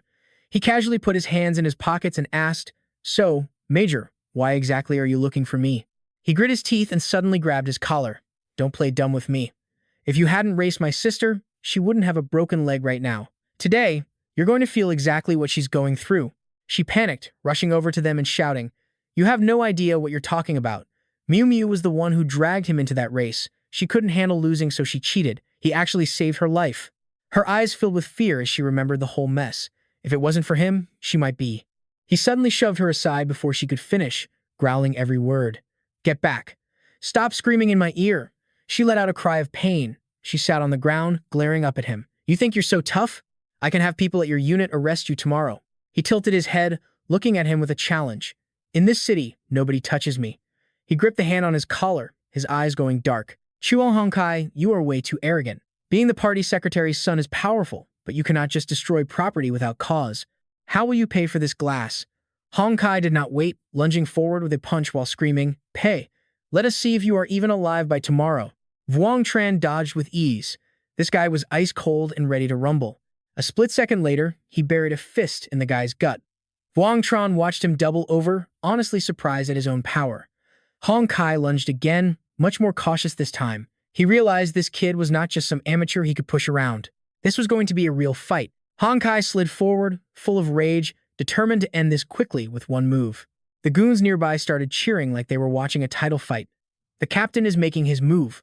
Watch closely and learn something. Boys." It had been a long time since the captain actually fought someone. Everyone expected a quick win, but their jaws dropped when Vuong Tran dodged effortlessly. He placed a hand on the guy's shoulder and smirked. "That was a nasty move, Captain. If that had landed, I would be a vegetable for life." Hong Kai was absolutely fuming, staring him down and growling one word. "You." Without hesitation, he spun and slammed an elbow into his chest. Hong Kai flew back like a broken toy. The goons panicked as they saw him lying there motionless. They rushed over, screaming his name over and over. "Captain, can you hear us? His breathing is getting really shallow. How could this kid have enough power to take down the captain like that? This is bad news." Instantly, they all drew their weapons. Every single barrel was pointed right at Vuong Tran as one of them yelled, "You dare hurt our captain and leave him in this state. You are not leaving this place alive today." Vuong Tran just shoved his hands in his pockets, looking like a total villain. "Are you guys blind? Which one of you actually saw me hit him? You are just making stuff up now. You might be fine, but our captain is in critical condition." Hong Kai was in terrible shape. He turned to the soldiers and barked orders. "You five, get the captain to the nearest hospital right now. The rest of you, stay here with me." With half the squad still standing behind him, he puffed out his chest with fake confidence and growled, "Let us see if anyone is brave enough to try and take this gun." Vuong Tran sighed. "You should know, I hate it when my own people point guns at me." He reached out and grabbed the barrel, calmly adjusting it until it was pointed right at his own heart. "If you are ready for the consequences, then go ahead and pull the trigger." Besides, Vuong Tran added, "Once Hong Kai wakes up, he will not cover for you. He is not going to protect you for this. What happens to a soldier who shoots an innocent civilian? You are looking at 20 or 30 years in a cell." The guy's confidence vanished the second the law was mentioned. Vuong Tran raised a finger, striking while the iron was still burning hot. "We are all brothers. I do not want to fight you. 5 seconds. Move." 1. He did not want to waste time with these clowns, so he raised a second finger. 2. The sound of the countdown echoing in his ears made the soldier start frantically calculating his odds of survival. He was right. If I pull this trigger, the captain will just throw me to the wolves to save himself. Just as the count of 3 echoed out, The soldier finally came to his senses and lowered the weapon. He could not take the risk. Wang Tran smiled and tapped his chest. I was a soldier too. Remember this. Never point a gun at your brothers. He walked away. Thi, let us go. Suddenly, Hai Min raised his rifle. You think you can just leave after what you did? A shot rang out. A loud bang sent birds scattering into the sky. Blood dripped onto the ground. He clutched his arm and screamed in total agony. Hai Min shook, but Wang Tran stayed ice cold, his fingers still on the trigger. He handled things decisively and hopped back in the car, leaving the wreckage behind as they continued their trip. After a few miles, Thi looked over with wide, shimmering eyes full of admiration. That shot you took earlier was so cool. You are actually an incredible marksman. You know that? Wang Tran watched the road. Nothing to brag about. It was just business. If he was not a soldier, he would have lost that hand forever. Thi worried, but he patted her head. Trust me, I know what I am doing. Relax. Hong Kai will not walk for 6 months. Ribs and lungs do not heal fast. Suddenly, the phone on the seat started vibrating like crazy, cutting their conversation short. It looked like the news she wanted because she could not stop grinning. Great, I understand. The second she hung up, she started screaming with excitement. Wang Tran, they found Lu Heavy, but then she threw a bucket of cold water on the mood. The guy is not talking. Wen Van says his interrogation failed and we need to get back there and handle it ourselves. At least that is some good news. That will do for now. We need to get back immediately. Not a single second to waste. He slammed the gas pedal down, and the car roared forward under the blazing sun reflecting off the city skyscrapers. Van Thao stepped out with a wide grin as soon as he saw them. Vice President Wang, finally. He pointed to the man sitting nearby and introduced him respectfully. Vice President, this is Lu Heavy. Heavy stared Wang Tran down with a steady gaze. His voice did not shake as he said, I do not care who you bring in here. I know nothing. Wang Tran signaled the others to leave. This guy is a tough nut to crack. Thi, Van Thao, you two head out for a minute. Give us some space. He sat down and went straight for the throat. My name is Wang Tran. I just took over as the vice president of Qdong International. Forgive me for being blunt, but I need to know the truth. Why exactly did you decide to quit your job at Truloi? Heavy scowled, his face full of annoyance. Why should I tell you anything? Wang Tran did not flinch, calmly taking a slow sip of his water. He set the glass down and locked eyes with the man, his gaze cold as ice. I really do not get it. What do you gain by taking down Qdong? You obviously planted that chip at Truloi. Why else would you suddenly walk away from such a high-paying job? Heavy shrugged and replied in a flat voice. I went to Italy to look after my daughter in college. No other reason. Wang Tran tapped his fingers on the table. You have a high IQ, but zero common sense. Smart people usually make the worst life choices. I am rational. Heavy snapped. Wang Tran just gave him a mocking smile. Really? You betrayed the company that raised you the second someone offered a little bribe. Heavy took a deep breath, trying to hide his nerves behind a fake smile. I can see what you are doing. You are just setting a trap and waiting for me to jump in. Well, I am not falling for it. Wang Tran leaned in, his eyes cutting through the BS. He knew exactly why this guy flipped. It was all for his daughter. He stayed chill, hands on the table. No secrets here. My old life as a special ops soldier taught me interrogation. I can read faces like an open book. Wang Tran ripped off the mask. Look, I asked you 7 questions, and your face changed every single time. Honestly, I do not even need your words anymore. The truth is written all over you. Your face says it all, Mr. Liu. You are an honest guy, so just spill it. Liu looked down, fighting with himself for a second before shaking his head. I have got nothing to say, he sighed. Without flinching, Wang Tran slid a photo across the table. Is this your daughter in Italy? The second Liu saw her face, he lost it. Tin. He choked out, completely panicked. His face went pale, a mix of pure rage and terror. You are stalking my girl? Do not you dare touch her. She is my entire world, he barked. Wang Tran just dropped more proof. Those thugs used her to blackmail you into leaving home. He scattered photos of the girl being followed. Liu was shook. Who the hell are these people? He stammered. He gave him a cold look before answering. Obviously, these are the guys holding your daughter over your head like a leash. One wrong move and she is gone. Liu leaned on the table, desperate. Why would they do this? Wang Tran ripped a photo in half. Chill out. You are lucky I am here. I already took care of those creeps for you. Liu still looked skeptical. Since they were alone, Wang Tran just went for it. Consider this a favor for a favor. Just tell me the truth. Why go through her instead of just hitting you? What secret are you hiding? Liu stared at the desk. It is my tech, he muttered. I have a filter core design.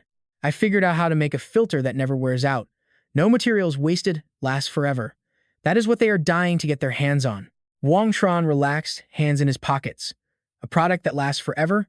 If filters do not need replacing, the big corporations will go bust.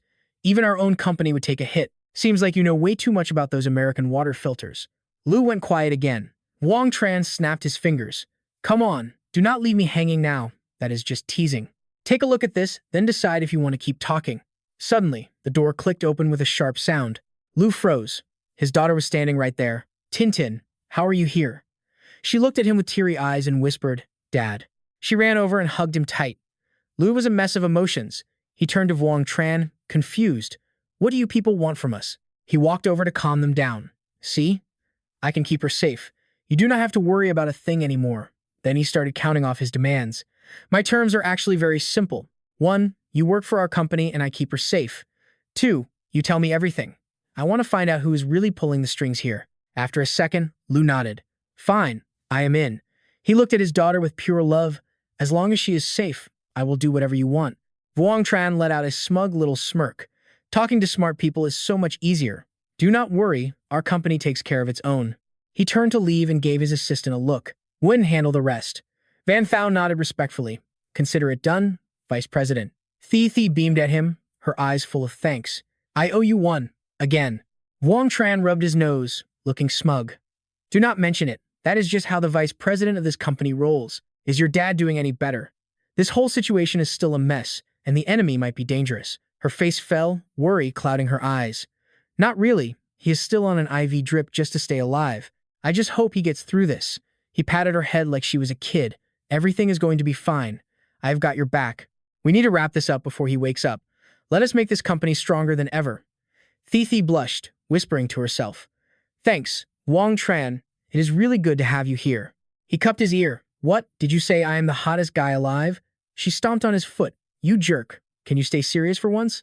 She turned and walked off. Back to work, she tossed back. He watched her leave, totally clueless. Man, I will never understand women, he muttered. His phone buzzed. It was a call from Trung Min Kai.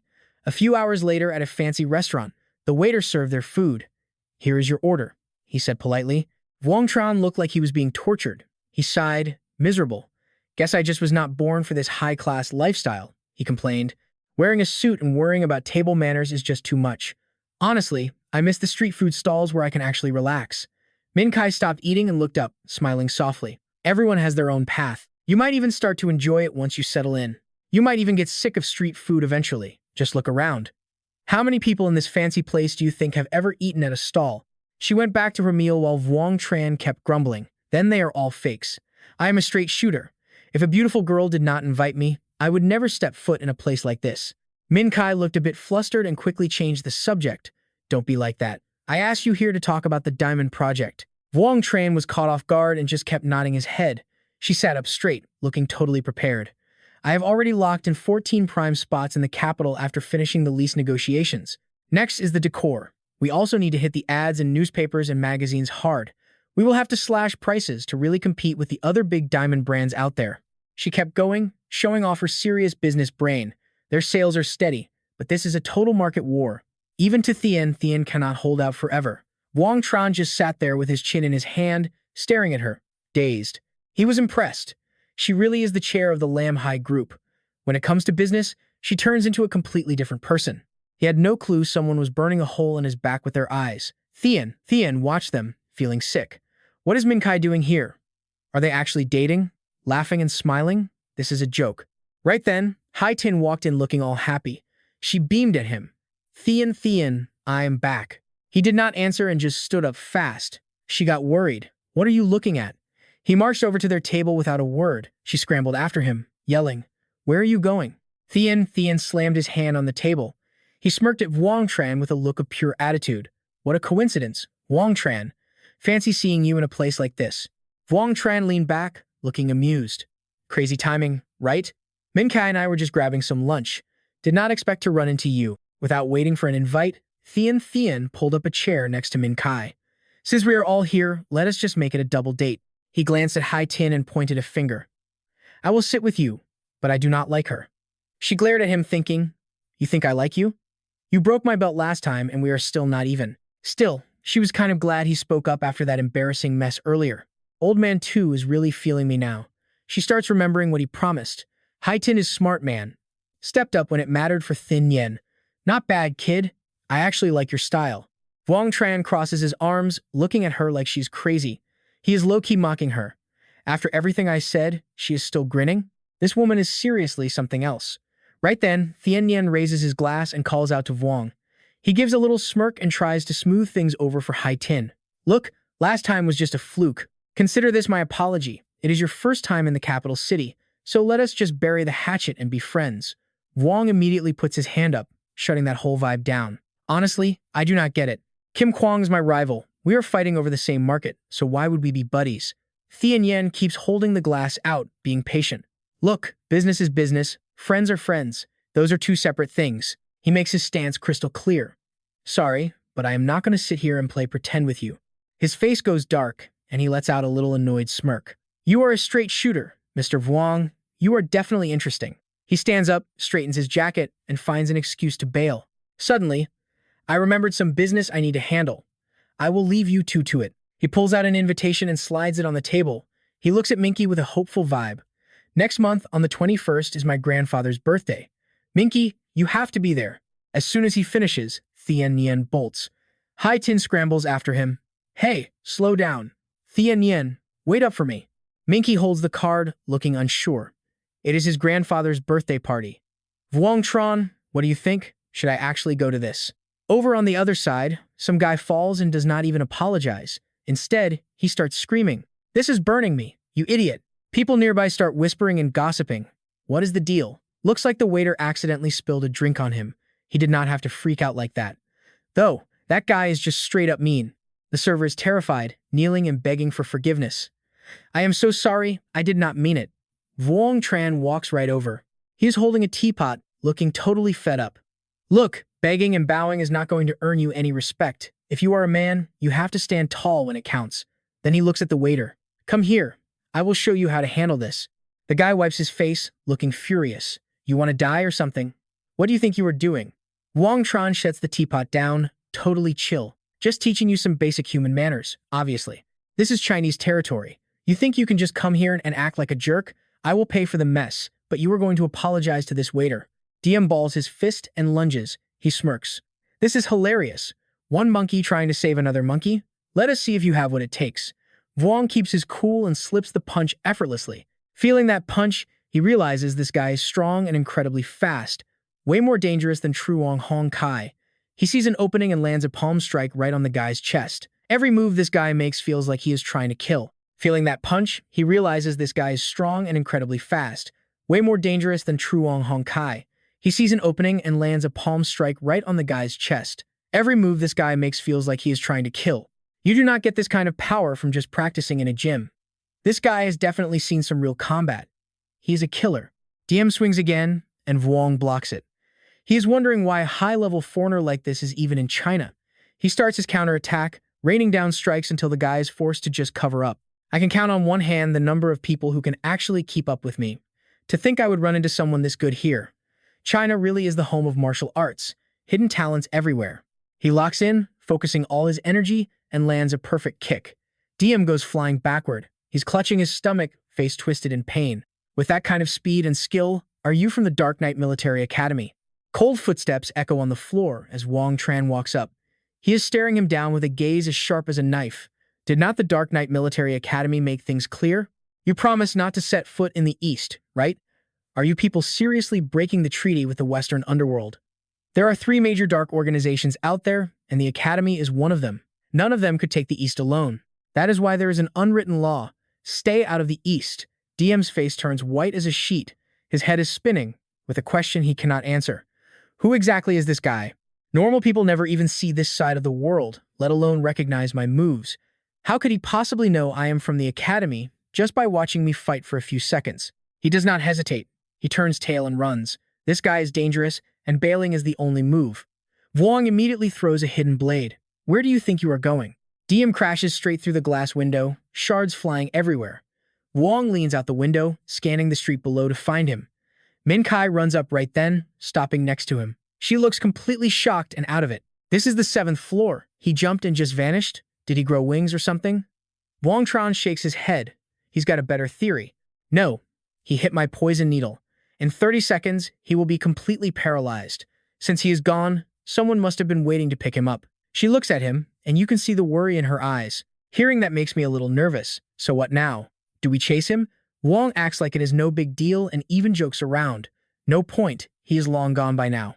Besides, I have to make sure this beautiful lady gets home safe. Min Kai gives him a playful look. Stop talking so much. Meanwhile, a white car is tearing down the road. Inside the car, Dong Tung gives DM a dirty look. I told you not to be reckless. China is full of hidden masters.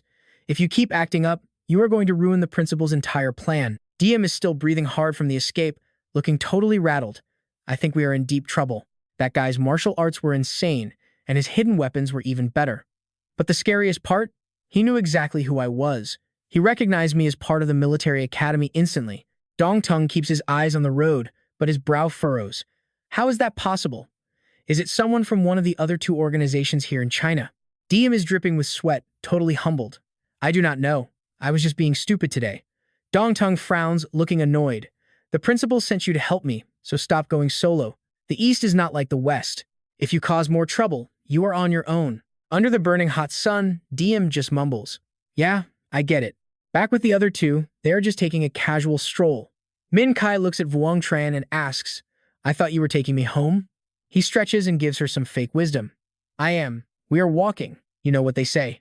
Walk 100 steps after a meal and you will live to 99. Suddenly, one of Kim Fan's goons starts laughing. You really think you are going to live to 99? Vuong stops and just glares at him.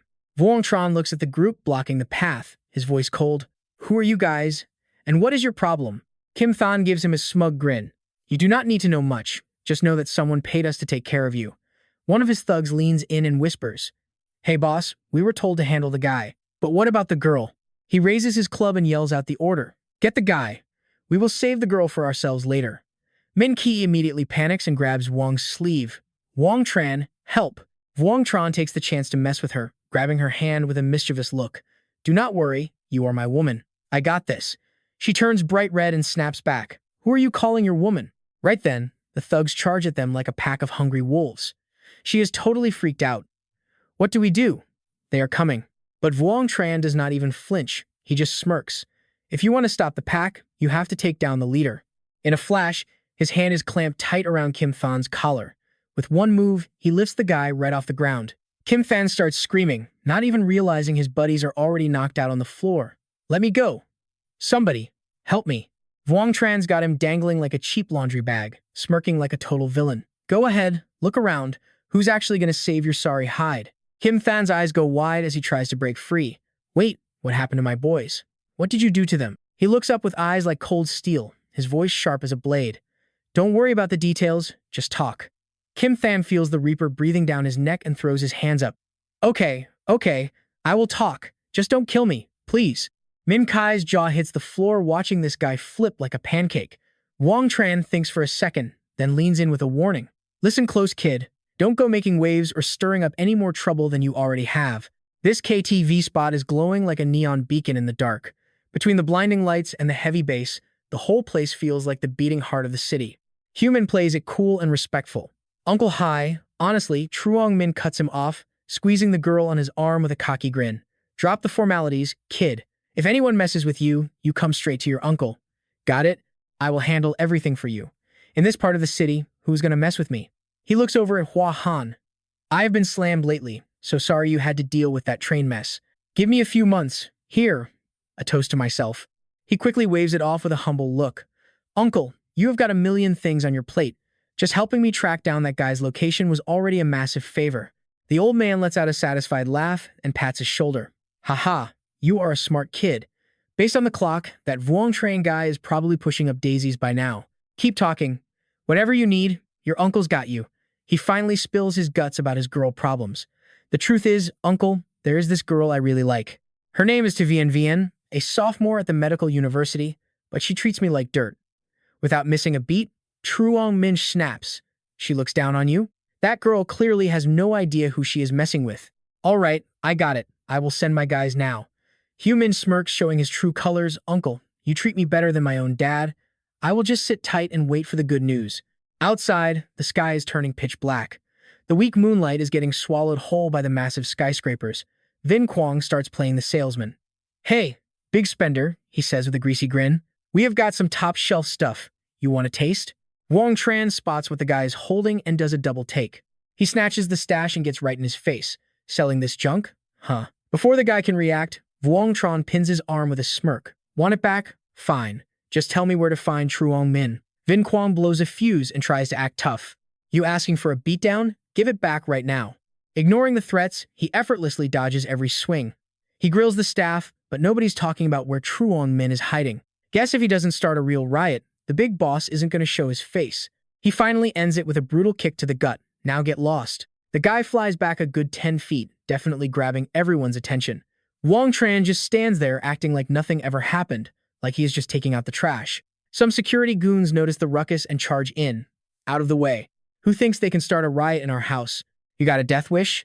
Wang Tran cracks his knuckles with a grin. Looks like it's round 2. Without wasting a single breath, he lunges forward and starts mopping the floor with the whole squad. A waiter scrambles to the back to report the news. Mr. Fong, it's bad. Someone is trashing the place. Truong Min scowls, annoyed that his vibe is ruined. What's the panic for? How many of them are there? The guy stammers, clutching his spinning head. It is just one guy, but he is a total beast. He took out dozens of our guards like they were nothing. He explodes, jumping out of his seat. One guy beat dozens of you? What am I even paying you for, useless trash? Do you even know why he is here? Suddenly, a deep, calm voice cuts through the tension. Is there really any other reason? Wang Tran steps in, looking cold as ice, and gets straight to the point. You're the one, aren't you? Truong Min flinches and stumbles back a few steps, terrified. Look, I don't even know who you are, kid. Without a second thought, Wang Tran hammers a fist right into the guy's face. Finally found you. You're the one who put a hit out on me, right? He groans, clutching his face in total shock. Put a hit on you? Wait, you are really Wang Tran? You little punk. You are dead meat now. My buddies from the police station are already on their way. You are finished. He laughs and steps closer. Think you will last that long? Talk. Why are you coming for me? Suddenly, Hu Min rushes out to block him. Wang Tran, stop. Don't touch my uncle. Truong Min looks up, stunned. Hu Min, he comes clean immediately. You messed with me on the train, so I asked my uncle for a little backup. This is all on me. Leave him out of it. If you want to swing, swing at me. But inside, he's sweating. Where are the cops? I can't keep this act up forever. Wang Tran snaps and delivers a heavy kick. Save the explanation. Seeing your face tells me everything I need to know. Seeing his nephew hit the floor, Truong Min panics. Hu Min. Wang Tran sits down with a heavy sigh. I really don't like your family's vibe. How should I settle this? Tell you what. I will give you a choice. Just pick one of these two options. His face turns pale white. The police are supposed to be here any minute, yet this kid doesn't seem scared at all. He cheerfully lays out the deals. Option 1, I break your leg and you personally cut off one of your own fingers. Option 2, you stop protecting your nephew and start working for me instead. You will be helping me handle some business. You handle some business for me. You keep this place, I won't interfere. Truong Min feels like he's stuck between a rock and a hard place. Is this a joke? Lose his dignity or lose a limb? Why should I let this kid push me around? Just then, a booming voice echoes through the room. Who is making a scene in here? Everyone, get against the wall. Truong Min lights up seeing Hoa Bin and his squad march in with serious looks. Everyone's eyes are glued to them. Wang Tran just scowls, looking totally annoyed. What a pain. Why do I keep running into this guy? Doesn't he have anything better to do with his time? Truong Min rushes over for backup. Captain Vuong, thank God you are here. The captain looks confused. Mr. Fong, what on earth happened? Why is this place looking like a disaster zone? You look like a total mess. Truong Min starts snitching immediately. Captain, you have got to get us some justice. Look what he did to me. Hoa Bin is doing the math in his head. This spot brings in over 100,000 a year in kickbacks. This golden goose is getting cooked by some punk kid. He finally barks out, who is the one responsible for this mess? Hey, you, stand up right now. Wang Tran just stares back casually. And if I do, you think you can actually arrest me? The captain feels the disrespect and loses his cool. Arrest you? You better believe I will. Men, cuff this punk right now. Wang Tran slowly turns his head with a stone-cold expression. Vuong Hoa Bin, are you really sure about that? The second he sees the guy's face, he freezes solid like he just saw a ghost. It is him, the man who has dinner with the top military generals. One single phone call from this kid could mobilize the entire district. Why does he keep showing up everywhere I go? He quickly fakes a phone call to bail. Hello? What? You are saying there is a murder over at the Bin Jian campus right now. Got it. I am on my way. He tries to calm his nerves. I can't mess with this guy or I am toast. Vuong Tran drops a hand on his shoulder. Captain Vuong, you seem a little stressed. I have a perfect cure for that. If you actually want to get better, bring 2 million to the Qdong headquarters tomorrow and find me. The captain is absolutely floored. He has been looking for a cure for ages. How did this kid spot his issue so fast? Could he actually have the answer? He thinks it over for a long beat before walking away. Fine, I will be there to find you. After your savior bailed, you look terrified, President Fong. I am telling you, even Captain Wang won't touch me. You better think long and hard about which side you are actually on before it is too late. Chill out. I am not in a rush. I will give you some time to process everything, but next time I drop by, you better have a real answer for me. I am waiting. He screams in frustration, why me? Is it about the money at Engine Toa? Look, it is not the cash. You just have something I need, but I am not telling you what just yet. Wang Tran struts out of the room. Every heavy footstep echoes with pure authority, proving he is the one calling the shots around here now. He stretches out his tired limbs, cracking his back after a long night of action. Man, it has been a minute since I moved like that. Feels good. Now, time to call that guy. He slowly dials a familiar number, feeling a strange rush of nostalgia hit him all at once. A voice picks up. Hello, who is this? Wang Tran just laughs. The Dark Army guys showed up. Are all the losers you kept around actually that incompetent or what? He recognizes the voice and gasps. Wang Tran, when did you get back? Wang fires back. Shouldn't a special ops captain like you know my schedule? You better cooperate with me this time, because if you don't, I will find you, no matter where you try to hide. He says it firmly. Relax. You gave me the heads up, so you have to trust me. I have got this handled. I have to prove I am worth your trust. Then he adds with a sigh. But seriously, show some respect and call me big brother once in a while. You are so rude. Wang ignores him. Just handle that Dark Army mess. I don't want to spend my free time cleaning up after you guys. He hangs up. Hanyan isn't even surprised. Same old attitude. He cries tears of pure joy, unable to stop them from falling. He is finally back.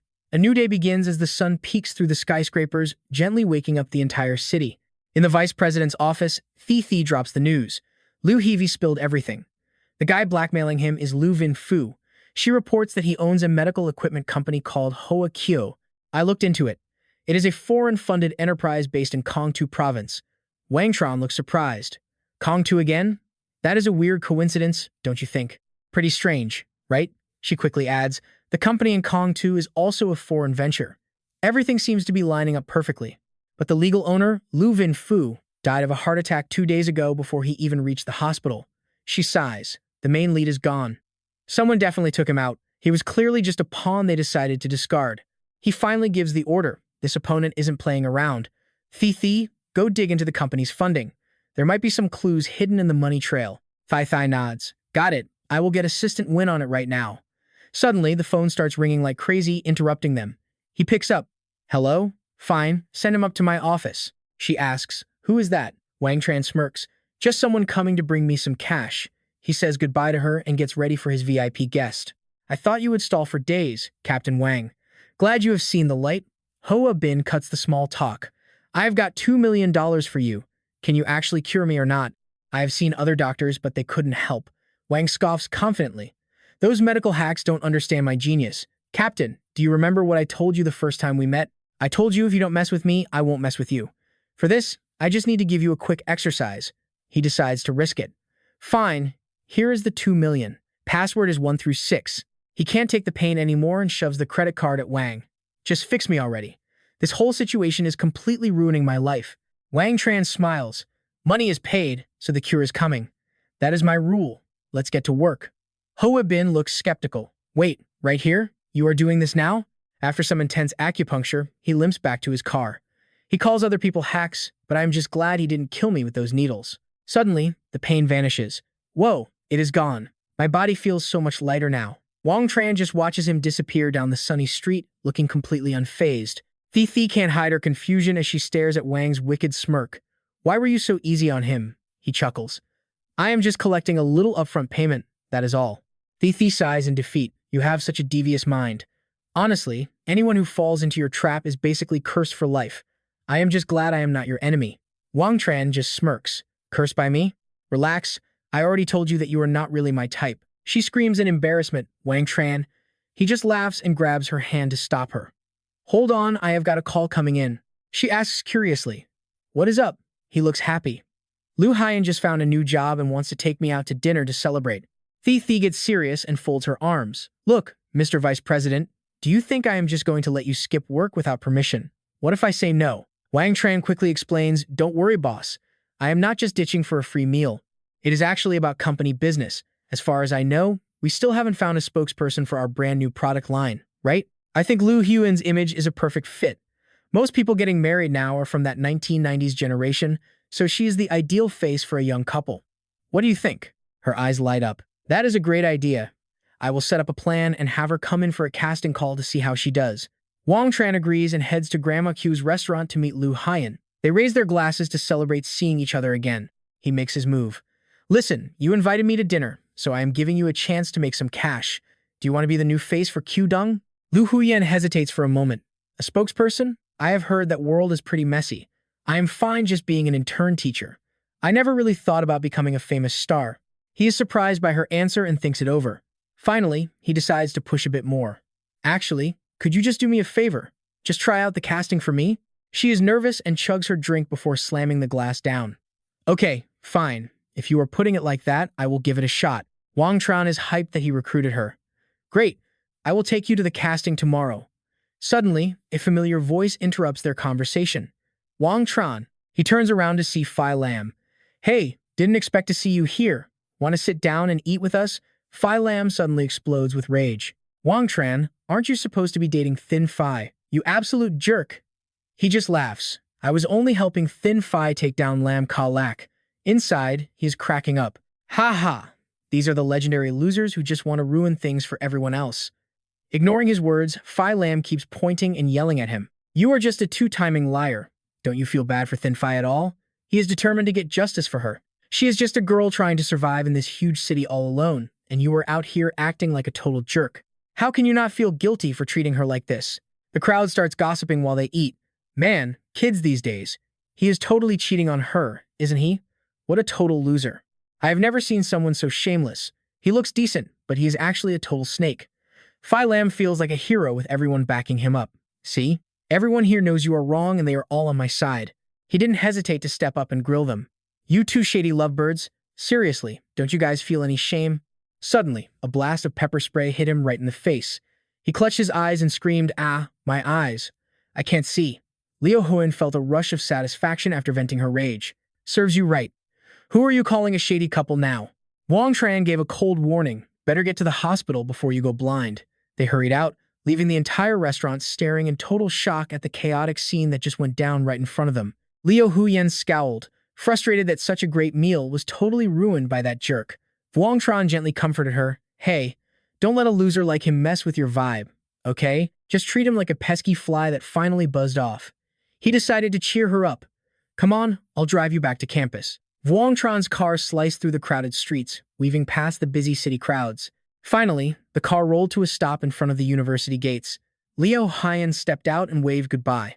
Thanks for the ride. Go home and get some sleep. You need your energy for that big audition tomorrow. He grinned and gave her a heads up. Got it. I'll pick you up tomorrow. So keep your phone handy. Suddenly, he spotted a familiar figure walking out of the school. She felt uneasy and quickly turned around to check the situation. Her heart skipped a beat when she saw an old acquaintance. It was Uncle Fong. Uncle Fong scowled. Liu Haiyan. First day back and I run into her? Talk about bad luck. Inside, he was cursing her out. You brat, if it wasn't for you, I wouldn't have been beaten and left with these ugly scars. He clenched his fists, struggling to hold back his burning rage. I won't forget this humiliation. Uncle Fong always settles his scores, and this debt is recorded deep in my heart. Liu Haiyan didn't even give him a second look, making Uncle Fong seethe with anger. You ruined everything and brought me nothing but trouble. One day, I swear, I'm going to end you. He muttered with deadly certainty, I will kill you, Liu Huan. Kai Hoa saw her son losing it and tried to stop him. Fong, stop. Don't do something you'll regret. Your father is finishing the paperwork to send you to Australia next month. He flat out refused. I'm not going. I'm taking back everything I lost. His father exploded in a rage. This kid is out of control. You're his mother. Why aren't you talking some sense into him? Deep, he snapped back, totally fed up. My son and I were bullied like this, and you're just hiding like a coward in a shell. Chu Kihoa, are you even a man or what? He tried to swallow his anger and gave a stern warning. Listen up. Don't let Fong mess up my plans. Women rarely help with success, but they sure are great at ruining everything. As the car vanished down the road, Wang Tran stood there, his eyes heavy with deep thoughts as he stood at a crossroads of conflicting emotions. Just as the morning sun began to peek out, everyone at headquarters was ready to go. Tiu Mu gave a professional introduction. Bang Thuan, take a look at this. These are the outfits and the script for the new commercial. Bang Thuan immediately shut it down. An apron? Loose hair? Director Truong, I hate this makeup style. It totally clashes with my brand. He tried to stay patient. Bang Thuan, this job isn't always about what you want. Why not try exploring a new vibe, like a relatable family woman image? She raised her voice, dripping with sarcasm. Explore a new vibe? A silver screen icon like me needs to explore? Are you serious right now? Not backing down, he kept pushing. Bang Thuan, trust me on this. If you show a completely new side in this script, the audience is going to fall in love with you all over again. She ignored him, acting totally stubborn. Drop it, Director Truong. I really hate this script. Then she got straight to the point. Plus, there's the fee. I'm not budging on the price. It's 70 million or nothing. Period. Tiu Mu was floored. 70 million? Didn't we agree on 60 million before? Wang Tran watched the whole thing and couldn't hide his disgust. This A-list star has a massive ego. She's being completely unreasonable and arrogant. Thai Thi explained it calmly. In this business, humble celebrities are rare. Bang Thuan definitely isn't one of them. Besides, she's a top-tier A-lister, and she knows it. He laughed, his voice dripping with mockery. Who cares what tier she's on? If she thinks she can show off here, she's dreaming. 70 million? She won't even get $7 from us. She cleared things up. I was worried Lu Hien might say no, so Bang Thuan was just the backup. But since Lu Hien agreed, then I'm canceling her. He calmly walked over to Tiu Mu and the director. Ready to share the burden? He asked. What's the stress about? Feel free to vent to me if you want. Tiu Mu snapped out of it. Oh, it's Vice President Vuong. Please, take a seat. T took the hint and left them some space. You and the director chat. The wardrobe team is helping Lu Hien change right now. I'll go check on her. Vuong Tran nodded with a smile. Sure. Then he turned back to the others. So, what exactly was all that drama just now? Director Tiu Mu sighed, looking totally helpless as he explained. Vice President Vuong, here's the deal. Bang Thuan hates the script and the outfits. I'm trying to use these visuals to change her mind. He looked thoughtful. I see. Director Truong, do you honestly think that if we use Bang Thuan, the photo shoot and post-production will actually turn out the way we want? He carefully reviewed the files. Her style doesn't really fit the brand's needs, but since she's a top star, the editing might still give us a decent result. He laid out his real thoughts. Director, honestly, our company is just starting to break into the home appliance market. We aren't looking to dump massive amounts of cash into marketing just yet. We just want to test the waters first. He caught the hint immediately. So you already have someone else in mind? Well, let's have her do a screen test and see what happens. Vuong Tran was impressed. You're sharp, Director Truong. Very sharp. He slowly shifted his gaze toward the person they were talking about. And here she is. He gestured for the director to look as she stepped out in a fresh, athletic outfit. With total confidence, he asked, well, what do you think? Does she look right to you? Tiu Mu looked like he'd just found a hidden gem. His eyes lit up with pure joy. I love it. Seriously. I'm impressed. I don't know about the final edit yet, but she looks perfect right now. Lu Huyen was so nervous her hands were shaking. Hello, Director Truong. My name is Lu Huyen, and I'm a student at Capital Normal University. Vuong Tran asked me to help him out with this commercial shoot. I can't believe you're the one filming this. I've seen you on TV before. Seeing how anxious she was, he gave a warm laugh to calm her down. Don't sweat it. Just be yourself and relax. During the test shoot, just follow my lead and you'll do great. Vuong Tran chimed in. Let's not waste any time. Everyone, let's get started. Director Truong, please take good care of Lu Huyen. I'll stay out of your way. He gave her an encouraging smile, and she finally started to look a bit more relaxed. Once they were gone, Thi finally sat down and took a slow sip of her tea. Thinking back on the chaotic moment that just passed, she let out a long sigh of relief. Hearing her description, he could already picture how adorable she looked. He glanced at the opposite table and mused. Ha ha. It sounds like she's really taking this screen test seriously. She's just a bit lost on how to find her rhythm. Vuong Tran was fully backing his choice. Her attitude is top-notch, and she's a real self-starter. Honestly, I think she has everything it takes to become a famous actress one day. He checked in to see what the director thought. What's the verdict? Tiu Mu was so hyped he clapped his hands. I think she's perfect. After some hard work, he gratefully invited everyone over. He couldn't stop showering her with praise. You're being way too modest. Lu Huan is energetic, smart, and sharp. With her as the lead actress, this commercial is going to be a massive hit. Lu Huan blushed, feeling a bit shy. You're too kind. Wang Tran cut straight to the chase. So, can we officially lock her in as the lead role for this commercial then? Is it a done deal? Hu Mu asked cautiously. Mr. Vuong, Lu Huan is great, but didn't the company already invite Bang Thuan? If we just cancel her contract like this, won't there be some serious blowback for us? Thai Thai responded without a second thought. What is the big deal? I think Lu Huan is just as good as Bang Thuan. She calmly set her tablet down. Thuan's price is just way too high. Let's go with Lu Huan. He was nervous about the higher-ups, but Bang Thuan's side. Wang Tran was dead serious. You just handle the ads for Lu Huan, and I will take care of Bang Thuan myself. The first morning sun started to spread, warming up the room in the golden sky. He gave the order, Lu Huan, move a bit to the right. Perfect. She followed his lead without missing a beat.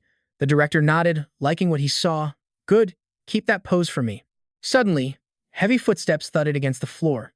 The sound was harsh, echoing the pure rage of the person who was stomping toward them. Lele marched in and slammed a stack of papers down. Director Chuan, what is this? She started screaming at him. Our star Bang Thuan isn't even here. Why are you already filming?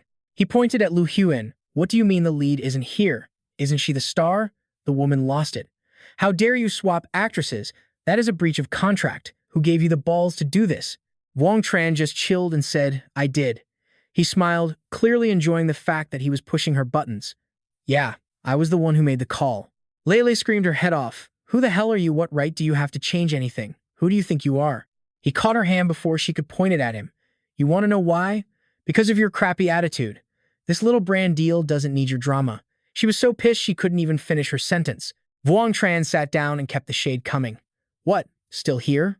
Or do you want to stick around as a veteran and give our new actress some pointers? Seeing her assistant lose the fight, Bang Thuan stepped up. I don't care who you are. You can't just kill my ad. Do you even know me? He just rattled off her bio. Yeah, you're Tai Bang Tuan from Tong Media. I'm tight with Tong Hai Tien, the chairman's niece.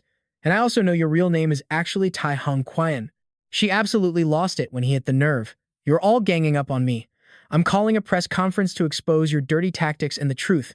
He shot back coldly. The truth? What truth? He pointed right at her face, and he wasn't done yet. He started spilling all her deep secrets, or maybe it was about her secret plastic surgery. Lu Huyan couldn't help but laugh out loud at his bluntness. Bang Thuan felt frozen. A million questions hit her brain. How did he know? Barely anyone knew she went under the knife. Totally humiliated, she just huffed and then turned to walk away. She still had enough energy to scream at Lele. How did he find out? What are you even doing? The assistant just bowed her head, terrified. Sorry, boss. Wang Tran clapped, satisfied. Problem solved. Back to work. Bang Thuan stormed back to Tong Media. She was so mad she threw her designer bag. She couldn't handle being ignored for the first time. This isn't over. Who does that guy think he is, replacing me like that? She kept telling herself she was an A-list star. He used a rookie to replace her and treated her like trash. She was literally shaking with rage. Lele kept fueling the fire. Exactly. We can't let this go. They have no idea how much money you bring in. Those people are freaking idiots. Bang Thuan chewed her nails, frustrated. But how do we get them back? The assistant whispered. Look, we still have Chairman Tong. So what if he knows Tong Hai Tien? You're the queen of this company, the golden goose. Chairman Tong is definitely going to have your back on this one. She thought it over. Yeah, I've still got Tong Min Zan. That guy is dead meat. Over at Tong Media, the place was packed with all the big names in entertainment. Inside the chairman's office, a soft voice was comforting her. Okay, stop crying. Min Jiang tried to calm her down. Don't worry, Thuan, I'll handle this. Just watch the show. He immediately ordered his assistant to send a formal invite to Wang Tran over at Qdong International. Tell him dinner tonight. Then he remembered something and stopped him. Wait, invite Chuang Min Tone and So Chiu Nam too. Don't forget Mr. Fong and my niece, Tong Hai Tin. Let her see how the world works. He was confident that Wang Tran guy won't know what hit him. Meanwhile, Wang Tran got the invite via fax. He looked at the paper, curious. He was surprised by what it said. Tong Min Zan wants to grab dinner? Looks like I hit a nerve. Thi was worried. Want me to go? They might actually listen to me. He ruffled her hair and smiled. No need. It will be awkward if you're there. Tong Min Zan will only show his hand if you're not around. She brushed him off, blushing. Stop touching my hair. Fine, I'll go to the club later to pick up some stuff. Vuong Tran just gave in. Fine. I will try to wrap everything up before you get there. The sky turned dark as the moon peeked out from the clouds. Thean Kung Club started to come alive as the sun went down, feeling mysterious and intense. Inside a private room, things were getting steamy. Thuan, don't move yet. Bang Thuan was breathless. Chairman Tong, then a sudden knock at the door ruined the vibe. Min Zan told her to hurry up. Fix yourself up. He walked in smiling. I'm Vuong Tran, but you can call me Chairman Vuong. The man invited him in. So, Chairman Vuong, I heard you replaced our girl Thuan with a rookie. Care to explain yourself? Vuong Tran sat down, totally calm. Looks like you're not happy, Mr. Tong. Or maybe I'm early and ruined your little private moment. Bang Thuan jumped up, caught red-handed. Vuong Tran, don't you dare try to change the subject. Min Zhan signaled her to be quiet. Vuong Tran started throwing shade. I'm just saying, you should chill out. Keep this up and your kidneys will be shot by 50. He flinched and grabbed his stomach. Mr. Vuong, we're in the same circle. Isn't that a bit much? He started listing his symptoms. Mr. Tong, you're feeling exhausted, right? Pain in the lower stomach, weak immune system. Do colds take you a month to shake? Min Zhan was stunned. How did he know? He asked, where did you practice medicine? Bang Thuan scoffed. Look at him. He's probably a total fraud who has hurt more people than he's helped. Vuong Tran went straight for the jugular. Honestly, I have something to say. Bang Thuan, didn't you have plastic surgery last month? She gripped her glass so hard her knuckles turned white. Is this guy a ghost? How did he know about my surgery? Min Zan was just as shocked. She did have surgery for me, but he shouldn't know that. He tried to stay cool. Doesn't matter how he knows. This can't get out to anyone. If it does, I'm screwed. Vuong Tran laughed, teasing him. You look a bit pale, Mr. Tong. Are you thinking about some dirty tricks? Old man got triggered when I hit a nerve, and now he is acting tough. Like always, these guys never learn. He waves it off, playing the humble card way too hard. Min San was literally speechless. He could not believe the sheer ego on this guy. Just then, footsteps echoed outside, and the door slowly creaked open to the room. Chuanam walked in all smiles. Uncle Min San, I just got back from the province. I saw your call and came straight here. Whatever you need, Uncle, I will do my absolute best. The old man snapped back to reality. Chuanam, listen, it is nothing major. We just have not seen each other in forever. I wanted to introduce you to a new friend. Say hello to Mr. So. Chuanam sat down carefully, making sure to suck up. This is Bang Thuan, China's top star. Seeing her in person is a total game changer. She is way hotter than on television. Suddenly, he realized there was someone else sitting in the room. Who is this other guy? He was stunned. Mr. Vuong, what are the odds of seeing you here? Turns out, Uncle Tong was trying to introduce us. Vuong Tran played along. Thanks to Chairman Tong's setup, we meet again. Min San was confused. They know each other? Chuanam started digging. Uncle, how on earth do you know Mr. Vuong from the Philadelphia Vuongs? He started doing the math. If he wants to tie Vuong Tran and Tong Min San together, he better change the subject fast. The old man froze. The Philadelphia Vuongs? He started frantically searching his memory for that name. That is a massive financial empire. They can take on any elite family. But he shook it off. Whatever. Even if he is from Philly, this is China. This punk crossed the line, and I am not letting him off easy. As he was thinking, a familiar voice called out, Mr. Tong, I am here. Min San grinned, feeling satisfied. Finally, his backup had arrived just in time. Min Tone acted all friendly. Oh, Mr. So is here too? And the famous Bang Thuan? Vuong Tran just waved with a smirk. Hello. As soon as Tone saw him, he looked like he saw a ghost. Bad memories were definitely flooding back. He looked down, totally terrified. Of course, you can be here. You can do whatever you want. A wave of dread hit him. As long as I do not get punched again, this guy can sit on my head for all I care. Vuong Tran just walked up and threw an arm around him. Why so scared? Where is your sister? Min Tone stuttered that his sister was working overtime. He was totally regretting his life choices. This trap was for Vuong Tran. If he had known, he would have stayed home. They both blurted out, wait, you two know each other too? Vuong Tran just casually doubled down. Know him? Man, we are practically family at this point. Min Tran corrected him fast. He is close with my sister. Vuong Tran decided he had teased him enough. Look, I met Min Kai while studying abroad. We are just old friends. He gestured for everyone to sit down and relax. Min San watched this play out, sweating bullets. Chuanam tried to keep it cool, but Min Tone was shaking. This Vuong Tran guy was as tough as nails. The old man calculated his moves. This kid is dangerous, so I should probably play it safe. But he built up some courage and pushed a drink across the table. Min San got straight to the point. Mr. Vuong, replacing Bang Thuan with some random student? I am going to need an explanation. Vuong Tran hit back cold. Chairman Tong, are you telling me I need to apologize to Miss Bang Thuan right here? Min San panicked. No, no, no. I just want you to clear the air. Otherwise, Vuong Tran cut him off. So, you want a public apology? The old man nodded, feeling smug. I knew you were a reasonable guy. Min Tone felt the tension rising and looked for an exit. My stomach is killing me. I gotta go. You guys keep talking. Chua Nam saw right through the act, real smooth, choosing right now to run to the bathroom. He tried to play mediator for Vuong Tran. Uncle, leads get replaced all the time, right? Maybe Vuong Tran has a good reason. Min San took the glass and looked at it, his mind racing with a weird feeling. If I just back down and do not stand up for Bang Thuan, what happens? No new stars will ever sign with my company again. My reputation will be completely ruined. He tried to find a middle ground. Look, this is not a huge deal. I am telling you, Vuong Tran, we should just work together. It is better for everyone. He leaned in to pour a drink. My company's diamonds and your team, paired with the stars from the Tong Family Media Group. That is a winning combo. Vuong Tran reached out and stopped him. He just laughed and told them how he really felt. If your stars are all like Miss Bang Thuan here, I will pass. Bang Thuan lost it, stood up, and screamed. Vuong Tran, what is your deal? You want me to have you beaten up? He just shrugged it off. Go ahead and try. If you touch a single hair on my head tonight, you will not be seeing the sun tomorrow. He slammed a gold card onto the table. Min San started stuttering. Is that the Heavenly Palace? He screamed in shock. That is a platinum board member card for the International Heavenly Palace Club. His brain was spinning. Word is, the Heavenly Palace was built by the top chairman himself. The people on that board are legendary power players with insane influence. And it turns out, Vuong Tran is one of those heavy hitters. Bang Thuan crossed her arms, acting tough. Who knows if that card is even real? You think a piece of plastic scares me? He stood up. Really? Well, let me tell you something. Before I arrived, I set up a camera. Min San turned pale, looking like he was caught red-handed. Chua Nam just sighed. These two tried to take on Vuong Tran and lost miserably.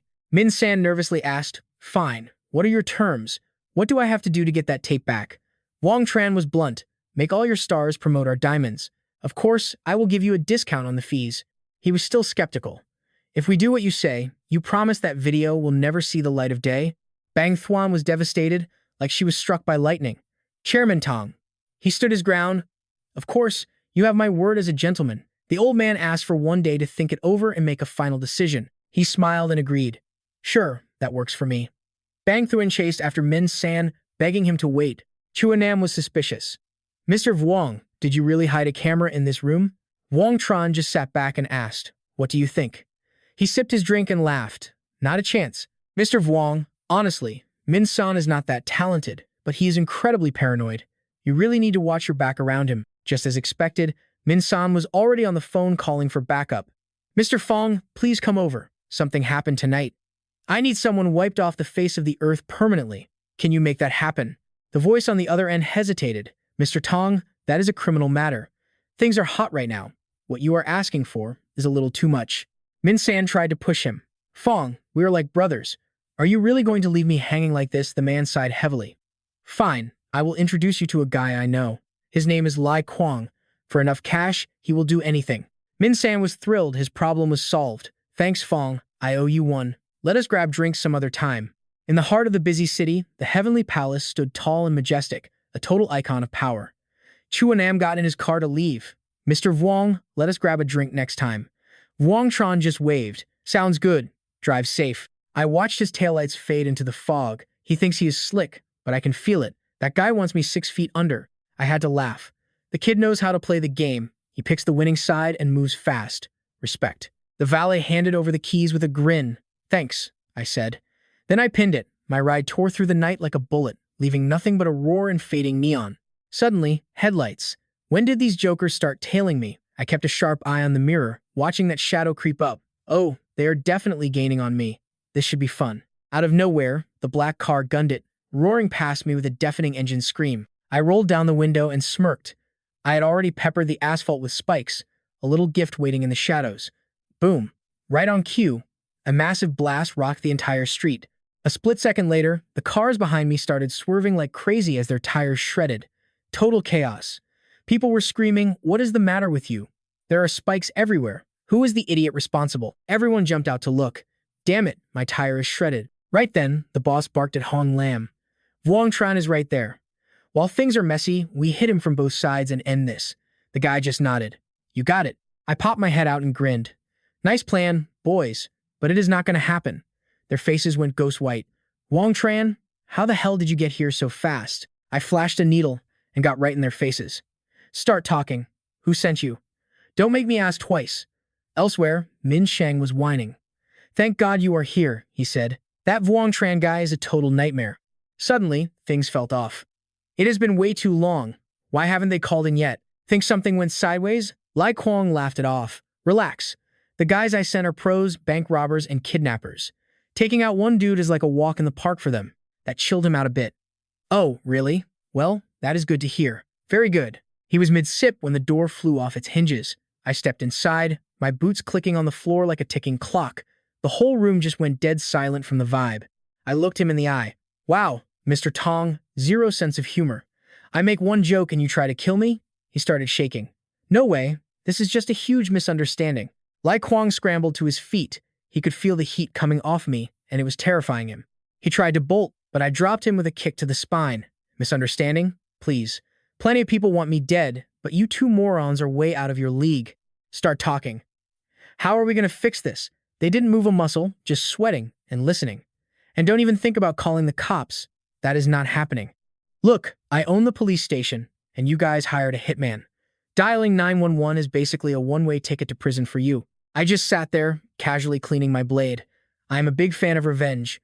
You wanted me in a casket, so why should I let you breathe? I gave them a look. If you have something to trade that is worth your pathetic lives, maybe I will reconsider. Min Shang jumped on it. Wait, what if we do this? I will agree to everything you asked for. Plus, free advertising, no fees, no nothing. I swear. I just laughed in his face. You think the company is enough?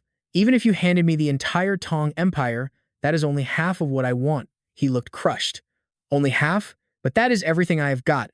Wrong. You have something else. Do it, and I will let you live.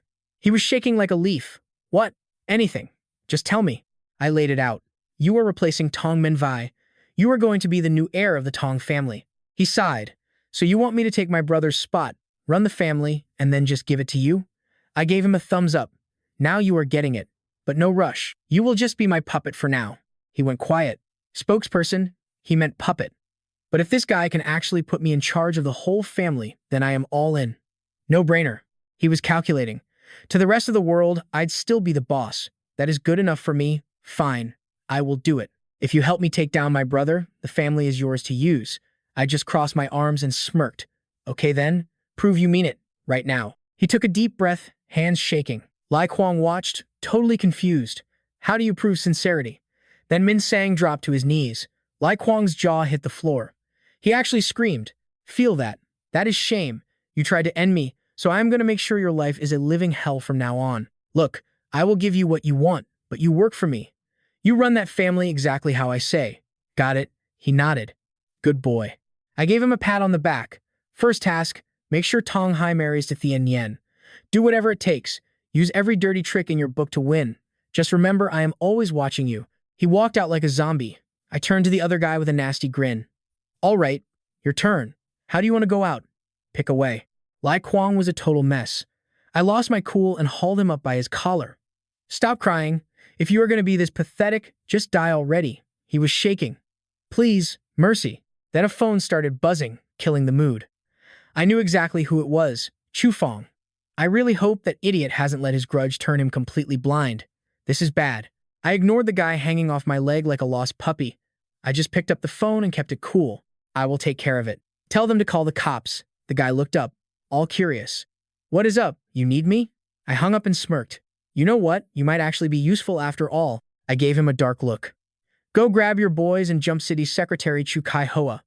Beat him until he can't stand. He didn't even hesitate. On it, boss. He was sweating, but he didn't care. If it keeps me alive, I will beat up the Pope.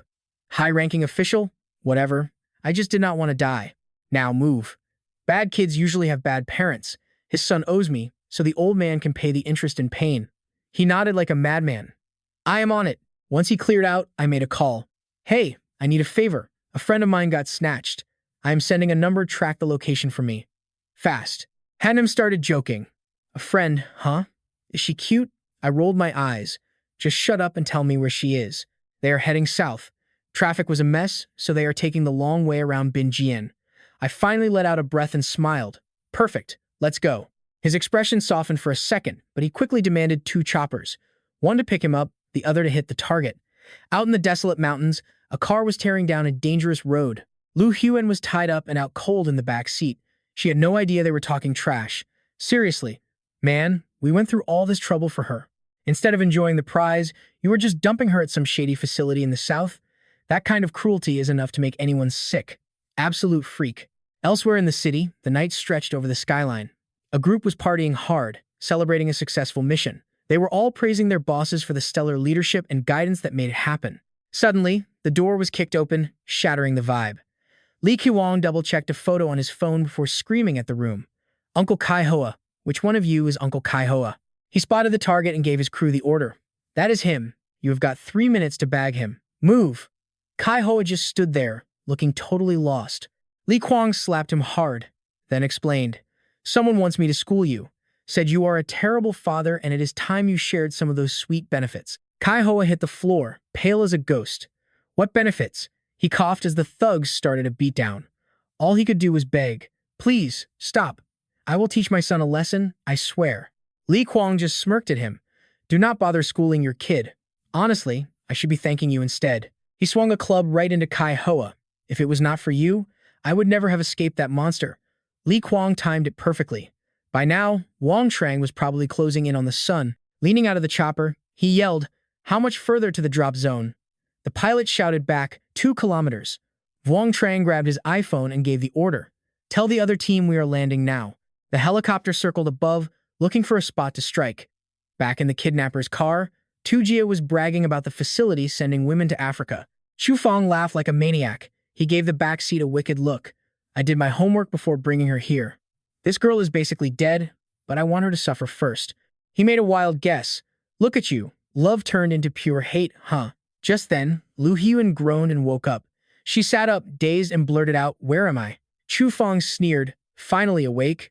No need to be scared. I am taking you somewhere nice where you can really enjoy life. Haha. At the facility, a guy bowed to the guests. Safe travels, sir. Call us if you find any more good cargo. Chu Feng just brushed him off. There will not be a next time. I am done with her. Diep, he spoke up from behind. All right, son. We cannot stay here. Let us move. He just whined back. Mom, seriously? I told you I could handle this myself. She smiled sweetly. I am just worried about you, dear. Then, a bullet whistled past them. What? It tore right into Chu Feng's leg, blood spraying everywhere. His mother panicked and rushed to her precious son, unaware that they were both caught in a sniper's crosshairs. Wang Zheng stood high up, grinning ear to ear. Bingo. Even the guy with the binoculars was stunned. Man, you hit a target from 1,000 meters? How?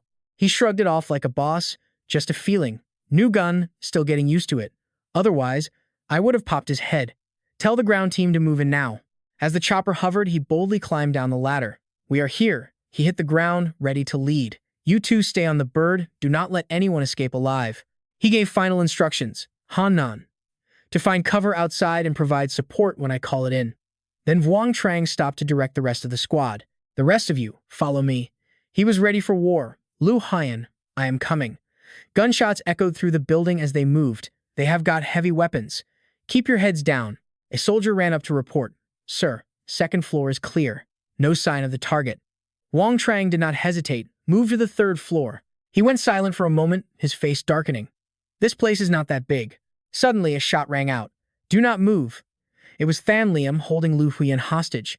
You guys came for her, did you not? He tried to cut a deal. Get me a car so I can get out of here, or she is dead. Lu Haiyan was terrified, crying out for Wang Zheng. He just raised his hands. Take it easy. A car? Whatever you need. I will make it happen. Just do not do anything stupid. He already had a plan. Than Liam walked down the stairs, still barking threats. Do not try anything funny, or she is toast. He did not realize he was targeted. Without warning, a shot cracked, hitting him right in the head. Even Wang Zheng was impressed. Not bad, Han and To. That is some elite marksman work right there. Perfect shot. Than Liam collapsed, tumbling down the stairs and dragging Lu Haiyan with him. She screamed at the top of her lungs. Help! But a second later, she was safe in his arms. Wang Zheng gave her a reassuring look. Do not be scared. It is over. I am taking you home." He carried her out, leaving the cleanup to the squad. Check upstairs for other victims and get them out. He added one final order: level this place. This toxic dump does not deserve to exist. The news spread fast. Somewhere else, a man slammed his desk in a rage. "What? Hanam's people took out our southern operation?" He hissed through gritted teeth. "Fine. I was not looking for a fight. But if you want to play dirty, let us see who wins." Next morning at the villa, Thithi was waiting. "Here comes our big hero. How is the girl you rescued?" He just smiled. "She's doing okay. Just some major post-traumatic stress." She suddenly snapped at him. "A nap? Did you not say Chu Fong kidnapped her? I am thinking we should just send our guys to bag him once and for all." Chin Fai tried to be the voice of reason. "That is risky. He is still a person. Better to call the cops. Besides, his dad is a high-ranking official." Wang Zheng stepped in to calm things down. "Relax, you are scarier than me.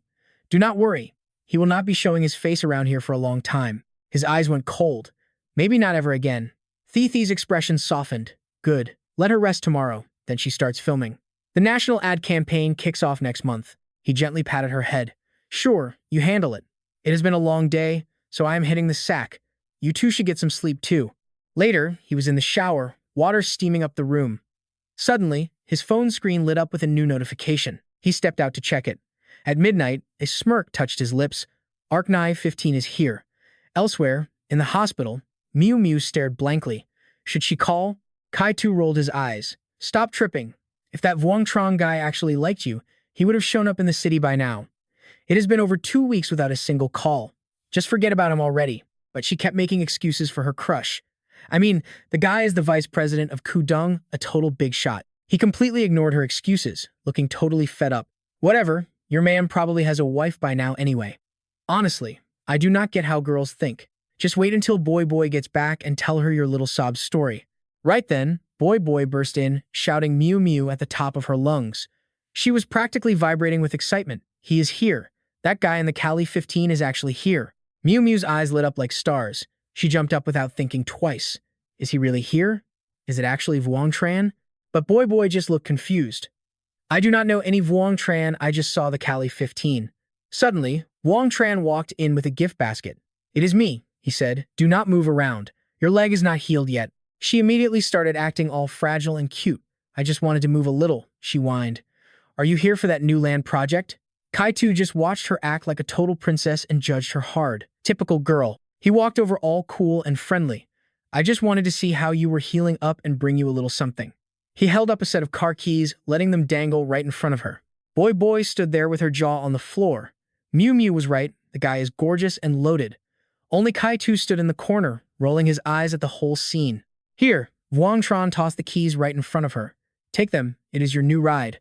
Looks like you are recovering pretty fast. But seriously, you need to stay chill.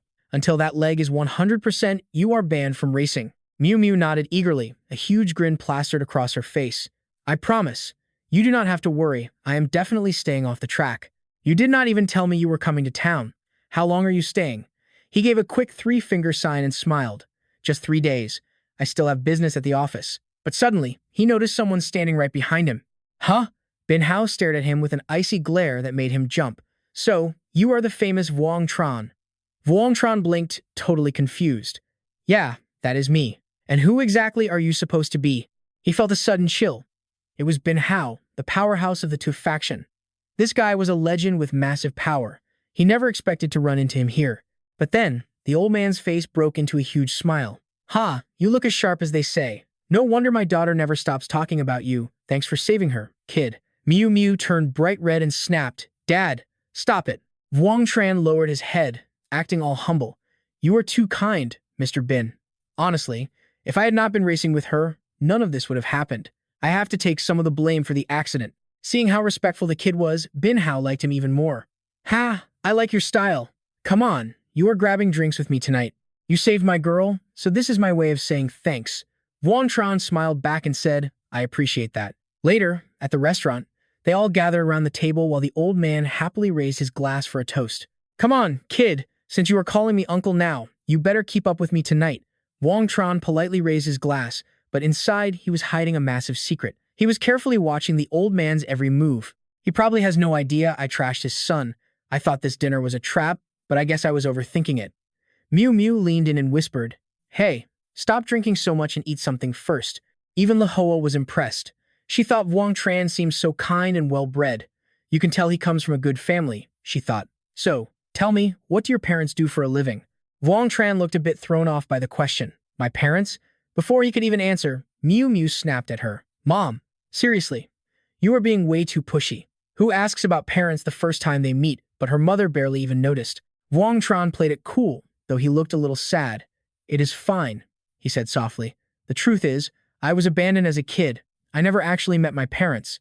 My master raised me, but I basically lived off the kindness of the neighborhood. I wore whatever they gave me. Lahoa's voice softened instantly. Oh, I am so sorry. I did not realize I was bringing up such a painful memory. But he just waved it off with a kind smile. Do not worry about it. Since I never knew them, there is really nothing to be sad about anymore. Hearing his story really got to Miu Miu. She wondered how he survived all those years on nothing but the kindness of strangers. Bin Hao was more impressed than ever, grinning from ear to ear. As the saying goes, a sharp sword comes from hard grinding, and the best flowers only bloom in the biting cold. You are so young to be the vice president of a company like Kudung. You must have fought through some serious struggles to get there. Lahoa took the chance to dig a little deeper into his plans. Miu Miu mentioned you were heading to the coast for 2 days. He nodded, seizing the moment. That is right. I want to do some serious research on the real estate market over there. She kept the questions coming. Why would a massive company like yours bother with a small county town? You made your name with big moves in the capital, so wouldn't that be a much better place for business? Wang Tran shook his head and dropped some knowledge. Policy shifts over the last 2 years have made real estate pretty risky. Moving into the housing market right now comes with some serious dangers that we have to consider. We chose the port city because of its unique environment and the massive advantages it offers from every possible angle. Lahoa nodded along. That makes a lot of sense. With the government tightening its grip on the market, making money in housing is not as easy as people think. He stayed calm. It is still doable. If things get tough, we will just partner with the government to develop the land. At the end of the day, I just want to grab a few cheap plots to build affordable apartments and do something good for the community. This really confused Bin Hao. Prices were skyrocketing, yet this kid wanted to sell for cheap. He could not help but ask, you realize that move will tank your profits and might even cost the company a fortune, right? Why would you even want to do that? Wang Tran spoke from the heart. I grew up on the kindness of others, wearing clothes and eating food given to me by my neighbors. Now that I am successful, I just want to give back to the community. His face turned serious. I want to see people smiling, not stressed out about whether they can afford a roof over their heads. Lahoa laughed, seeing his fire. It is a bit idealistic, but I love the ambition. Meanwhile, Bin Hao just downed another glass of wine. Then he turned to him. Wang Tran, I have been waiting for someone to say what you just said. Wang Tran immediately stood up and bowed with total respect. I would be honored to work with you, uncle. But deep down, he was already calculating his next move. Secretary Bin Hao and Secretary Tanam Kwok were the two massive pillars holding up the entire Tu faction. He drained his glass in one shot. The plan was already in motion. It starts with real estate, and it starts right here in this province. Once I am done, the Tu faction will be cut in half. Just you wait, old man. I am going to tear your entire empire apart brick by brick. Later, as Wang Tran pushed Miu Miu's wheelchair, her father looked at her, asking if she really wanted to stay. She just waved him off. Dad, I already told you, I hardly ever get to go out. I want to cruise around a bit longer, so you and Mom should just head home without me. Besides, Wang Tran is here to protect me, so don't worry. Since he couldn't convince her, the old man turned to him. Take care of my girl, kid. Wang Tran immediately spoke up to reassure him. Yes, sir, you can count on me. The wheelchair crunched over the pavement as they rolled along. She looked up at him. Are you really leaving so soon? He nodded. Yeah, I head back tomorrow. I mainly came to drop off the car, but things back in the capital still need my attention. Miu Miu's face fell. You could hear the disappointment in her voice. Why are you in such a huge rush? Suddenly, a massive noise echoed nearby, and he snapped his head toward the sound. Suddenly, they were surrounded by dozens of soldiers, all aiming rifles right at their heads. Instead of panicking, he stayed unnervingly calm. That is a lot of guys, he said. What exactly are you all trying to do? The captain barks out the arrest warrant for Wang Zheng. Our hero doesn't even flinch. Are you guys lost? I am just a peaceful citizen, but looking at all this heavy gear, you clearly mean business. This has Zhang Hongqi written all over it. I thought that injury would humble him, but I guess he is thirsty for revenge. Miu Miu steps in, demanding to know what crime requires a whole squad of armed police. She dares them to lay a finger on him. The squad leader isn't playing though. Back off, lady, or we will have to get rough. We are on official business here, so do not even try to interfere with us." Wang Zheng delivers a brutal slap to the captain's face. He follows up with a cold warning. "I really hate it when people point guns at my head, officer. And I hate it even more when you point them at my friends." The captain loses his cool, screaming that Wang Zheng just attacked a federal agent. "Since you are resisting, the rules of engagement just got a whole lot looser. Do you catch my drift?" Wang Zheng steps right into the line of fire, grabbing the barrel with a smirk. "I get it. You think you have the power here." The captain looks back at his squad and shouts a desperate warning to his fellow officers. "There are 15 of us within 6 feet. Any one of these guys could turn your brain into mush." But Wang Zheng just laughs. "I do not think so. Actually, you guys look exhausted. Your arms are heavy, your aim is shaky, and honestly, you look like you just want to curl up and take a nap." The sudden confidence rattles the captain. "How did you know?" He stammers, his hands starting to wobble like he has lost his grip on reality. Wang Zheng seizes the moment, snatching the rifle. "What are you waiting for? Everyone down for a little nap time." Just like that, the captain hits the floor, completely out cold. The rest of the squad drops like flies. Miu Miu is speechless. That was some straight-up magic. Wang Zheng turns to her with a grin. "No questions for me?" She just smiles back. "Plenty, but I would rather you just tell me." Wang Zheng realizes the jig is up. "Jiang Hongqi is your brother, right? I met him back in Kim Lang when he tried to block my path. He brought a whole army to stop me after that little racing incident of ours." Miu Miu ignores the drama and just asks if he is okay. "Seriously, your brother sends a hit squad and you are worried about me? That guy is a piece of work," Miu Miu says. "I told him to stay out of it." Wang Zheng looks a bit guilty. "Well, I am fine, but your brother is not. He is likely rotting in a hospital bed right now." She shrugs it off like it is nothing. "Do not worry about him. He is tough and recovers fast. As long as you are safe, I am happy." Wang Zheng is stunned. He has never heard someone talk about their own brother with such zero chill. Miu Miu just laughs, trying to brush off the awkward vibe. Back at the mansion, Zhang Pinghao is stressed on the phone. His wife, Le Hua, wanders over to check on him. "What is the deal? Is our daughter calling to pick another fight or what?" Pinghao sighs, looking defeated. Miu Miu says Hongqi got roughed up. Le Hua panics immediately. "What? Did that Wang Zheng kid do it? Is our son going to be okay?" Pinghao keeps it together. Hongqi took a whole tactical team to the hospital just to corner Wang Zheng and Miu Miu. He is playing a dangerous game. Apparently, the cops did not recognize Miu Miu and aimed their rifles right at her. The father is fuming now, eyes filled with pure rage. He grabs his wife's hand to steady himself. He tries to calm her down. Miu Miu is fine, but Hongqi has been a hothead since he was a kid. He brought this on himself. He needs to lose that arrogance before it gets him killed. A little injury now is better than a funeral later. Le Hua is not buying it. "I have to go check on my son right now." Pinghao stops her cold. "No way." She sighs, exhausted by the family drama. He picks up the phone and barks an order. "Call the police chief and the tactical commander. Tell them dinner is on me tonight." Somewhere else, a car is tearing down the highway. Suddenly, a call pops up on the screen from Zhang Mingji. Wang Zheng picks up, surprised to hear he is invited to the big press conference tomorrow. He agrees without a second thought. "Count me in. I will be there." Then, he hangs up the phone. As he drives, Wang Zheng closes his eyes. He knows every move he makes is being tracked by someone behind a screen. Dong Tung is watching the feed, clapping like a maniac and laughing to himself. "Brilliant. Simply brilliant." Dong Tung looks at his crew with a sinister grin. "What do we think about the drama between Hongqi and Wang Zheng?" Mark gives a cold evaluation. "That kid is a snake. We cannot underestimate him. He is a serious threat." Dong Tung's eyes turn dark. "Then it is time to take him out. No one gets in the way of our family's rise to the top." Katie pipes up from the corner. "If you finish the mission for the principal, the military school will make sure your dreams come true." Dong Tung looks at her with a bit of doubt. David drops a bombshell. "According to Mars, this kid looks exactly like that Chinese elite fighter. If it is him, our entire undercover plan might already be compromised." He says it with total conviction. "This guy has to die. Keeping him alive is a total disaster waiting to happen." Katie smirks, her words dripping with mystery. "This Wang Zheng guy is something else." Dong Tung warns her to play it safe.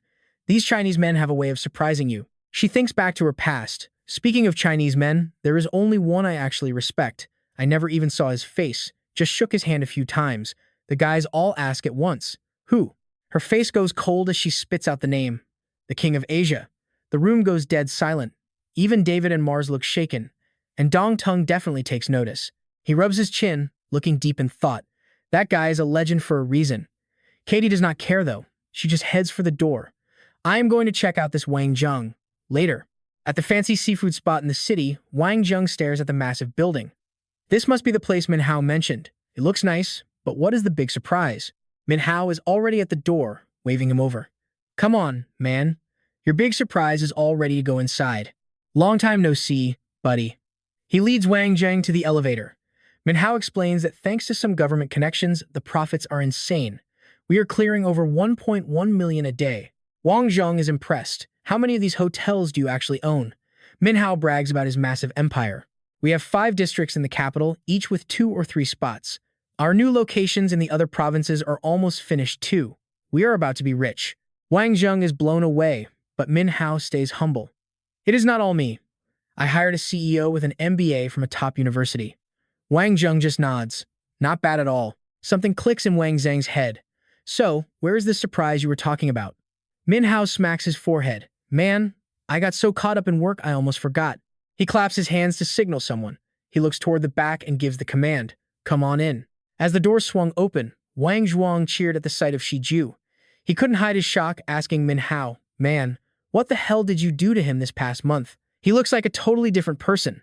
Grabbing a chair, Min Hao shrugged and said he dumped him on a secret island used for chemical weapons research. Zhuang's jaw dropped.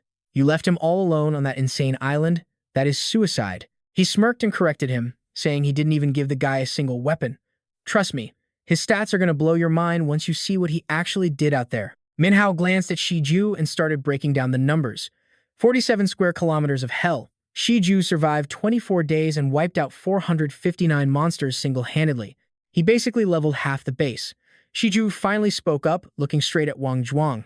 Thanks, man. Using that nightmare to level up my skills was exactly what I needed. Zhuang gave him a friendly slap on the shoulder and told him to stop being so formal, since they were basically brothers now. But wait, there is more. Min Hao pulled out a mysterious wooden box containing a strange trophy they found deep inside the enemy base. Min Hao got serious, explaining that only the top commander had the clearance to open this specific test tube. It is a high-level biological asset. I bet this was the crown jewel of that island. Shi Ju snatched it right from under their noses. We will send it to the lab for testing later. Then, he looked at Shi Ju with a smirk and asked, you know how to handle a gun? He jumped in to keep the vibe chill. I already taught him, he said. Trust me, the guy is a total natural with a weapon. Wang Zhuang raised his glass as midnight hit. Standing outside the building, he checked his watch, wondering if Thi was finally off work. Suddenly, Nin Ha came sprinting out of nowhere, face a mess of tears and snot, screaming for some guy named Hua Fong. She bolted toward him, sobbing his name, but he just gave her a cold, miserable look. Nin Ha, it is really over, he said. Stop coming around. This whole situation is just tearing both of us apart, and I can't do it anymore. Eavesdropping from the shadows, Zhuang finally realized her name was Nin Ha. She was a total wreck, burying her face in her hands and sobbing uncontrollably. Why? Why does it have to be like this? We have been together for years. We haven't even been in the capital for 12 months and everything is already ruined. Hua Fong just looked away, trying to keep his cool. Just forget about me, Nin Ha. Go back to your hometown. But she wouldn't back down, screaming for a real reason. What is wrong with you? Why are you doing this? He just gripped his fists tight. His emotions finally boiled over. Nin Ha, do you even get it? People like us? In a city like this, we are never going to have a decent life here. It is impossible. Even a tiny 40 square meter apartment costs 1,000,000 yuan. A down payment alone is 300,000. He screamed it loud enough for the whole world to hear. 300,000. Even if I save 1,000 a month, that is 300 months. That is exactly 25 years. He sighed, sounding completely defeated. Nin Ha, you are way too naive. This love you care so much about, to me, it is just a crushing weight, a heavy, exhausting responsibility. Nin Ha was speechless, only able to spit out accusations. You've changed, Hua Fong. You aren't the man I fell in love with anymore. He couldn't even look her in the face, just staring at the pavement. Don't blame me, Nin Ha. Blame this garbage society. He hopped in his car and drove off, leaving her standing all alone on that empty street. She just collapsed into a mess of tears, sobbing her heart out. At the elite fashion show, the models were dressed to kill. The reporters couldn't stop buzzing about how glamorous everyone looked on the red carpet. Wow, they really pulled out all the stars for this event. Look at those necklaces. The diamonds they are wearing are absolutely blinding. Mingqi stood on the red carpet, oozing confidence. Meanwhile, over at Tianyan's place, things were much darker. Let them enjoy their little moment for now, she sneered. I want to see just how far she can actually climb in this city. She let out a creepy, sinister laugh. It has been a while since I had a real rival. This will prove I am not nearly as nice as I look. Cut back to the show, where Ming-Chi was fast asleep in a chair. Someone walked up and gently stroked her hair. Zhuang whispered to her, even though she couldn't hear. "You are exhausted," he said. "Just get some rest for now." He carefully draped his jacket over her. Later, they sat together, and Zhuang raised his glass to toast her huge success. They clinked glasses, and Ming-Chi gave him a playful look, asking, "So, what else you got for me?" He kept the compliments coming, talking about how they finally hit their impossible goal. "We actually made it," he said. "Thank you." She smirked, leaning in. "If you are really thankful, what exactly are you going to do for me?" Zhuang's tone shifted, looking completely regretful. "I know my own selfishness almost destroyed your entire life," he admitted. "I really am sorry for that." Ming-Chi just smiled, showing him total forgiveness. "Honestly, I would have found out eventually anyway." She looked at him with genuine gratitude. "So, Wang Zhuang, I should be thanking you. You helped me find out who I really am." Zhuang felt a huge weight lift off his shoulders. "I get your struggle. Believe me. I have been through exactly what you are facing right now. At the end of the day, I am the one who should be saying thanks." Ming-Chi let her guard down for a moment. "Wang Zhuang, our first meeting was pretty rough, to say the least. But honestly, I still feel incredibly lucky that I ended up meeting you." Down at the train station in Yunnan, the place was packed and louder than ever. Sheng Fei stepped out of the crowded station and frowned at Zhuang. "You are Thi's bodyguard, right? Is it really okay for you to be away from the capital right now?" Zhuang waved it off, telling her not to worry about it. It wasn't easy getting 10 full days off from Ming-Chi, and he was itching to get to the action. Besides, he knew deep down that with Shiju on the job, Thi would be perfectly safe. Sheng Fei's eyes flickered with emotion as she looked down, clearly hiding some deep secret. "Yeah," she whispered. "My father was there once. I need to see it for myself." Suddenly, a creep named Jing Du and his crew closed in on her with a nasty look. His filthy hand reached out, aiming straight for her body as they tried to corner her in the crowd. Luckily, Zhuang caught it. He snatched the guy's wrist and twisted hard, making the creep howl in pain. Furious that his move was blocked, the thug snarled, "What the hell do you think you are doing? You want to die, kid?" The idiot actually tried to swing at him, shouting for him to get his hands off. Zhuang just squeezed the guy's wrist even harder until the pain was totally unbearable. The thug collapsed to his knees, squealing like a pig at the slaughterhouse. His goons didn't waste any time, charging in to save their buddy. "Let him go right now," they yelled. People passing by just shook their heads, tired of seeing another senseless fight at the station. Locals hurried away to avoid getting caught in the crossfire. But then, out of nowhere, a massive hand snatched one of the lackeys. Wu Ling's grip was so powerful, the guy just stumbled and hit the dirt. In a flash, he pinned the guy to the ground like it was nothing. Another one of the thugs, acting all tough, stepped up and barked, "Who the hell are you guys? You looking for trouble?" Wu Ling didn't say a word, he just slammed a knee into the guy's gut, making him cough up blood instantly. Before the others could react, he knocked out another thug with a perfect, high-speed, over-the-shoulder throw. Zhuang just watched the whole pathetic show with a look of pure disgust. "These guys can't even take one hit," he muttered. Once the trash was cleared, Wu Ling walked over. "I've been waiting since you called me," he said. Zhuang nodded. "Man, you got here fast. Just toss these losers into the corner. We don't want to ruin the vibe for all the tourists trying to get through the station." Wu Ling pointed toward a beast of a car parked nearby, his voice just dripping with pride.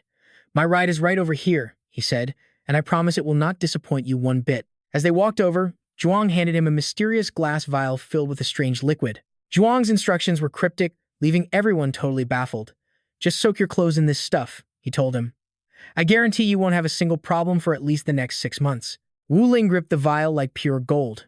"Understood," he said, opening the car door respectfully. "Please, hop in." The two rugged SUVs finally started moving after what felt like forever. Heaven knows what is going through her head, but she is looking all arrogant and wild. Hours later, the car is still cruising down this one lonely road with 0 people in sight. Thin Phi sat in the back, totally glued to the window because the view was just insane. Vuong Tran took a look too, trying to ignore the excitement bubbling up. It was gorgeous, sure, but behind all that beauty were some seriously deadly vibes. Thin Phi frowned, clearly annoyed, and demanded an answer. "Why would you even say something like that?" He glanced out the window and broke it down fast. "This is the Golden Triangle. It looks like paradise, but it is where the dirtiest business happens. It is incredibly dangerous." Once she realized where they were heading, her face went pale with pure anxiety. "The Golden Triangle? Really?" Vuong Tran didn't blink at her reaction. He just gave her a reassuring smile. "Don't sweat it, I am here." Then he pointed way off into the distance at the opium fields. They hit the training grounds and saw squads working their tails off. Standing on the watchtower, Vu Lang turned to him, his voice dripping with pride. So, what do you think of this setup? Wang Tran leaned against the railing and kept it cool. It is all right. Is this really the training plan you came up with? He nodded immediately, totally sure of himself. Yeah, but I figured the intensity was already pretty high. I mean, these guys aren't exactly hand-picked special forces or anything. Wang Tran just shook his head while leaning back. Look, you and I both started as rookies. In the Golden Triangle, only the strongest survive. These new guys look soft. You need to double their training routine right now. He gestured down at the guys grinding away and made a request. Tell me about your Team 5. Mentioning them made Vu Lang beam with pride. I won't brag, but Team 5 is elite. Their fighting spirit is through the roof, and they are incredibly tight. Wang Tran listened. The guy pointed at the crowd and kept going. Aside from my core crew, the other 200-plus guys are mostly from Myanmar villages. Their homes were wiped out by Sakin's army. Sakin is the biggest drug lord in the Golden Triangle, with over 200 stone-cold killers. They call him the Opium King. Vu Lang's voice turned icy. These guys have a grudge. They will do anything for revenge. That made him curious about his future plans. So, what exactly is the game plan from here? He broke down the psychology of the group. As they walked down the stairs, Vu Lang laid out the strategy. A few more days of training, then we take over some small tribes. We need a solid base first. Now, Wang Tran could see every face in the yard. He asked the question burning in his mind. Which part of Sakin's crew did the massacre? He answered instantly. A Thai guy named Lena was leading them. He crawled out of the gutter on his own and then joined Sakin. Now he has about 1,000 men under him. Their gear is top-notch. Seeing his friend in a jam, Wang Tran offered to help. 1,000 men is a lot. If I call in my brothers from the village, how many do you think we need to finish them? Vu Lang didn't want to be a burden. Just give me 10 of your guys. I will wipe them all out. He liked that answer and nodded. Not bad. But honestly, back at Long Lan, one of our guys would be enough to handle those punks. Behind them, Thin Phi's eyes went wide. She couldn't believe what she was hearing. Wang Tran just stayed chill, completely ignoring her look of total shock. He looked up at the sky. If war is art, then your dad was definitely a world-famous artist. Now it was Vu Lang's turn to be stunned. This girl is actually a descendant of the Long Lan line. It suddenly hit him that he had things to do. Hey, get me a car. I need to head somewhere for a day or two. The guy listened without question. Sure thing. I will get it ready. Wang Tran turned to Thin Phi and gave her the update. We head out tomorrow. Get some rest for now. She stood quietly by the curtain, watching everyone through the glass. Wang Tran was impressed by how thoughtful Vu Lang was. You really thought of everything, didn't you? You even grabbed mosquito coils. Being praised like that definitely gave his ego a little boost. You know it. I have to look out for the ladies. If it was just you, I wouldn't have even bothered giving you a pillow to sleep on. From the driver's seat, Wang Tran checked in on her. We are almost there. You scared? Thin Phi was honest. Yeah, I am a little nervous. The road was getting seriously bumpy and rough, making him comment on the ride. I have never seen roads this bad before. Wang Tran knew this trip was going to be a struggle, but he still teased her. This is just the start. A daughter of the Thin family shouldn't be scared of a few bumps, right? Wang Tran seemed to be getting lost in old memories. Back in the day, when I would go out with him, he was always the one driving while I sat shotgun. He was so focused, I would try to talk, but he wouldn't even react. Later, he told me he had a responsibility to the brothers. He couldn't mess around. Later on, he would let me drive while he took the passenger seat. He would talk about you the whole time. He told me everything. His voice got emotional. Looking back, I feel like I actually watched you grow up myself. Hearing this, Thin Phi's eyes softened with love. So my dad was actually thinking about me that much. He noticed she was wiped out and spoke up. Obviously. Why don't you sleep for a bit? We are still a long way from the battlefield. 10 long hours later, the car finally stopped. Thin Phi woke up right then. Are we here? Is it that small mountain over there? Wang Tran hopped out and answered calmly. Yeah, that is the one. Use this spot as the center. Everything within 10 kilometers is the place. This was the final battlefield for Long Lan. Come on. I will lead you up the mountain, he warned her as they walked. You stay close to me. There are mines everywhere. Be extremely careful. When they hit a specific tree, Wang Tran pointed it out like an excited kid bragging about a win. Look at this tree, I remember. But that feeling faded fast. A deep sense of loss took over instead. Our guys were elite fighters, but at the end of the day, we are only human. One time, the enemy just unloaded everything they had. We lost half the squad in that fight. Suddenly, he pointed another way. Thin Phi, look over there. That is exactly where Thin and I got surrounded by the enemy. Thinking of her family made her voice tremble. My dad, he died right here, didn't he? He was just as heartbroken as she was. Yeah, I was completely drained back then. By the time I realized we were in trouble, it was too late. I was the one supposed to get hit, but Thin pulled me behind him out of nowhere. He took a bullet right then. Since they were standing right where he fell, Wang Zheng suggested they move. Come on, I will take you to his grave. The pain of losing a brother never really goes away. After I killed that guy, I carried his body for days, but the situation was tough. He looked at the sky, trying to hold back the tears. The spot is still a ways off. Let us drive the rest of the way there. By now, Thin Fee couldn't hold it together anymore. She grabbed onto him and started sobbing like a little kid. Having been through it himself, he understood her pain and gently tried to comfort her. Just let it all out and cry. Eventually, he stopped in front of a massive old tree he had marked before. This is it. I even carved the letter S right here so I wouldn't lose the spot.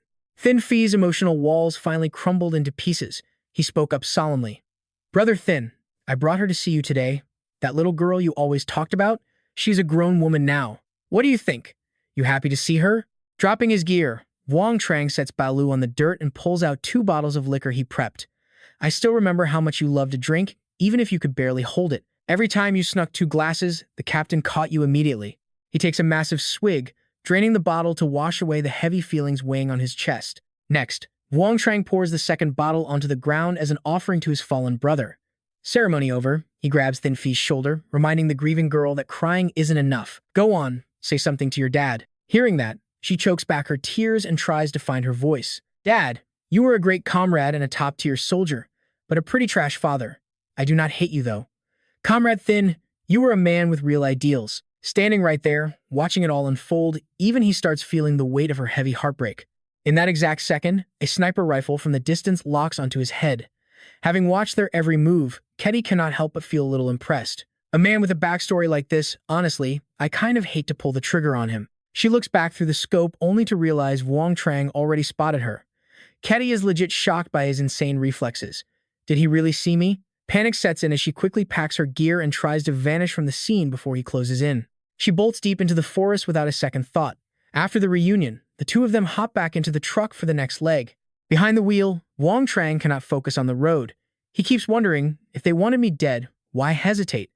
Why just tail me like a ghost? Over by the wheel, he hears the news. Our squad is 50 kilometers from their camp. They just looted a poppy field and they are loaded with a massive harvest. They are currently on their way back to base right now. He smiles at the intel. Perfect. Lead your men. We are using the wind to break their backs tonight. His partner agrees instantly, heading off to hype the troops and prep gear. Thin Fei hesitates, wondering what her job is. What about me? I want in on this. Wang Zheng expects a total bloodbath with low survival odds, so he shuts that idea down immediately. No way, you are staying put.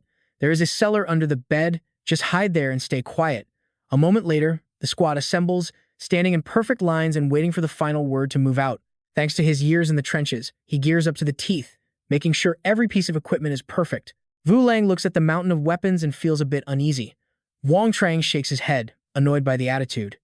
Do not underestimate them.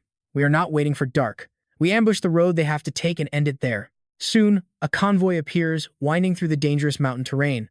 Wang Zheng lies flat on a cliff, waiting for the prey to walk right into his trap. Once the targets are in the kill zone, he signals the hit. Vu Lang barks orders to the team. When the first shot rings out and the lead truck blows, start throwing everything. A few unlucky trucks catch some heavy lead and erupt into massive fireballs. The shockwave hits hard. Fan Vu realizes they are being hunted and starts screaming into his radio like a total madman. We are under attack. There are not many of them. Defend the perimeter and get those rear trucks to turn around now. Vu Lang just screams back, hit them. Right after his shout, a literal rain of grenades falls from the cliffs. Trucks in the convoy blow up one by one in a chain reaction of fire and metal. Hidden in a corner, someone has a crosshair locked right on his head like a reaper. Ketty uses her pro scope to track his every move. Look at him go. His movement is purely professional. This guy is a total master, making it impossible to get a clean shot. This trip to China is getting interesting. Meanwhile, the fight ends fast as the criminals surrender in droves to Vu Lang's elite squad of stone-cold killers. Seeing the vibe shift, Fan Vu tries to bolt for the door. Before he can even take a step, he gets pinned. He collapses in the dirt, a brutal warning to the cowards kneeling around him. Vu Lang exhales a heavy breath and roars out, "Avenge our families, kill them all." And just like that, the bloody payback ends under a deep crimson sunset. With the job finished, Wang Zheng gives the next set of orders. Get some men to scrub the battlefield, then raid the headquarters. Take everything. Do not leave a single scrap for anyone. Without waiting for an answer, he spins around like he is in a massive rush.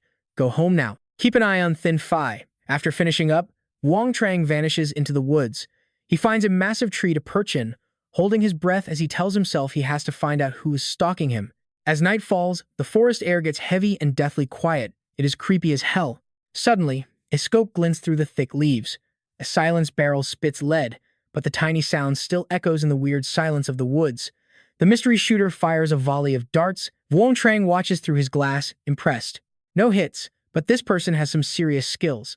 With perfect aim, he fires 3 rounds, knocking every single dart out of the air before they can even get close. The urge to solve this mystery pushes him to move. He hunts for the hidden shooter, determined to unmask them. He does not have to wait long. Ketty steps out from the shadows right in front of him. He is dying to know who she is. Who are you?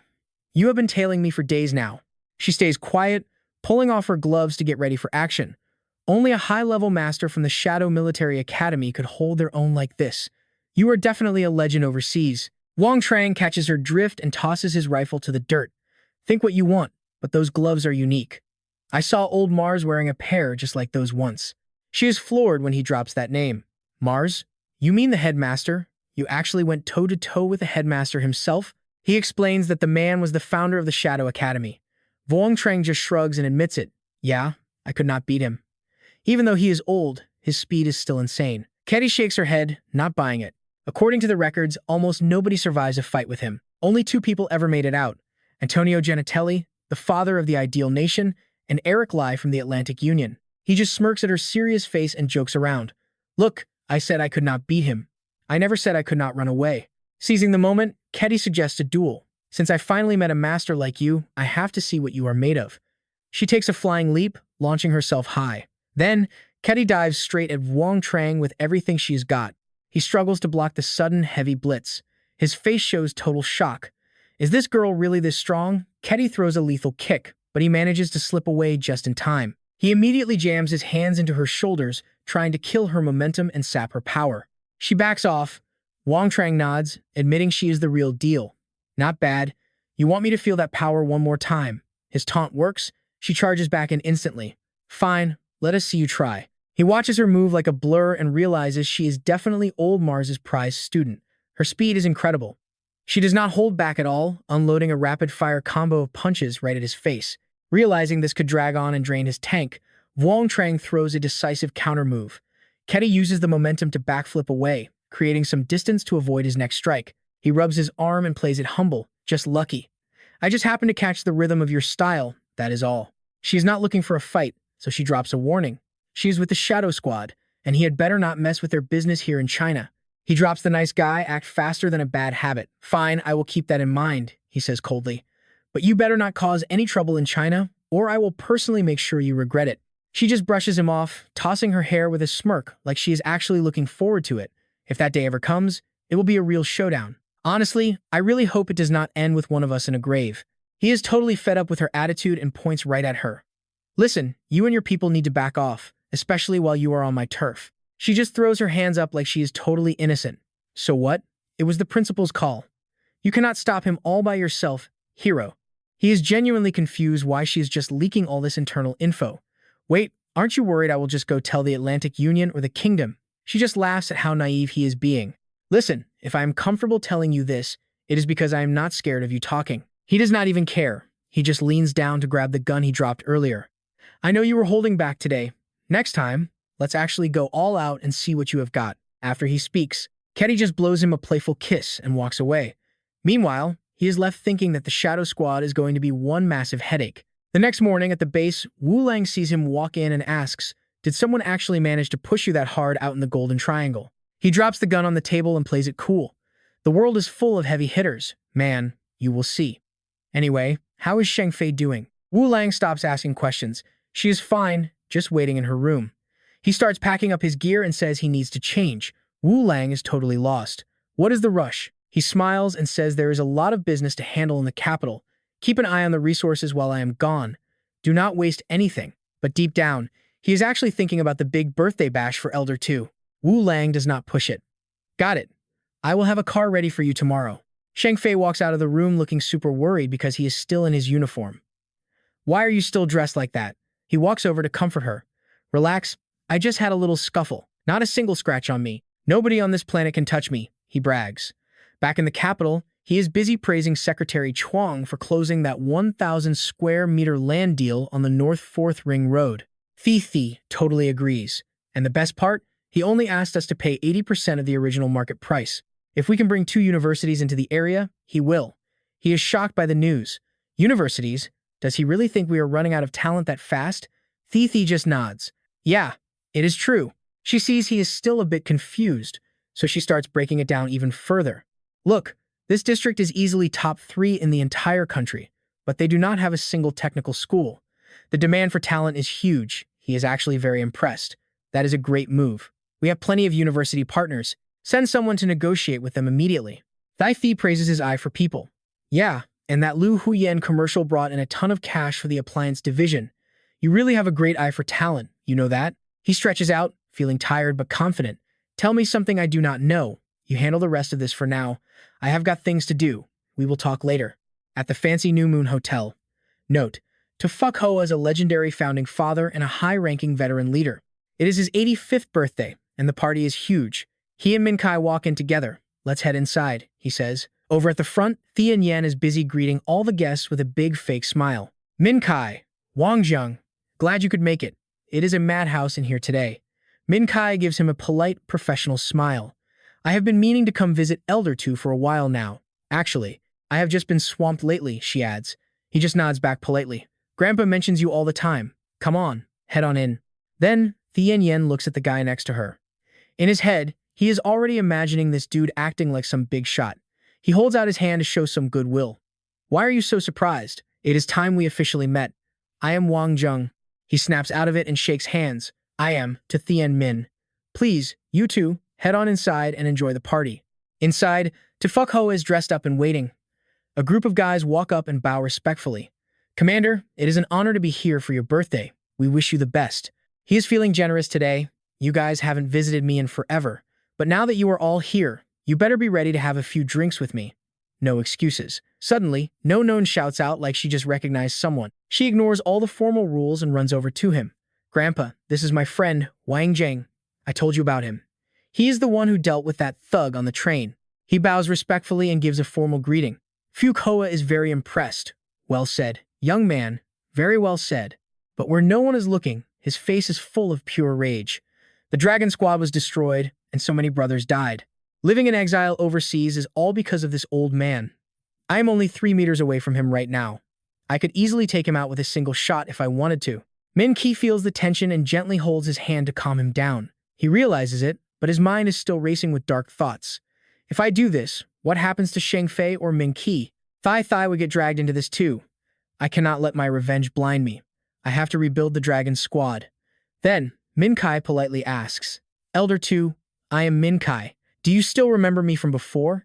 He smiles and gives her a compliment. Min Kai? Of course I remember. Thian Yan talks about you all the time. You have grown into such a beautiful young woman. Vuong Quang is standing nearby and gets curious. Wang Zheng, looking at your posture, were you in the military? He does not deny it. Yeah, I served for 4 years, but I am out now. The guy starts flattering him. Good for you. Rank doesn't matter. Anyone who serves is a good man. Suddenly, Han Bao Kwok walks out from the crowd smiling. Exactly. I like this kid too. Seeing his old buddy, Tufuk Hoa immediately stands up to help the guy walk over. Brother Han, what took you so long? Han just smiles warmly. I had to come for an old comrade's birthday, didn't I? Plus, I have a little surprise for you this time. He looks genuinely shocked and curious. Oh, what is it? He does not make him wait. Han points right at Wang Zheng. It is this young man right here. I have been looking for him. He is much more mature and grounded than most kids these days. Just then, Bei Jiang walks over to help him. Uncle Han, let's stop talking for a second. We are running out of time. We should head in and start the party. Foucault and Han walk in together. Brother Han, let us old-timers sit at one table together. Let the kids sit on their own so we can talk about the old days. It has been a while. You better have a few drinks with me today. Han just laughs and politely declines. My old body cannot handle the alcohol. Foucault acts all surprised. What, Brother Han? Han just smiles calmly. Come on, two. We are old friends. I cannot cheat on you. Suddenly, someone at the table cuts in. Han, man, we're all old war buddies here. Bringing a rookie to this table, is that really appropriate? The other guy shakes it off. Nah, it's cool. We need some young blood. Besides, I want to see who Han's betting on. Everyone laughs and agrees. All right, Han, have it your way. Bao Kwok waves him over. Thea Nian stands up to meet him. Tho Tuk points at the VIP table and says, My old man wants you over there. Vuong Tran freezes. Me? At that table? He's thinking, do I even belong there? He looks at Chu Nam and Tu Dang, trying to read the room. Is this his real clout? The room starts buzzing. People are whispering, who's the new kid? Never seen him. Sitting with Tu Thien Yen? He must be a heavy hitter. Maybe some rich heir? But even a trust fund kid shouldn't be at that table. What kind of rank do you even need for a seat like that? Tho Tuk just brushes it off. Look, don't overthink it, just follow me. Vuong Tran squares his shoulders and walks up to Phuc Hoa. Bao Kwok smiles. Vuong Tran, take a seat next to me. As soon as he sits, the old guys at the table start sizing him up. Vuong Tran is already annoyed. Great, a bunch of old fossils staring me down like I'm a specimen. Once he's settled, the host starts the intros. Brother 2, no special favors here. Vuong Tran isn't my student. Just think of us as brothers from different generations. Vuong Tran is blindsided. What's this old man's game? We've met once and barely traded 2 sentences. Brothers? Really? After the intro, the guy next to him sneers. Brothers? Huh. If you're hanging out with Han, I guess birds of a feather really do flock together. Phuc Hoa stops staring and plays nice. Han, I'm not starting anything, but this Wong kid must be special if you're hyping him up. Why don't you tell us what he's actually done? That's all he needed. He starts bragging. Vuong Tran is a top-tier soldier. It's honestly a damn shame. He's not on my squad. If he were in the capital, he'd be a captain by now. Such a waste. Tu Kai just scoffs. Han, please. The kid is barely 20. Captain, give me a break. I heard he's just your dog walker. You only like him because he cleans up after your pup. Bao Kwok goes cold. 2. Watch your mouth. Keep talking like that and you'll regret it. Phuc Hoa sees the sparks flying and tries to kill the tension. Han, 2, let's just. Suddenly, the sound of heavy boots hits the floor. A group of armed guys storms in. The leader doesn't even say hello. He just barks, which one of you is Vuong Tran? Vuong Tran doesn't blink. That's me. They move in fast. Grab him. Tho Tuk has had enough. He slams the table. I'm Han Tho Tuk, commander of the capital district. Who gave you the right to act like thugs here? The guys don't even flinch. They sound like complete jerks. The capital commander doesn't have a say in what the Jiangnan garrison does. Back off. Even if it's Han Tho Tuk, he can't stop me from making this arrest. Suddenly, Fong Hak appears from the shadows. If he can't stop you, what about me? Fong Hak scans the leader. His voice is calm but deadly. Colonel, you're with the Jiangnan garrison, right? Min Hoang turns pale and snaps to attention. Sir. Yes, sir. Every word is slow and heavy. Listen carefully, Colonel. If I decide to protect the man you're trying to arrest, do you think you can stop me? The guy is sweating now. Sir, our commander personally ordered this arrest. I can't just ignore his orders even for you. That's the wrong answer. The old man isn't happy. Fine. Wong Tuong, call Q Kok Vo. Tell him he has 3 hours to get to the capital and see me. Tell him if he's late, I'm stripping him of his rank. Min Hoang gulps. Who is this guy? Wong Tuong makes the call instantly and hands the phone over. He's on the line. Sir. The colonel grabs the phone, sounding desperate. Reporting. Commander. I'm trying to make the arrest, but we've hit a major snag. A voice screams through the speaker. Snag? What snag? Get your butt back here right now. Move it. The colonel hangs up and shouts, Fallout. We're leaving. Min Hong retreats, feeling like a total loser. I get chewed out for following his orders. If someone more powerful shows up, I'm just the human shield. He sounds pretty bitter, but the old man actually turns surprisingly kind. If I was dead, why would I tell you to come back? Phuc Hoa looks at the newcomer in shock. Wong Fong Hak, what wind blew you in here? The old man gives a polite nod. Brother 2, long time. No matter what, you're having a few drinks with me tonight. The host is ecstatic. Of course. If I knew you were coming out of retirement, I would have thrown an even bigger party. The staff starts gossiping. Wong Fong Hak, why does that name ring a bell? I've heard it somewhere. Someone else whispers, wait, Wong Fong Hak? The guy who basically founded the special forces? Fong Hak doesn't care about the fame. He claps Phuc Hoa on the shoulder. Brother 2, forget the long years apart for a second. When exactly are you planning to pay back what you owe me? Tu Kai stands up, fuming. Wong Fong Hak, what's your deal? You crash a birthday party with soldiers and then act like a jerk? Vuong Tran has seen enough. Tu Kai's attitude is the final straw.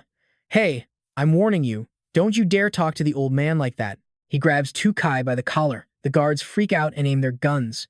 Wang Tran just sneers. I'm faster than your bullets. You want to bet your life on it? The guy is shaking, trying to pull away. You, what do you think you're doing? Let me go, right now. Wang Tran doesn't budge. Apologize. Now.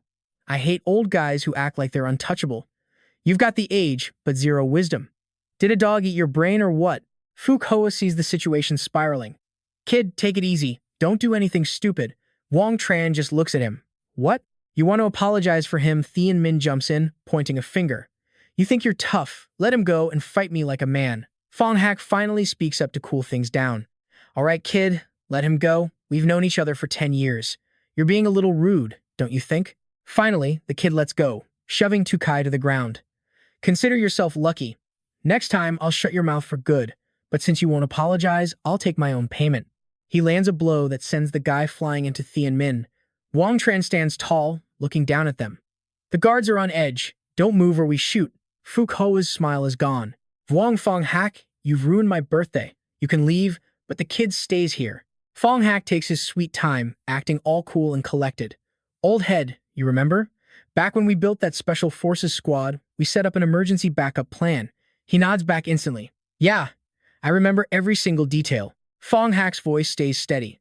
You definitely remember, because the other guy had zero clue about this emergency protocol whenever things hit the fan. China's top-tier special forces can take full command. He still doesn't get it, but there aren't any elite soldiers here right now. Feng Hoa looks calm on the outside, but his heart is racing like crazy. Sure, those elite units were legendary back then, but they've basically vanished into thin air. What kind of game is this old man playing at? Fong Hak finally has someone bring out a uniform, going all in with his cards. The soldier's jaws hit the floor. Longlin? That's the legendary Longlin uniform. Feng Hoa keeps a straight face, but he's panicking inside. He thought he'd use this big name to wipe them out completely, but he didn't expect a survivor to pop up right in front of him. Looks like this Wang Trang guy is a serious problem. Wang Trang walks up to the uniform, feeling a wave of nostalgia. He can't believe that even though Longlin was destroyed, the old man kept his gear all this time. His hand moves on its own as Wang Trang turns to him, looking sharp and determined. Initiate the emergency protocol. China's top special ops unit is taking command of every soldier on this site. Bao Kwok, who'd been quiet, finally speaks up. Old man, stop capping. This situation is exactly what the emergency protocol was made for. Feng Hoa sees he's losing and finally surrenders. Put the guns down. Fong Hak doesn't want to hang around. He walks out with total confidence. We're leaving. He grabs Min Kai's hand and leads the way out. Inside the car, Wang Tuong can't hide how hyped he is about the kid. I've heard the chief talk about you being the youngest major in the Republic for a long time. Meeting you today is a real honor. The chief said to keep the uniform. In 6 months, wait for the call to report for duty. Wang Trang is totally stunned. 6 months? Report in? Fong Hak has a little smirk in his eyes and sounds genuinely caring. Kid, you've done a hell of a job these past few years. I'm giving you 6 months. Go out there and do your thing. He clenches his fist, letting go of all the frustration he's been holding back. Old man, I know these years were harder on you than me. We lost so much now it's time to take it back. Oh yeah, old man, I need a favor. Help me save someone. He'd already looked into it, knowing exactly what was bothering him. You mean the Thuong Quan house manager, right? He's already awake. You're surprised again. Huh. Think I cured him? He quickly flips open the laptop. Turns out, Thuong Quan Jia Chin was hit with a specific poison. Fong Hak's eyes are glued to the screen as he keeps talking. This stuff is a new neurotoxin mix. It took me a ton of tries to find an antidote, but I'm not sure if there will be any permanent side effects later. Over at the hospital, sunlight peeks through the tiny windows. Thi rubs her eyes, unable to believe what she's seeing. Her voice is shaking with emotion. Dad, you're finally awake. Jia Chin looks at his daughter and sadly pats her head. Thi, you've had such a rough time lately. She doesn't want him feeling guilty and quickly replies. It wasn't hard. Just having you back is all that matters. Suddenly, Tay Quiet's voice comes from the door, stopping someone. Hey, you can't go in there. Hearing the noise, she opens the door and sees Van Tu. She greets him warmly. Big brother, you're here. Come on in. This is my older brother, Thuong Quan Van Tu. He's family, she adds softly. Exactly. As soon as I heard Uncle 3 was awake, I rushed over. Seeing a visitor, Jia Chin greets him politely. Well, Van Tu, have a seat. He sits by the bed and opens a food container. He looks really concerned. Uncle, it's great you're awake. I had someone kill a chicken to make soup. You've been at the farm too long. Drink up, uncle. Get your strength back. He takes the warm bowl of soup and can't help but sigh. Smells amazing. I haven't had a real meal in forever. My stomach is actually growling. Van Tu doesn't forget why he came.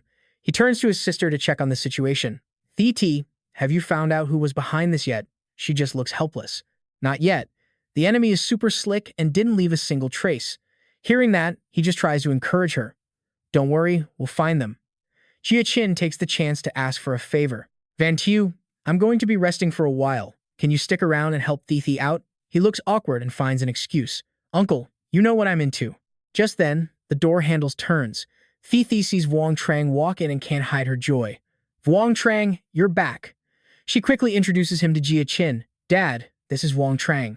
He's the bodyguard Dad hired for me, though you've never actually met him until now.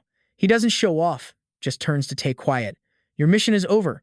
You've worked hard lately. Go get some rest. He listens immediately. Yes, boss. Jia Qin looks the newcomer over and then drops a compliment. You're pretty impressive, kid. He doesn't hide his thoughts either. My gut tells me we've definitely met somewhere before. Your eyes just feel really familiar to me. He doesn't look surprised at all and wants to talk privately. Thi, go ahead and step out. I need to have a word with Wang Zheng. She understands and leaves them alone. Now that it's just the two of them, he drops the act. Have a seat, Eastern Evil King. Hearing that name come out of Jia Qin's mouth makes Wang Zheng freeze. How do you know that name? His reaction was exactly what Jia Qin expected. No need to look at me like that. The name Eastern Evil King isn't exactly a secret. I'm a businessman, so I deal with both the light and the dark. He doesn't beat around the bush and gets straight to it. No more games. Tell me, where exactly have you seen me before? After hearing the details, he looks at him kindly. Looks like Master didn't pick the wrong guy after all. Seriously. You could say I'm basically your senior brother. Master and I watched every mission you ever went on. So, your intuition was spot on. Wang Zheng is shocked. What? You're my senior brother? He's confused. Thuong Quan Jia Qin is the old man's student, but I thought I was his only disciple. He never mentioned anything about me having a senior brother before. Jia Qin sees his confusion and explains, Master is my teacher, but I'm only considered a half-disciple since he never officially recognized me as one of his students. His voice stays steady. Master put a lot of work into building Kudung. Before you became the Eastern Evil King and did missions in Europe and America, we set everything up for you.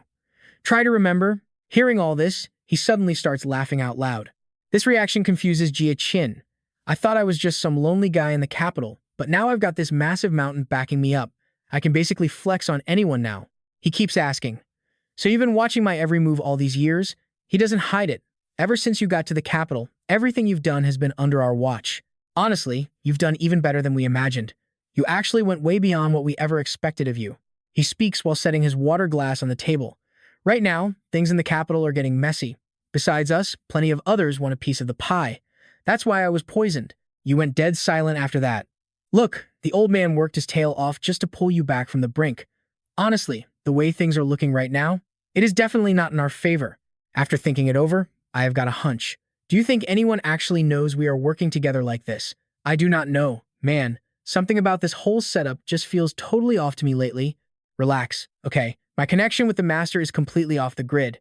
Nobody knows I am even messing with the military system. Plus, this hospital room is basically a fortress. It is totally secure, and nobody is breaking in here. You can stop worrying now. I am done talking. I am ready to get moving and stop overthinking everything. So, what is my next move? He did not waste any time either. Do me a favor and head over to Ninha. The streets were packed with buildings covered in Lu Huan advertisements. Inside the restaurant, she had clearly been waiting. When he finally showed up, she snapped, You are 15 minutes late. What is the matter? Mr. Big Shot VP too busy for me. He glanced at the menu and played it cool. Of course I am busy. I am a high-level vice president, after all. I actually had to turn down a few other offers just to grab dinner with you. The prices were insane, hundreds of dollars for a meal. Wow, this place is not cheap. She just rolled her eyes at him. Give it a rest. You are just a security guard. Stop pretending to be some wealthy executive. Besides, you gave me the chance to make $2 million as a brand ambassador. Buying you a nice dinner is the least I can do to say thanks.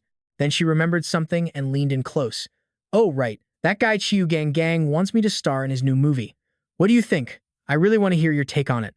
The name sounded familiar, but he wanted to be sure.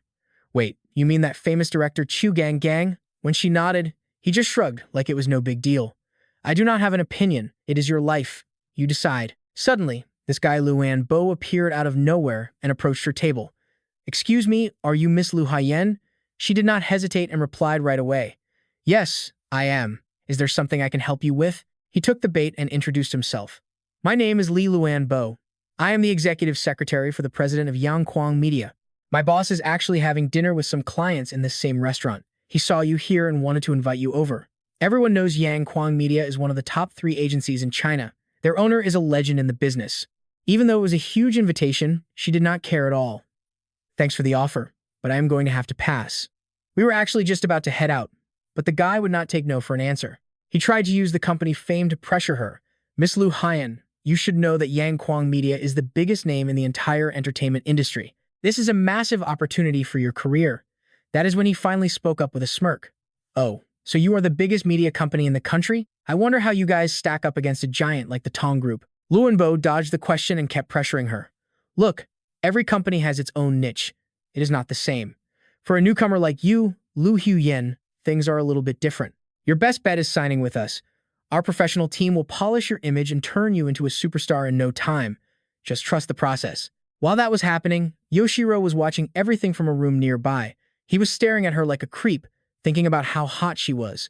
"I am definitely going to get that girl to have a few drinks with me tonight." Leivu was right there, kissing up to him.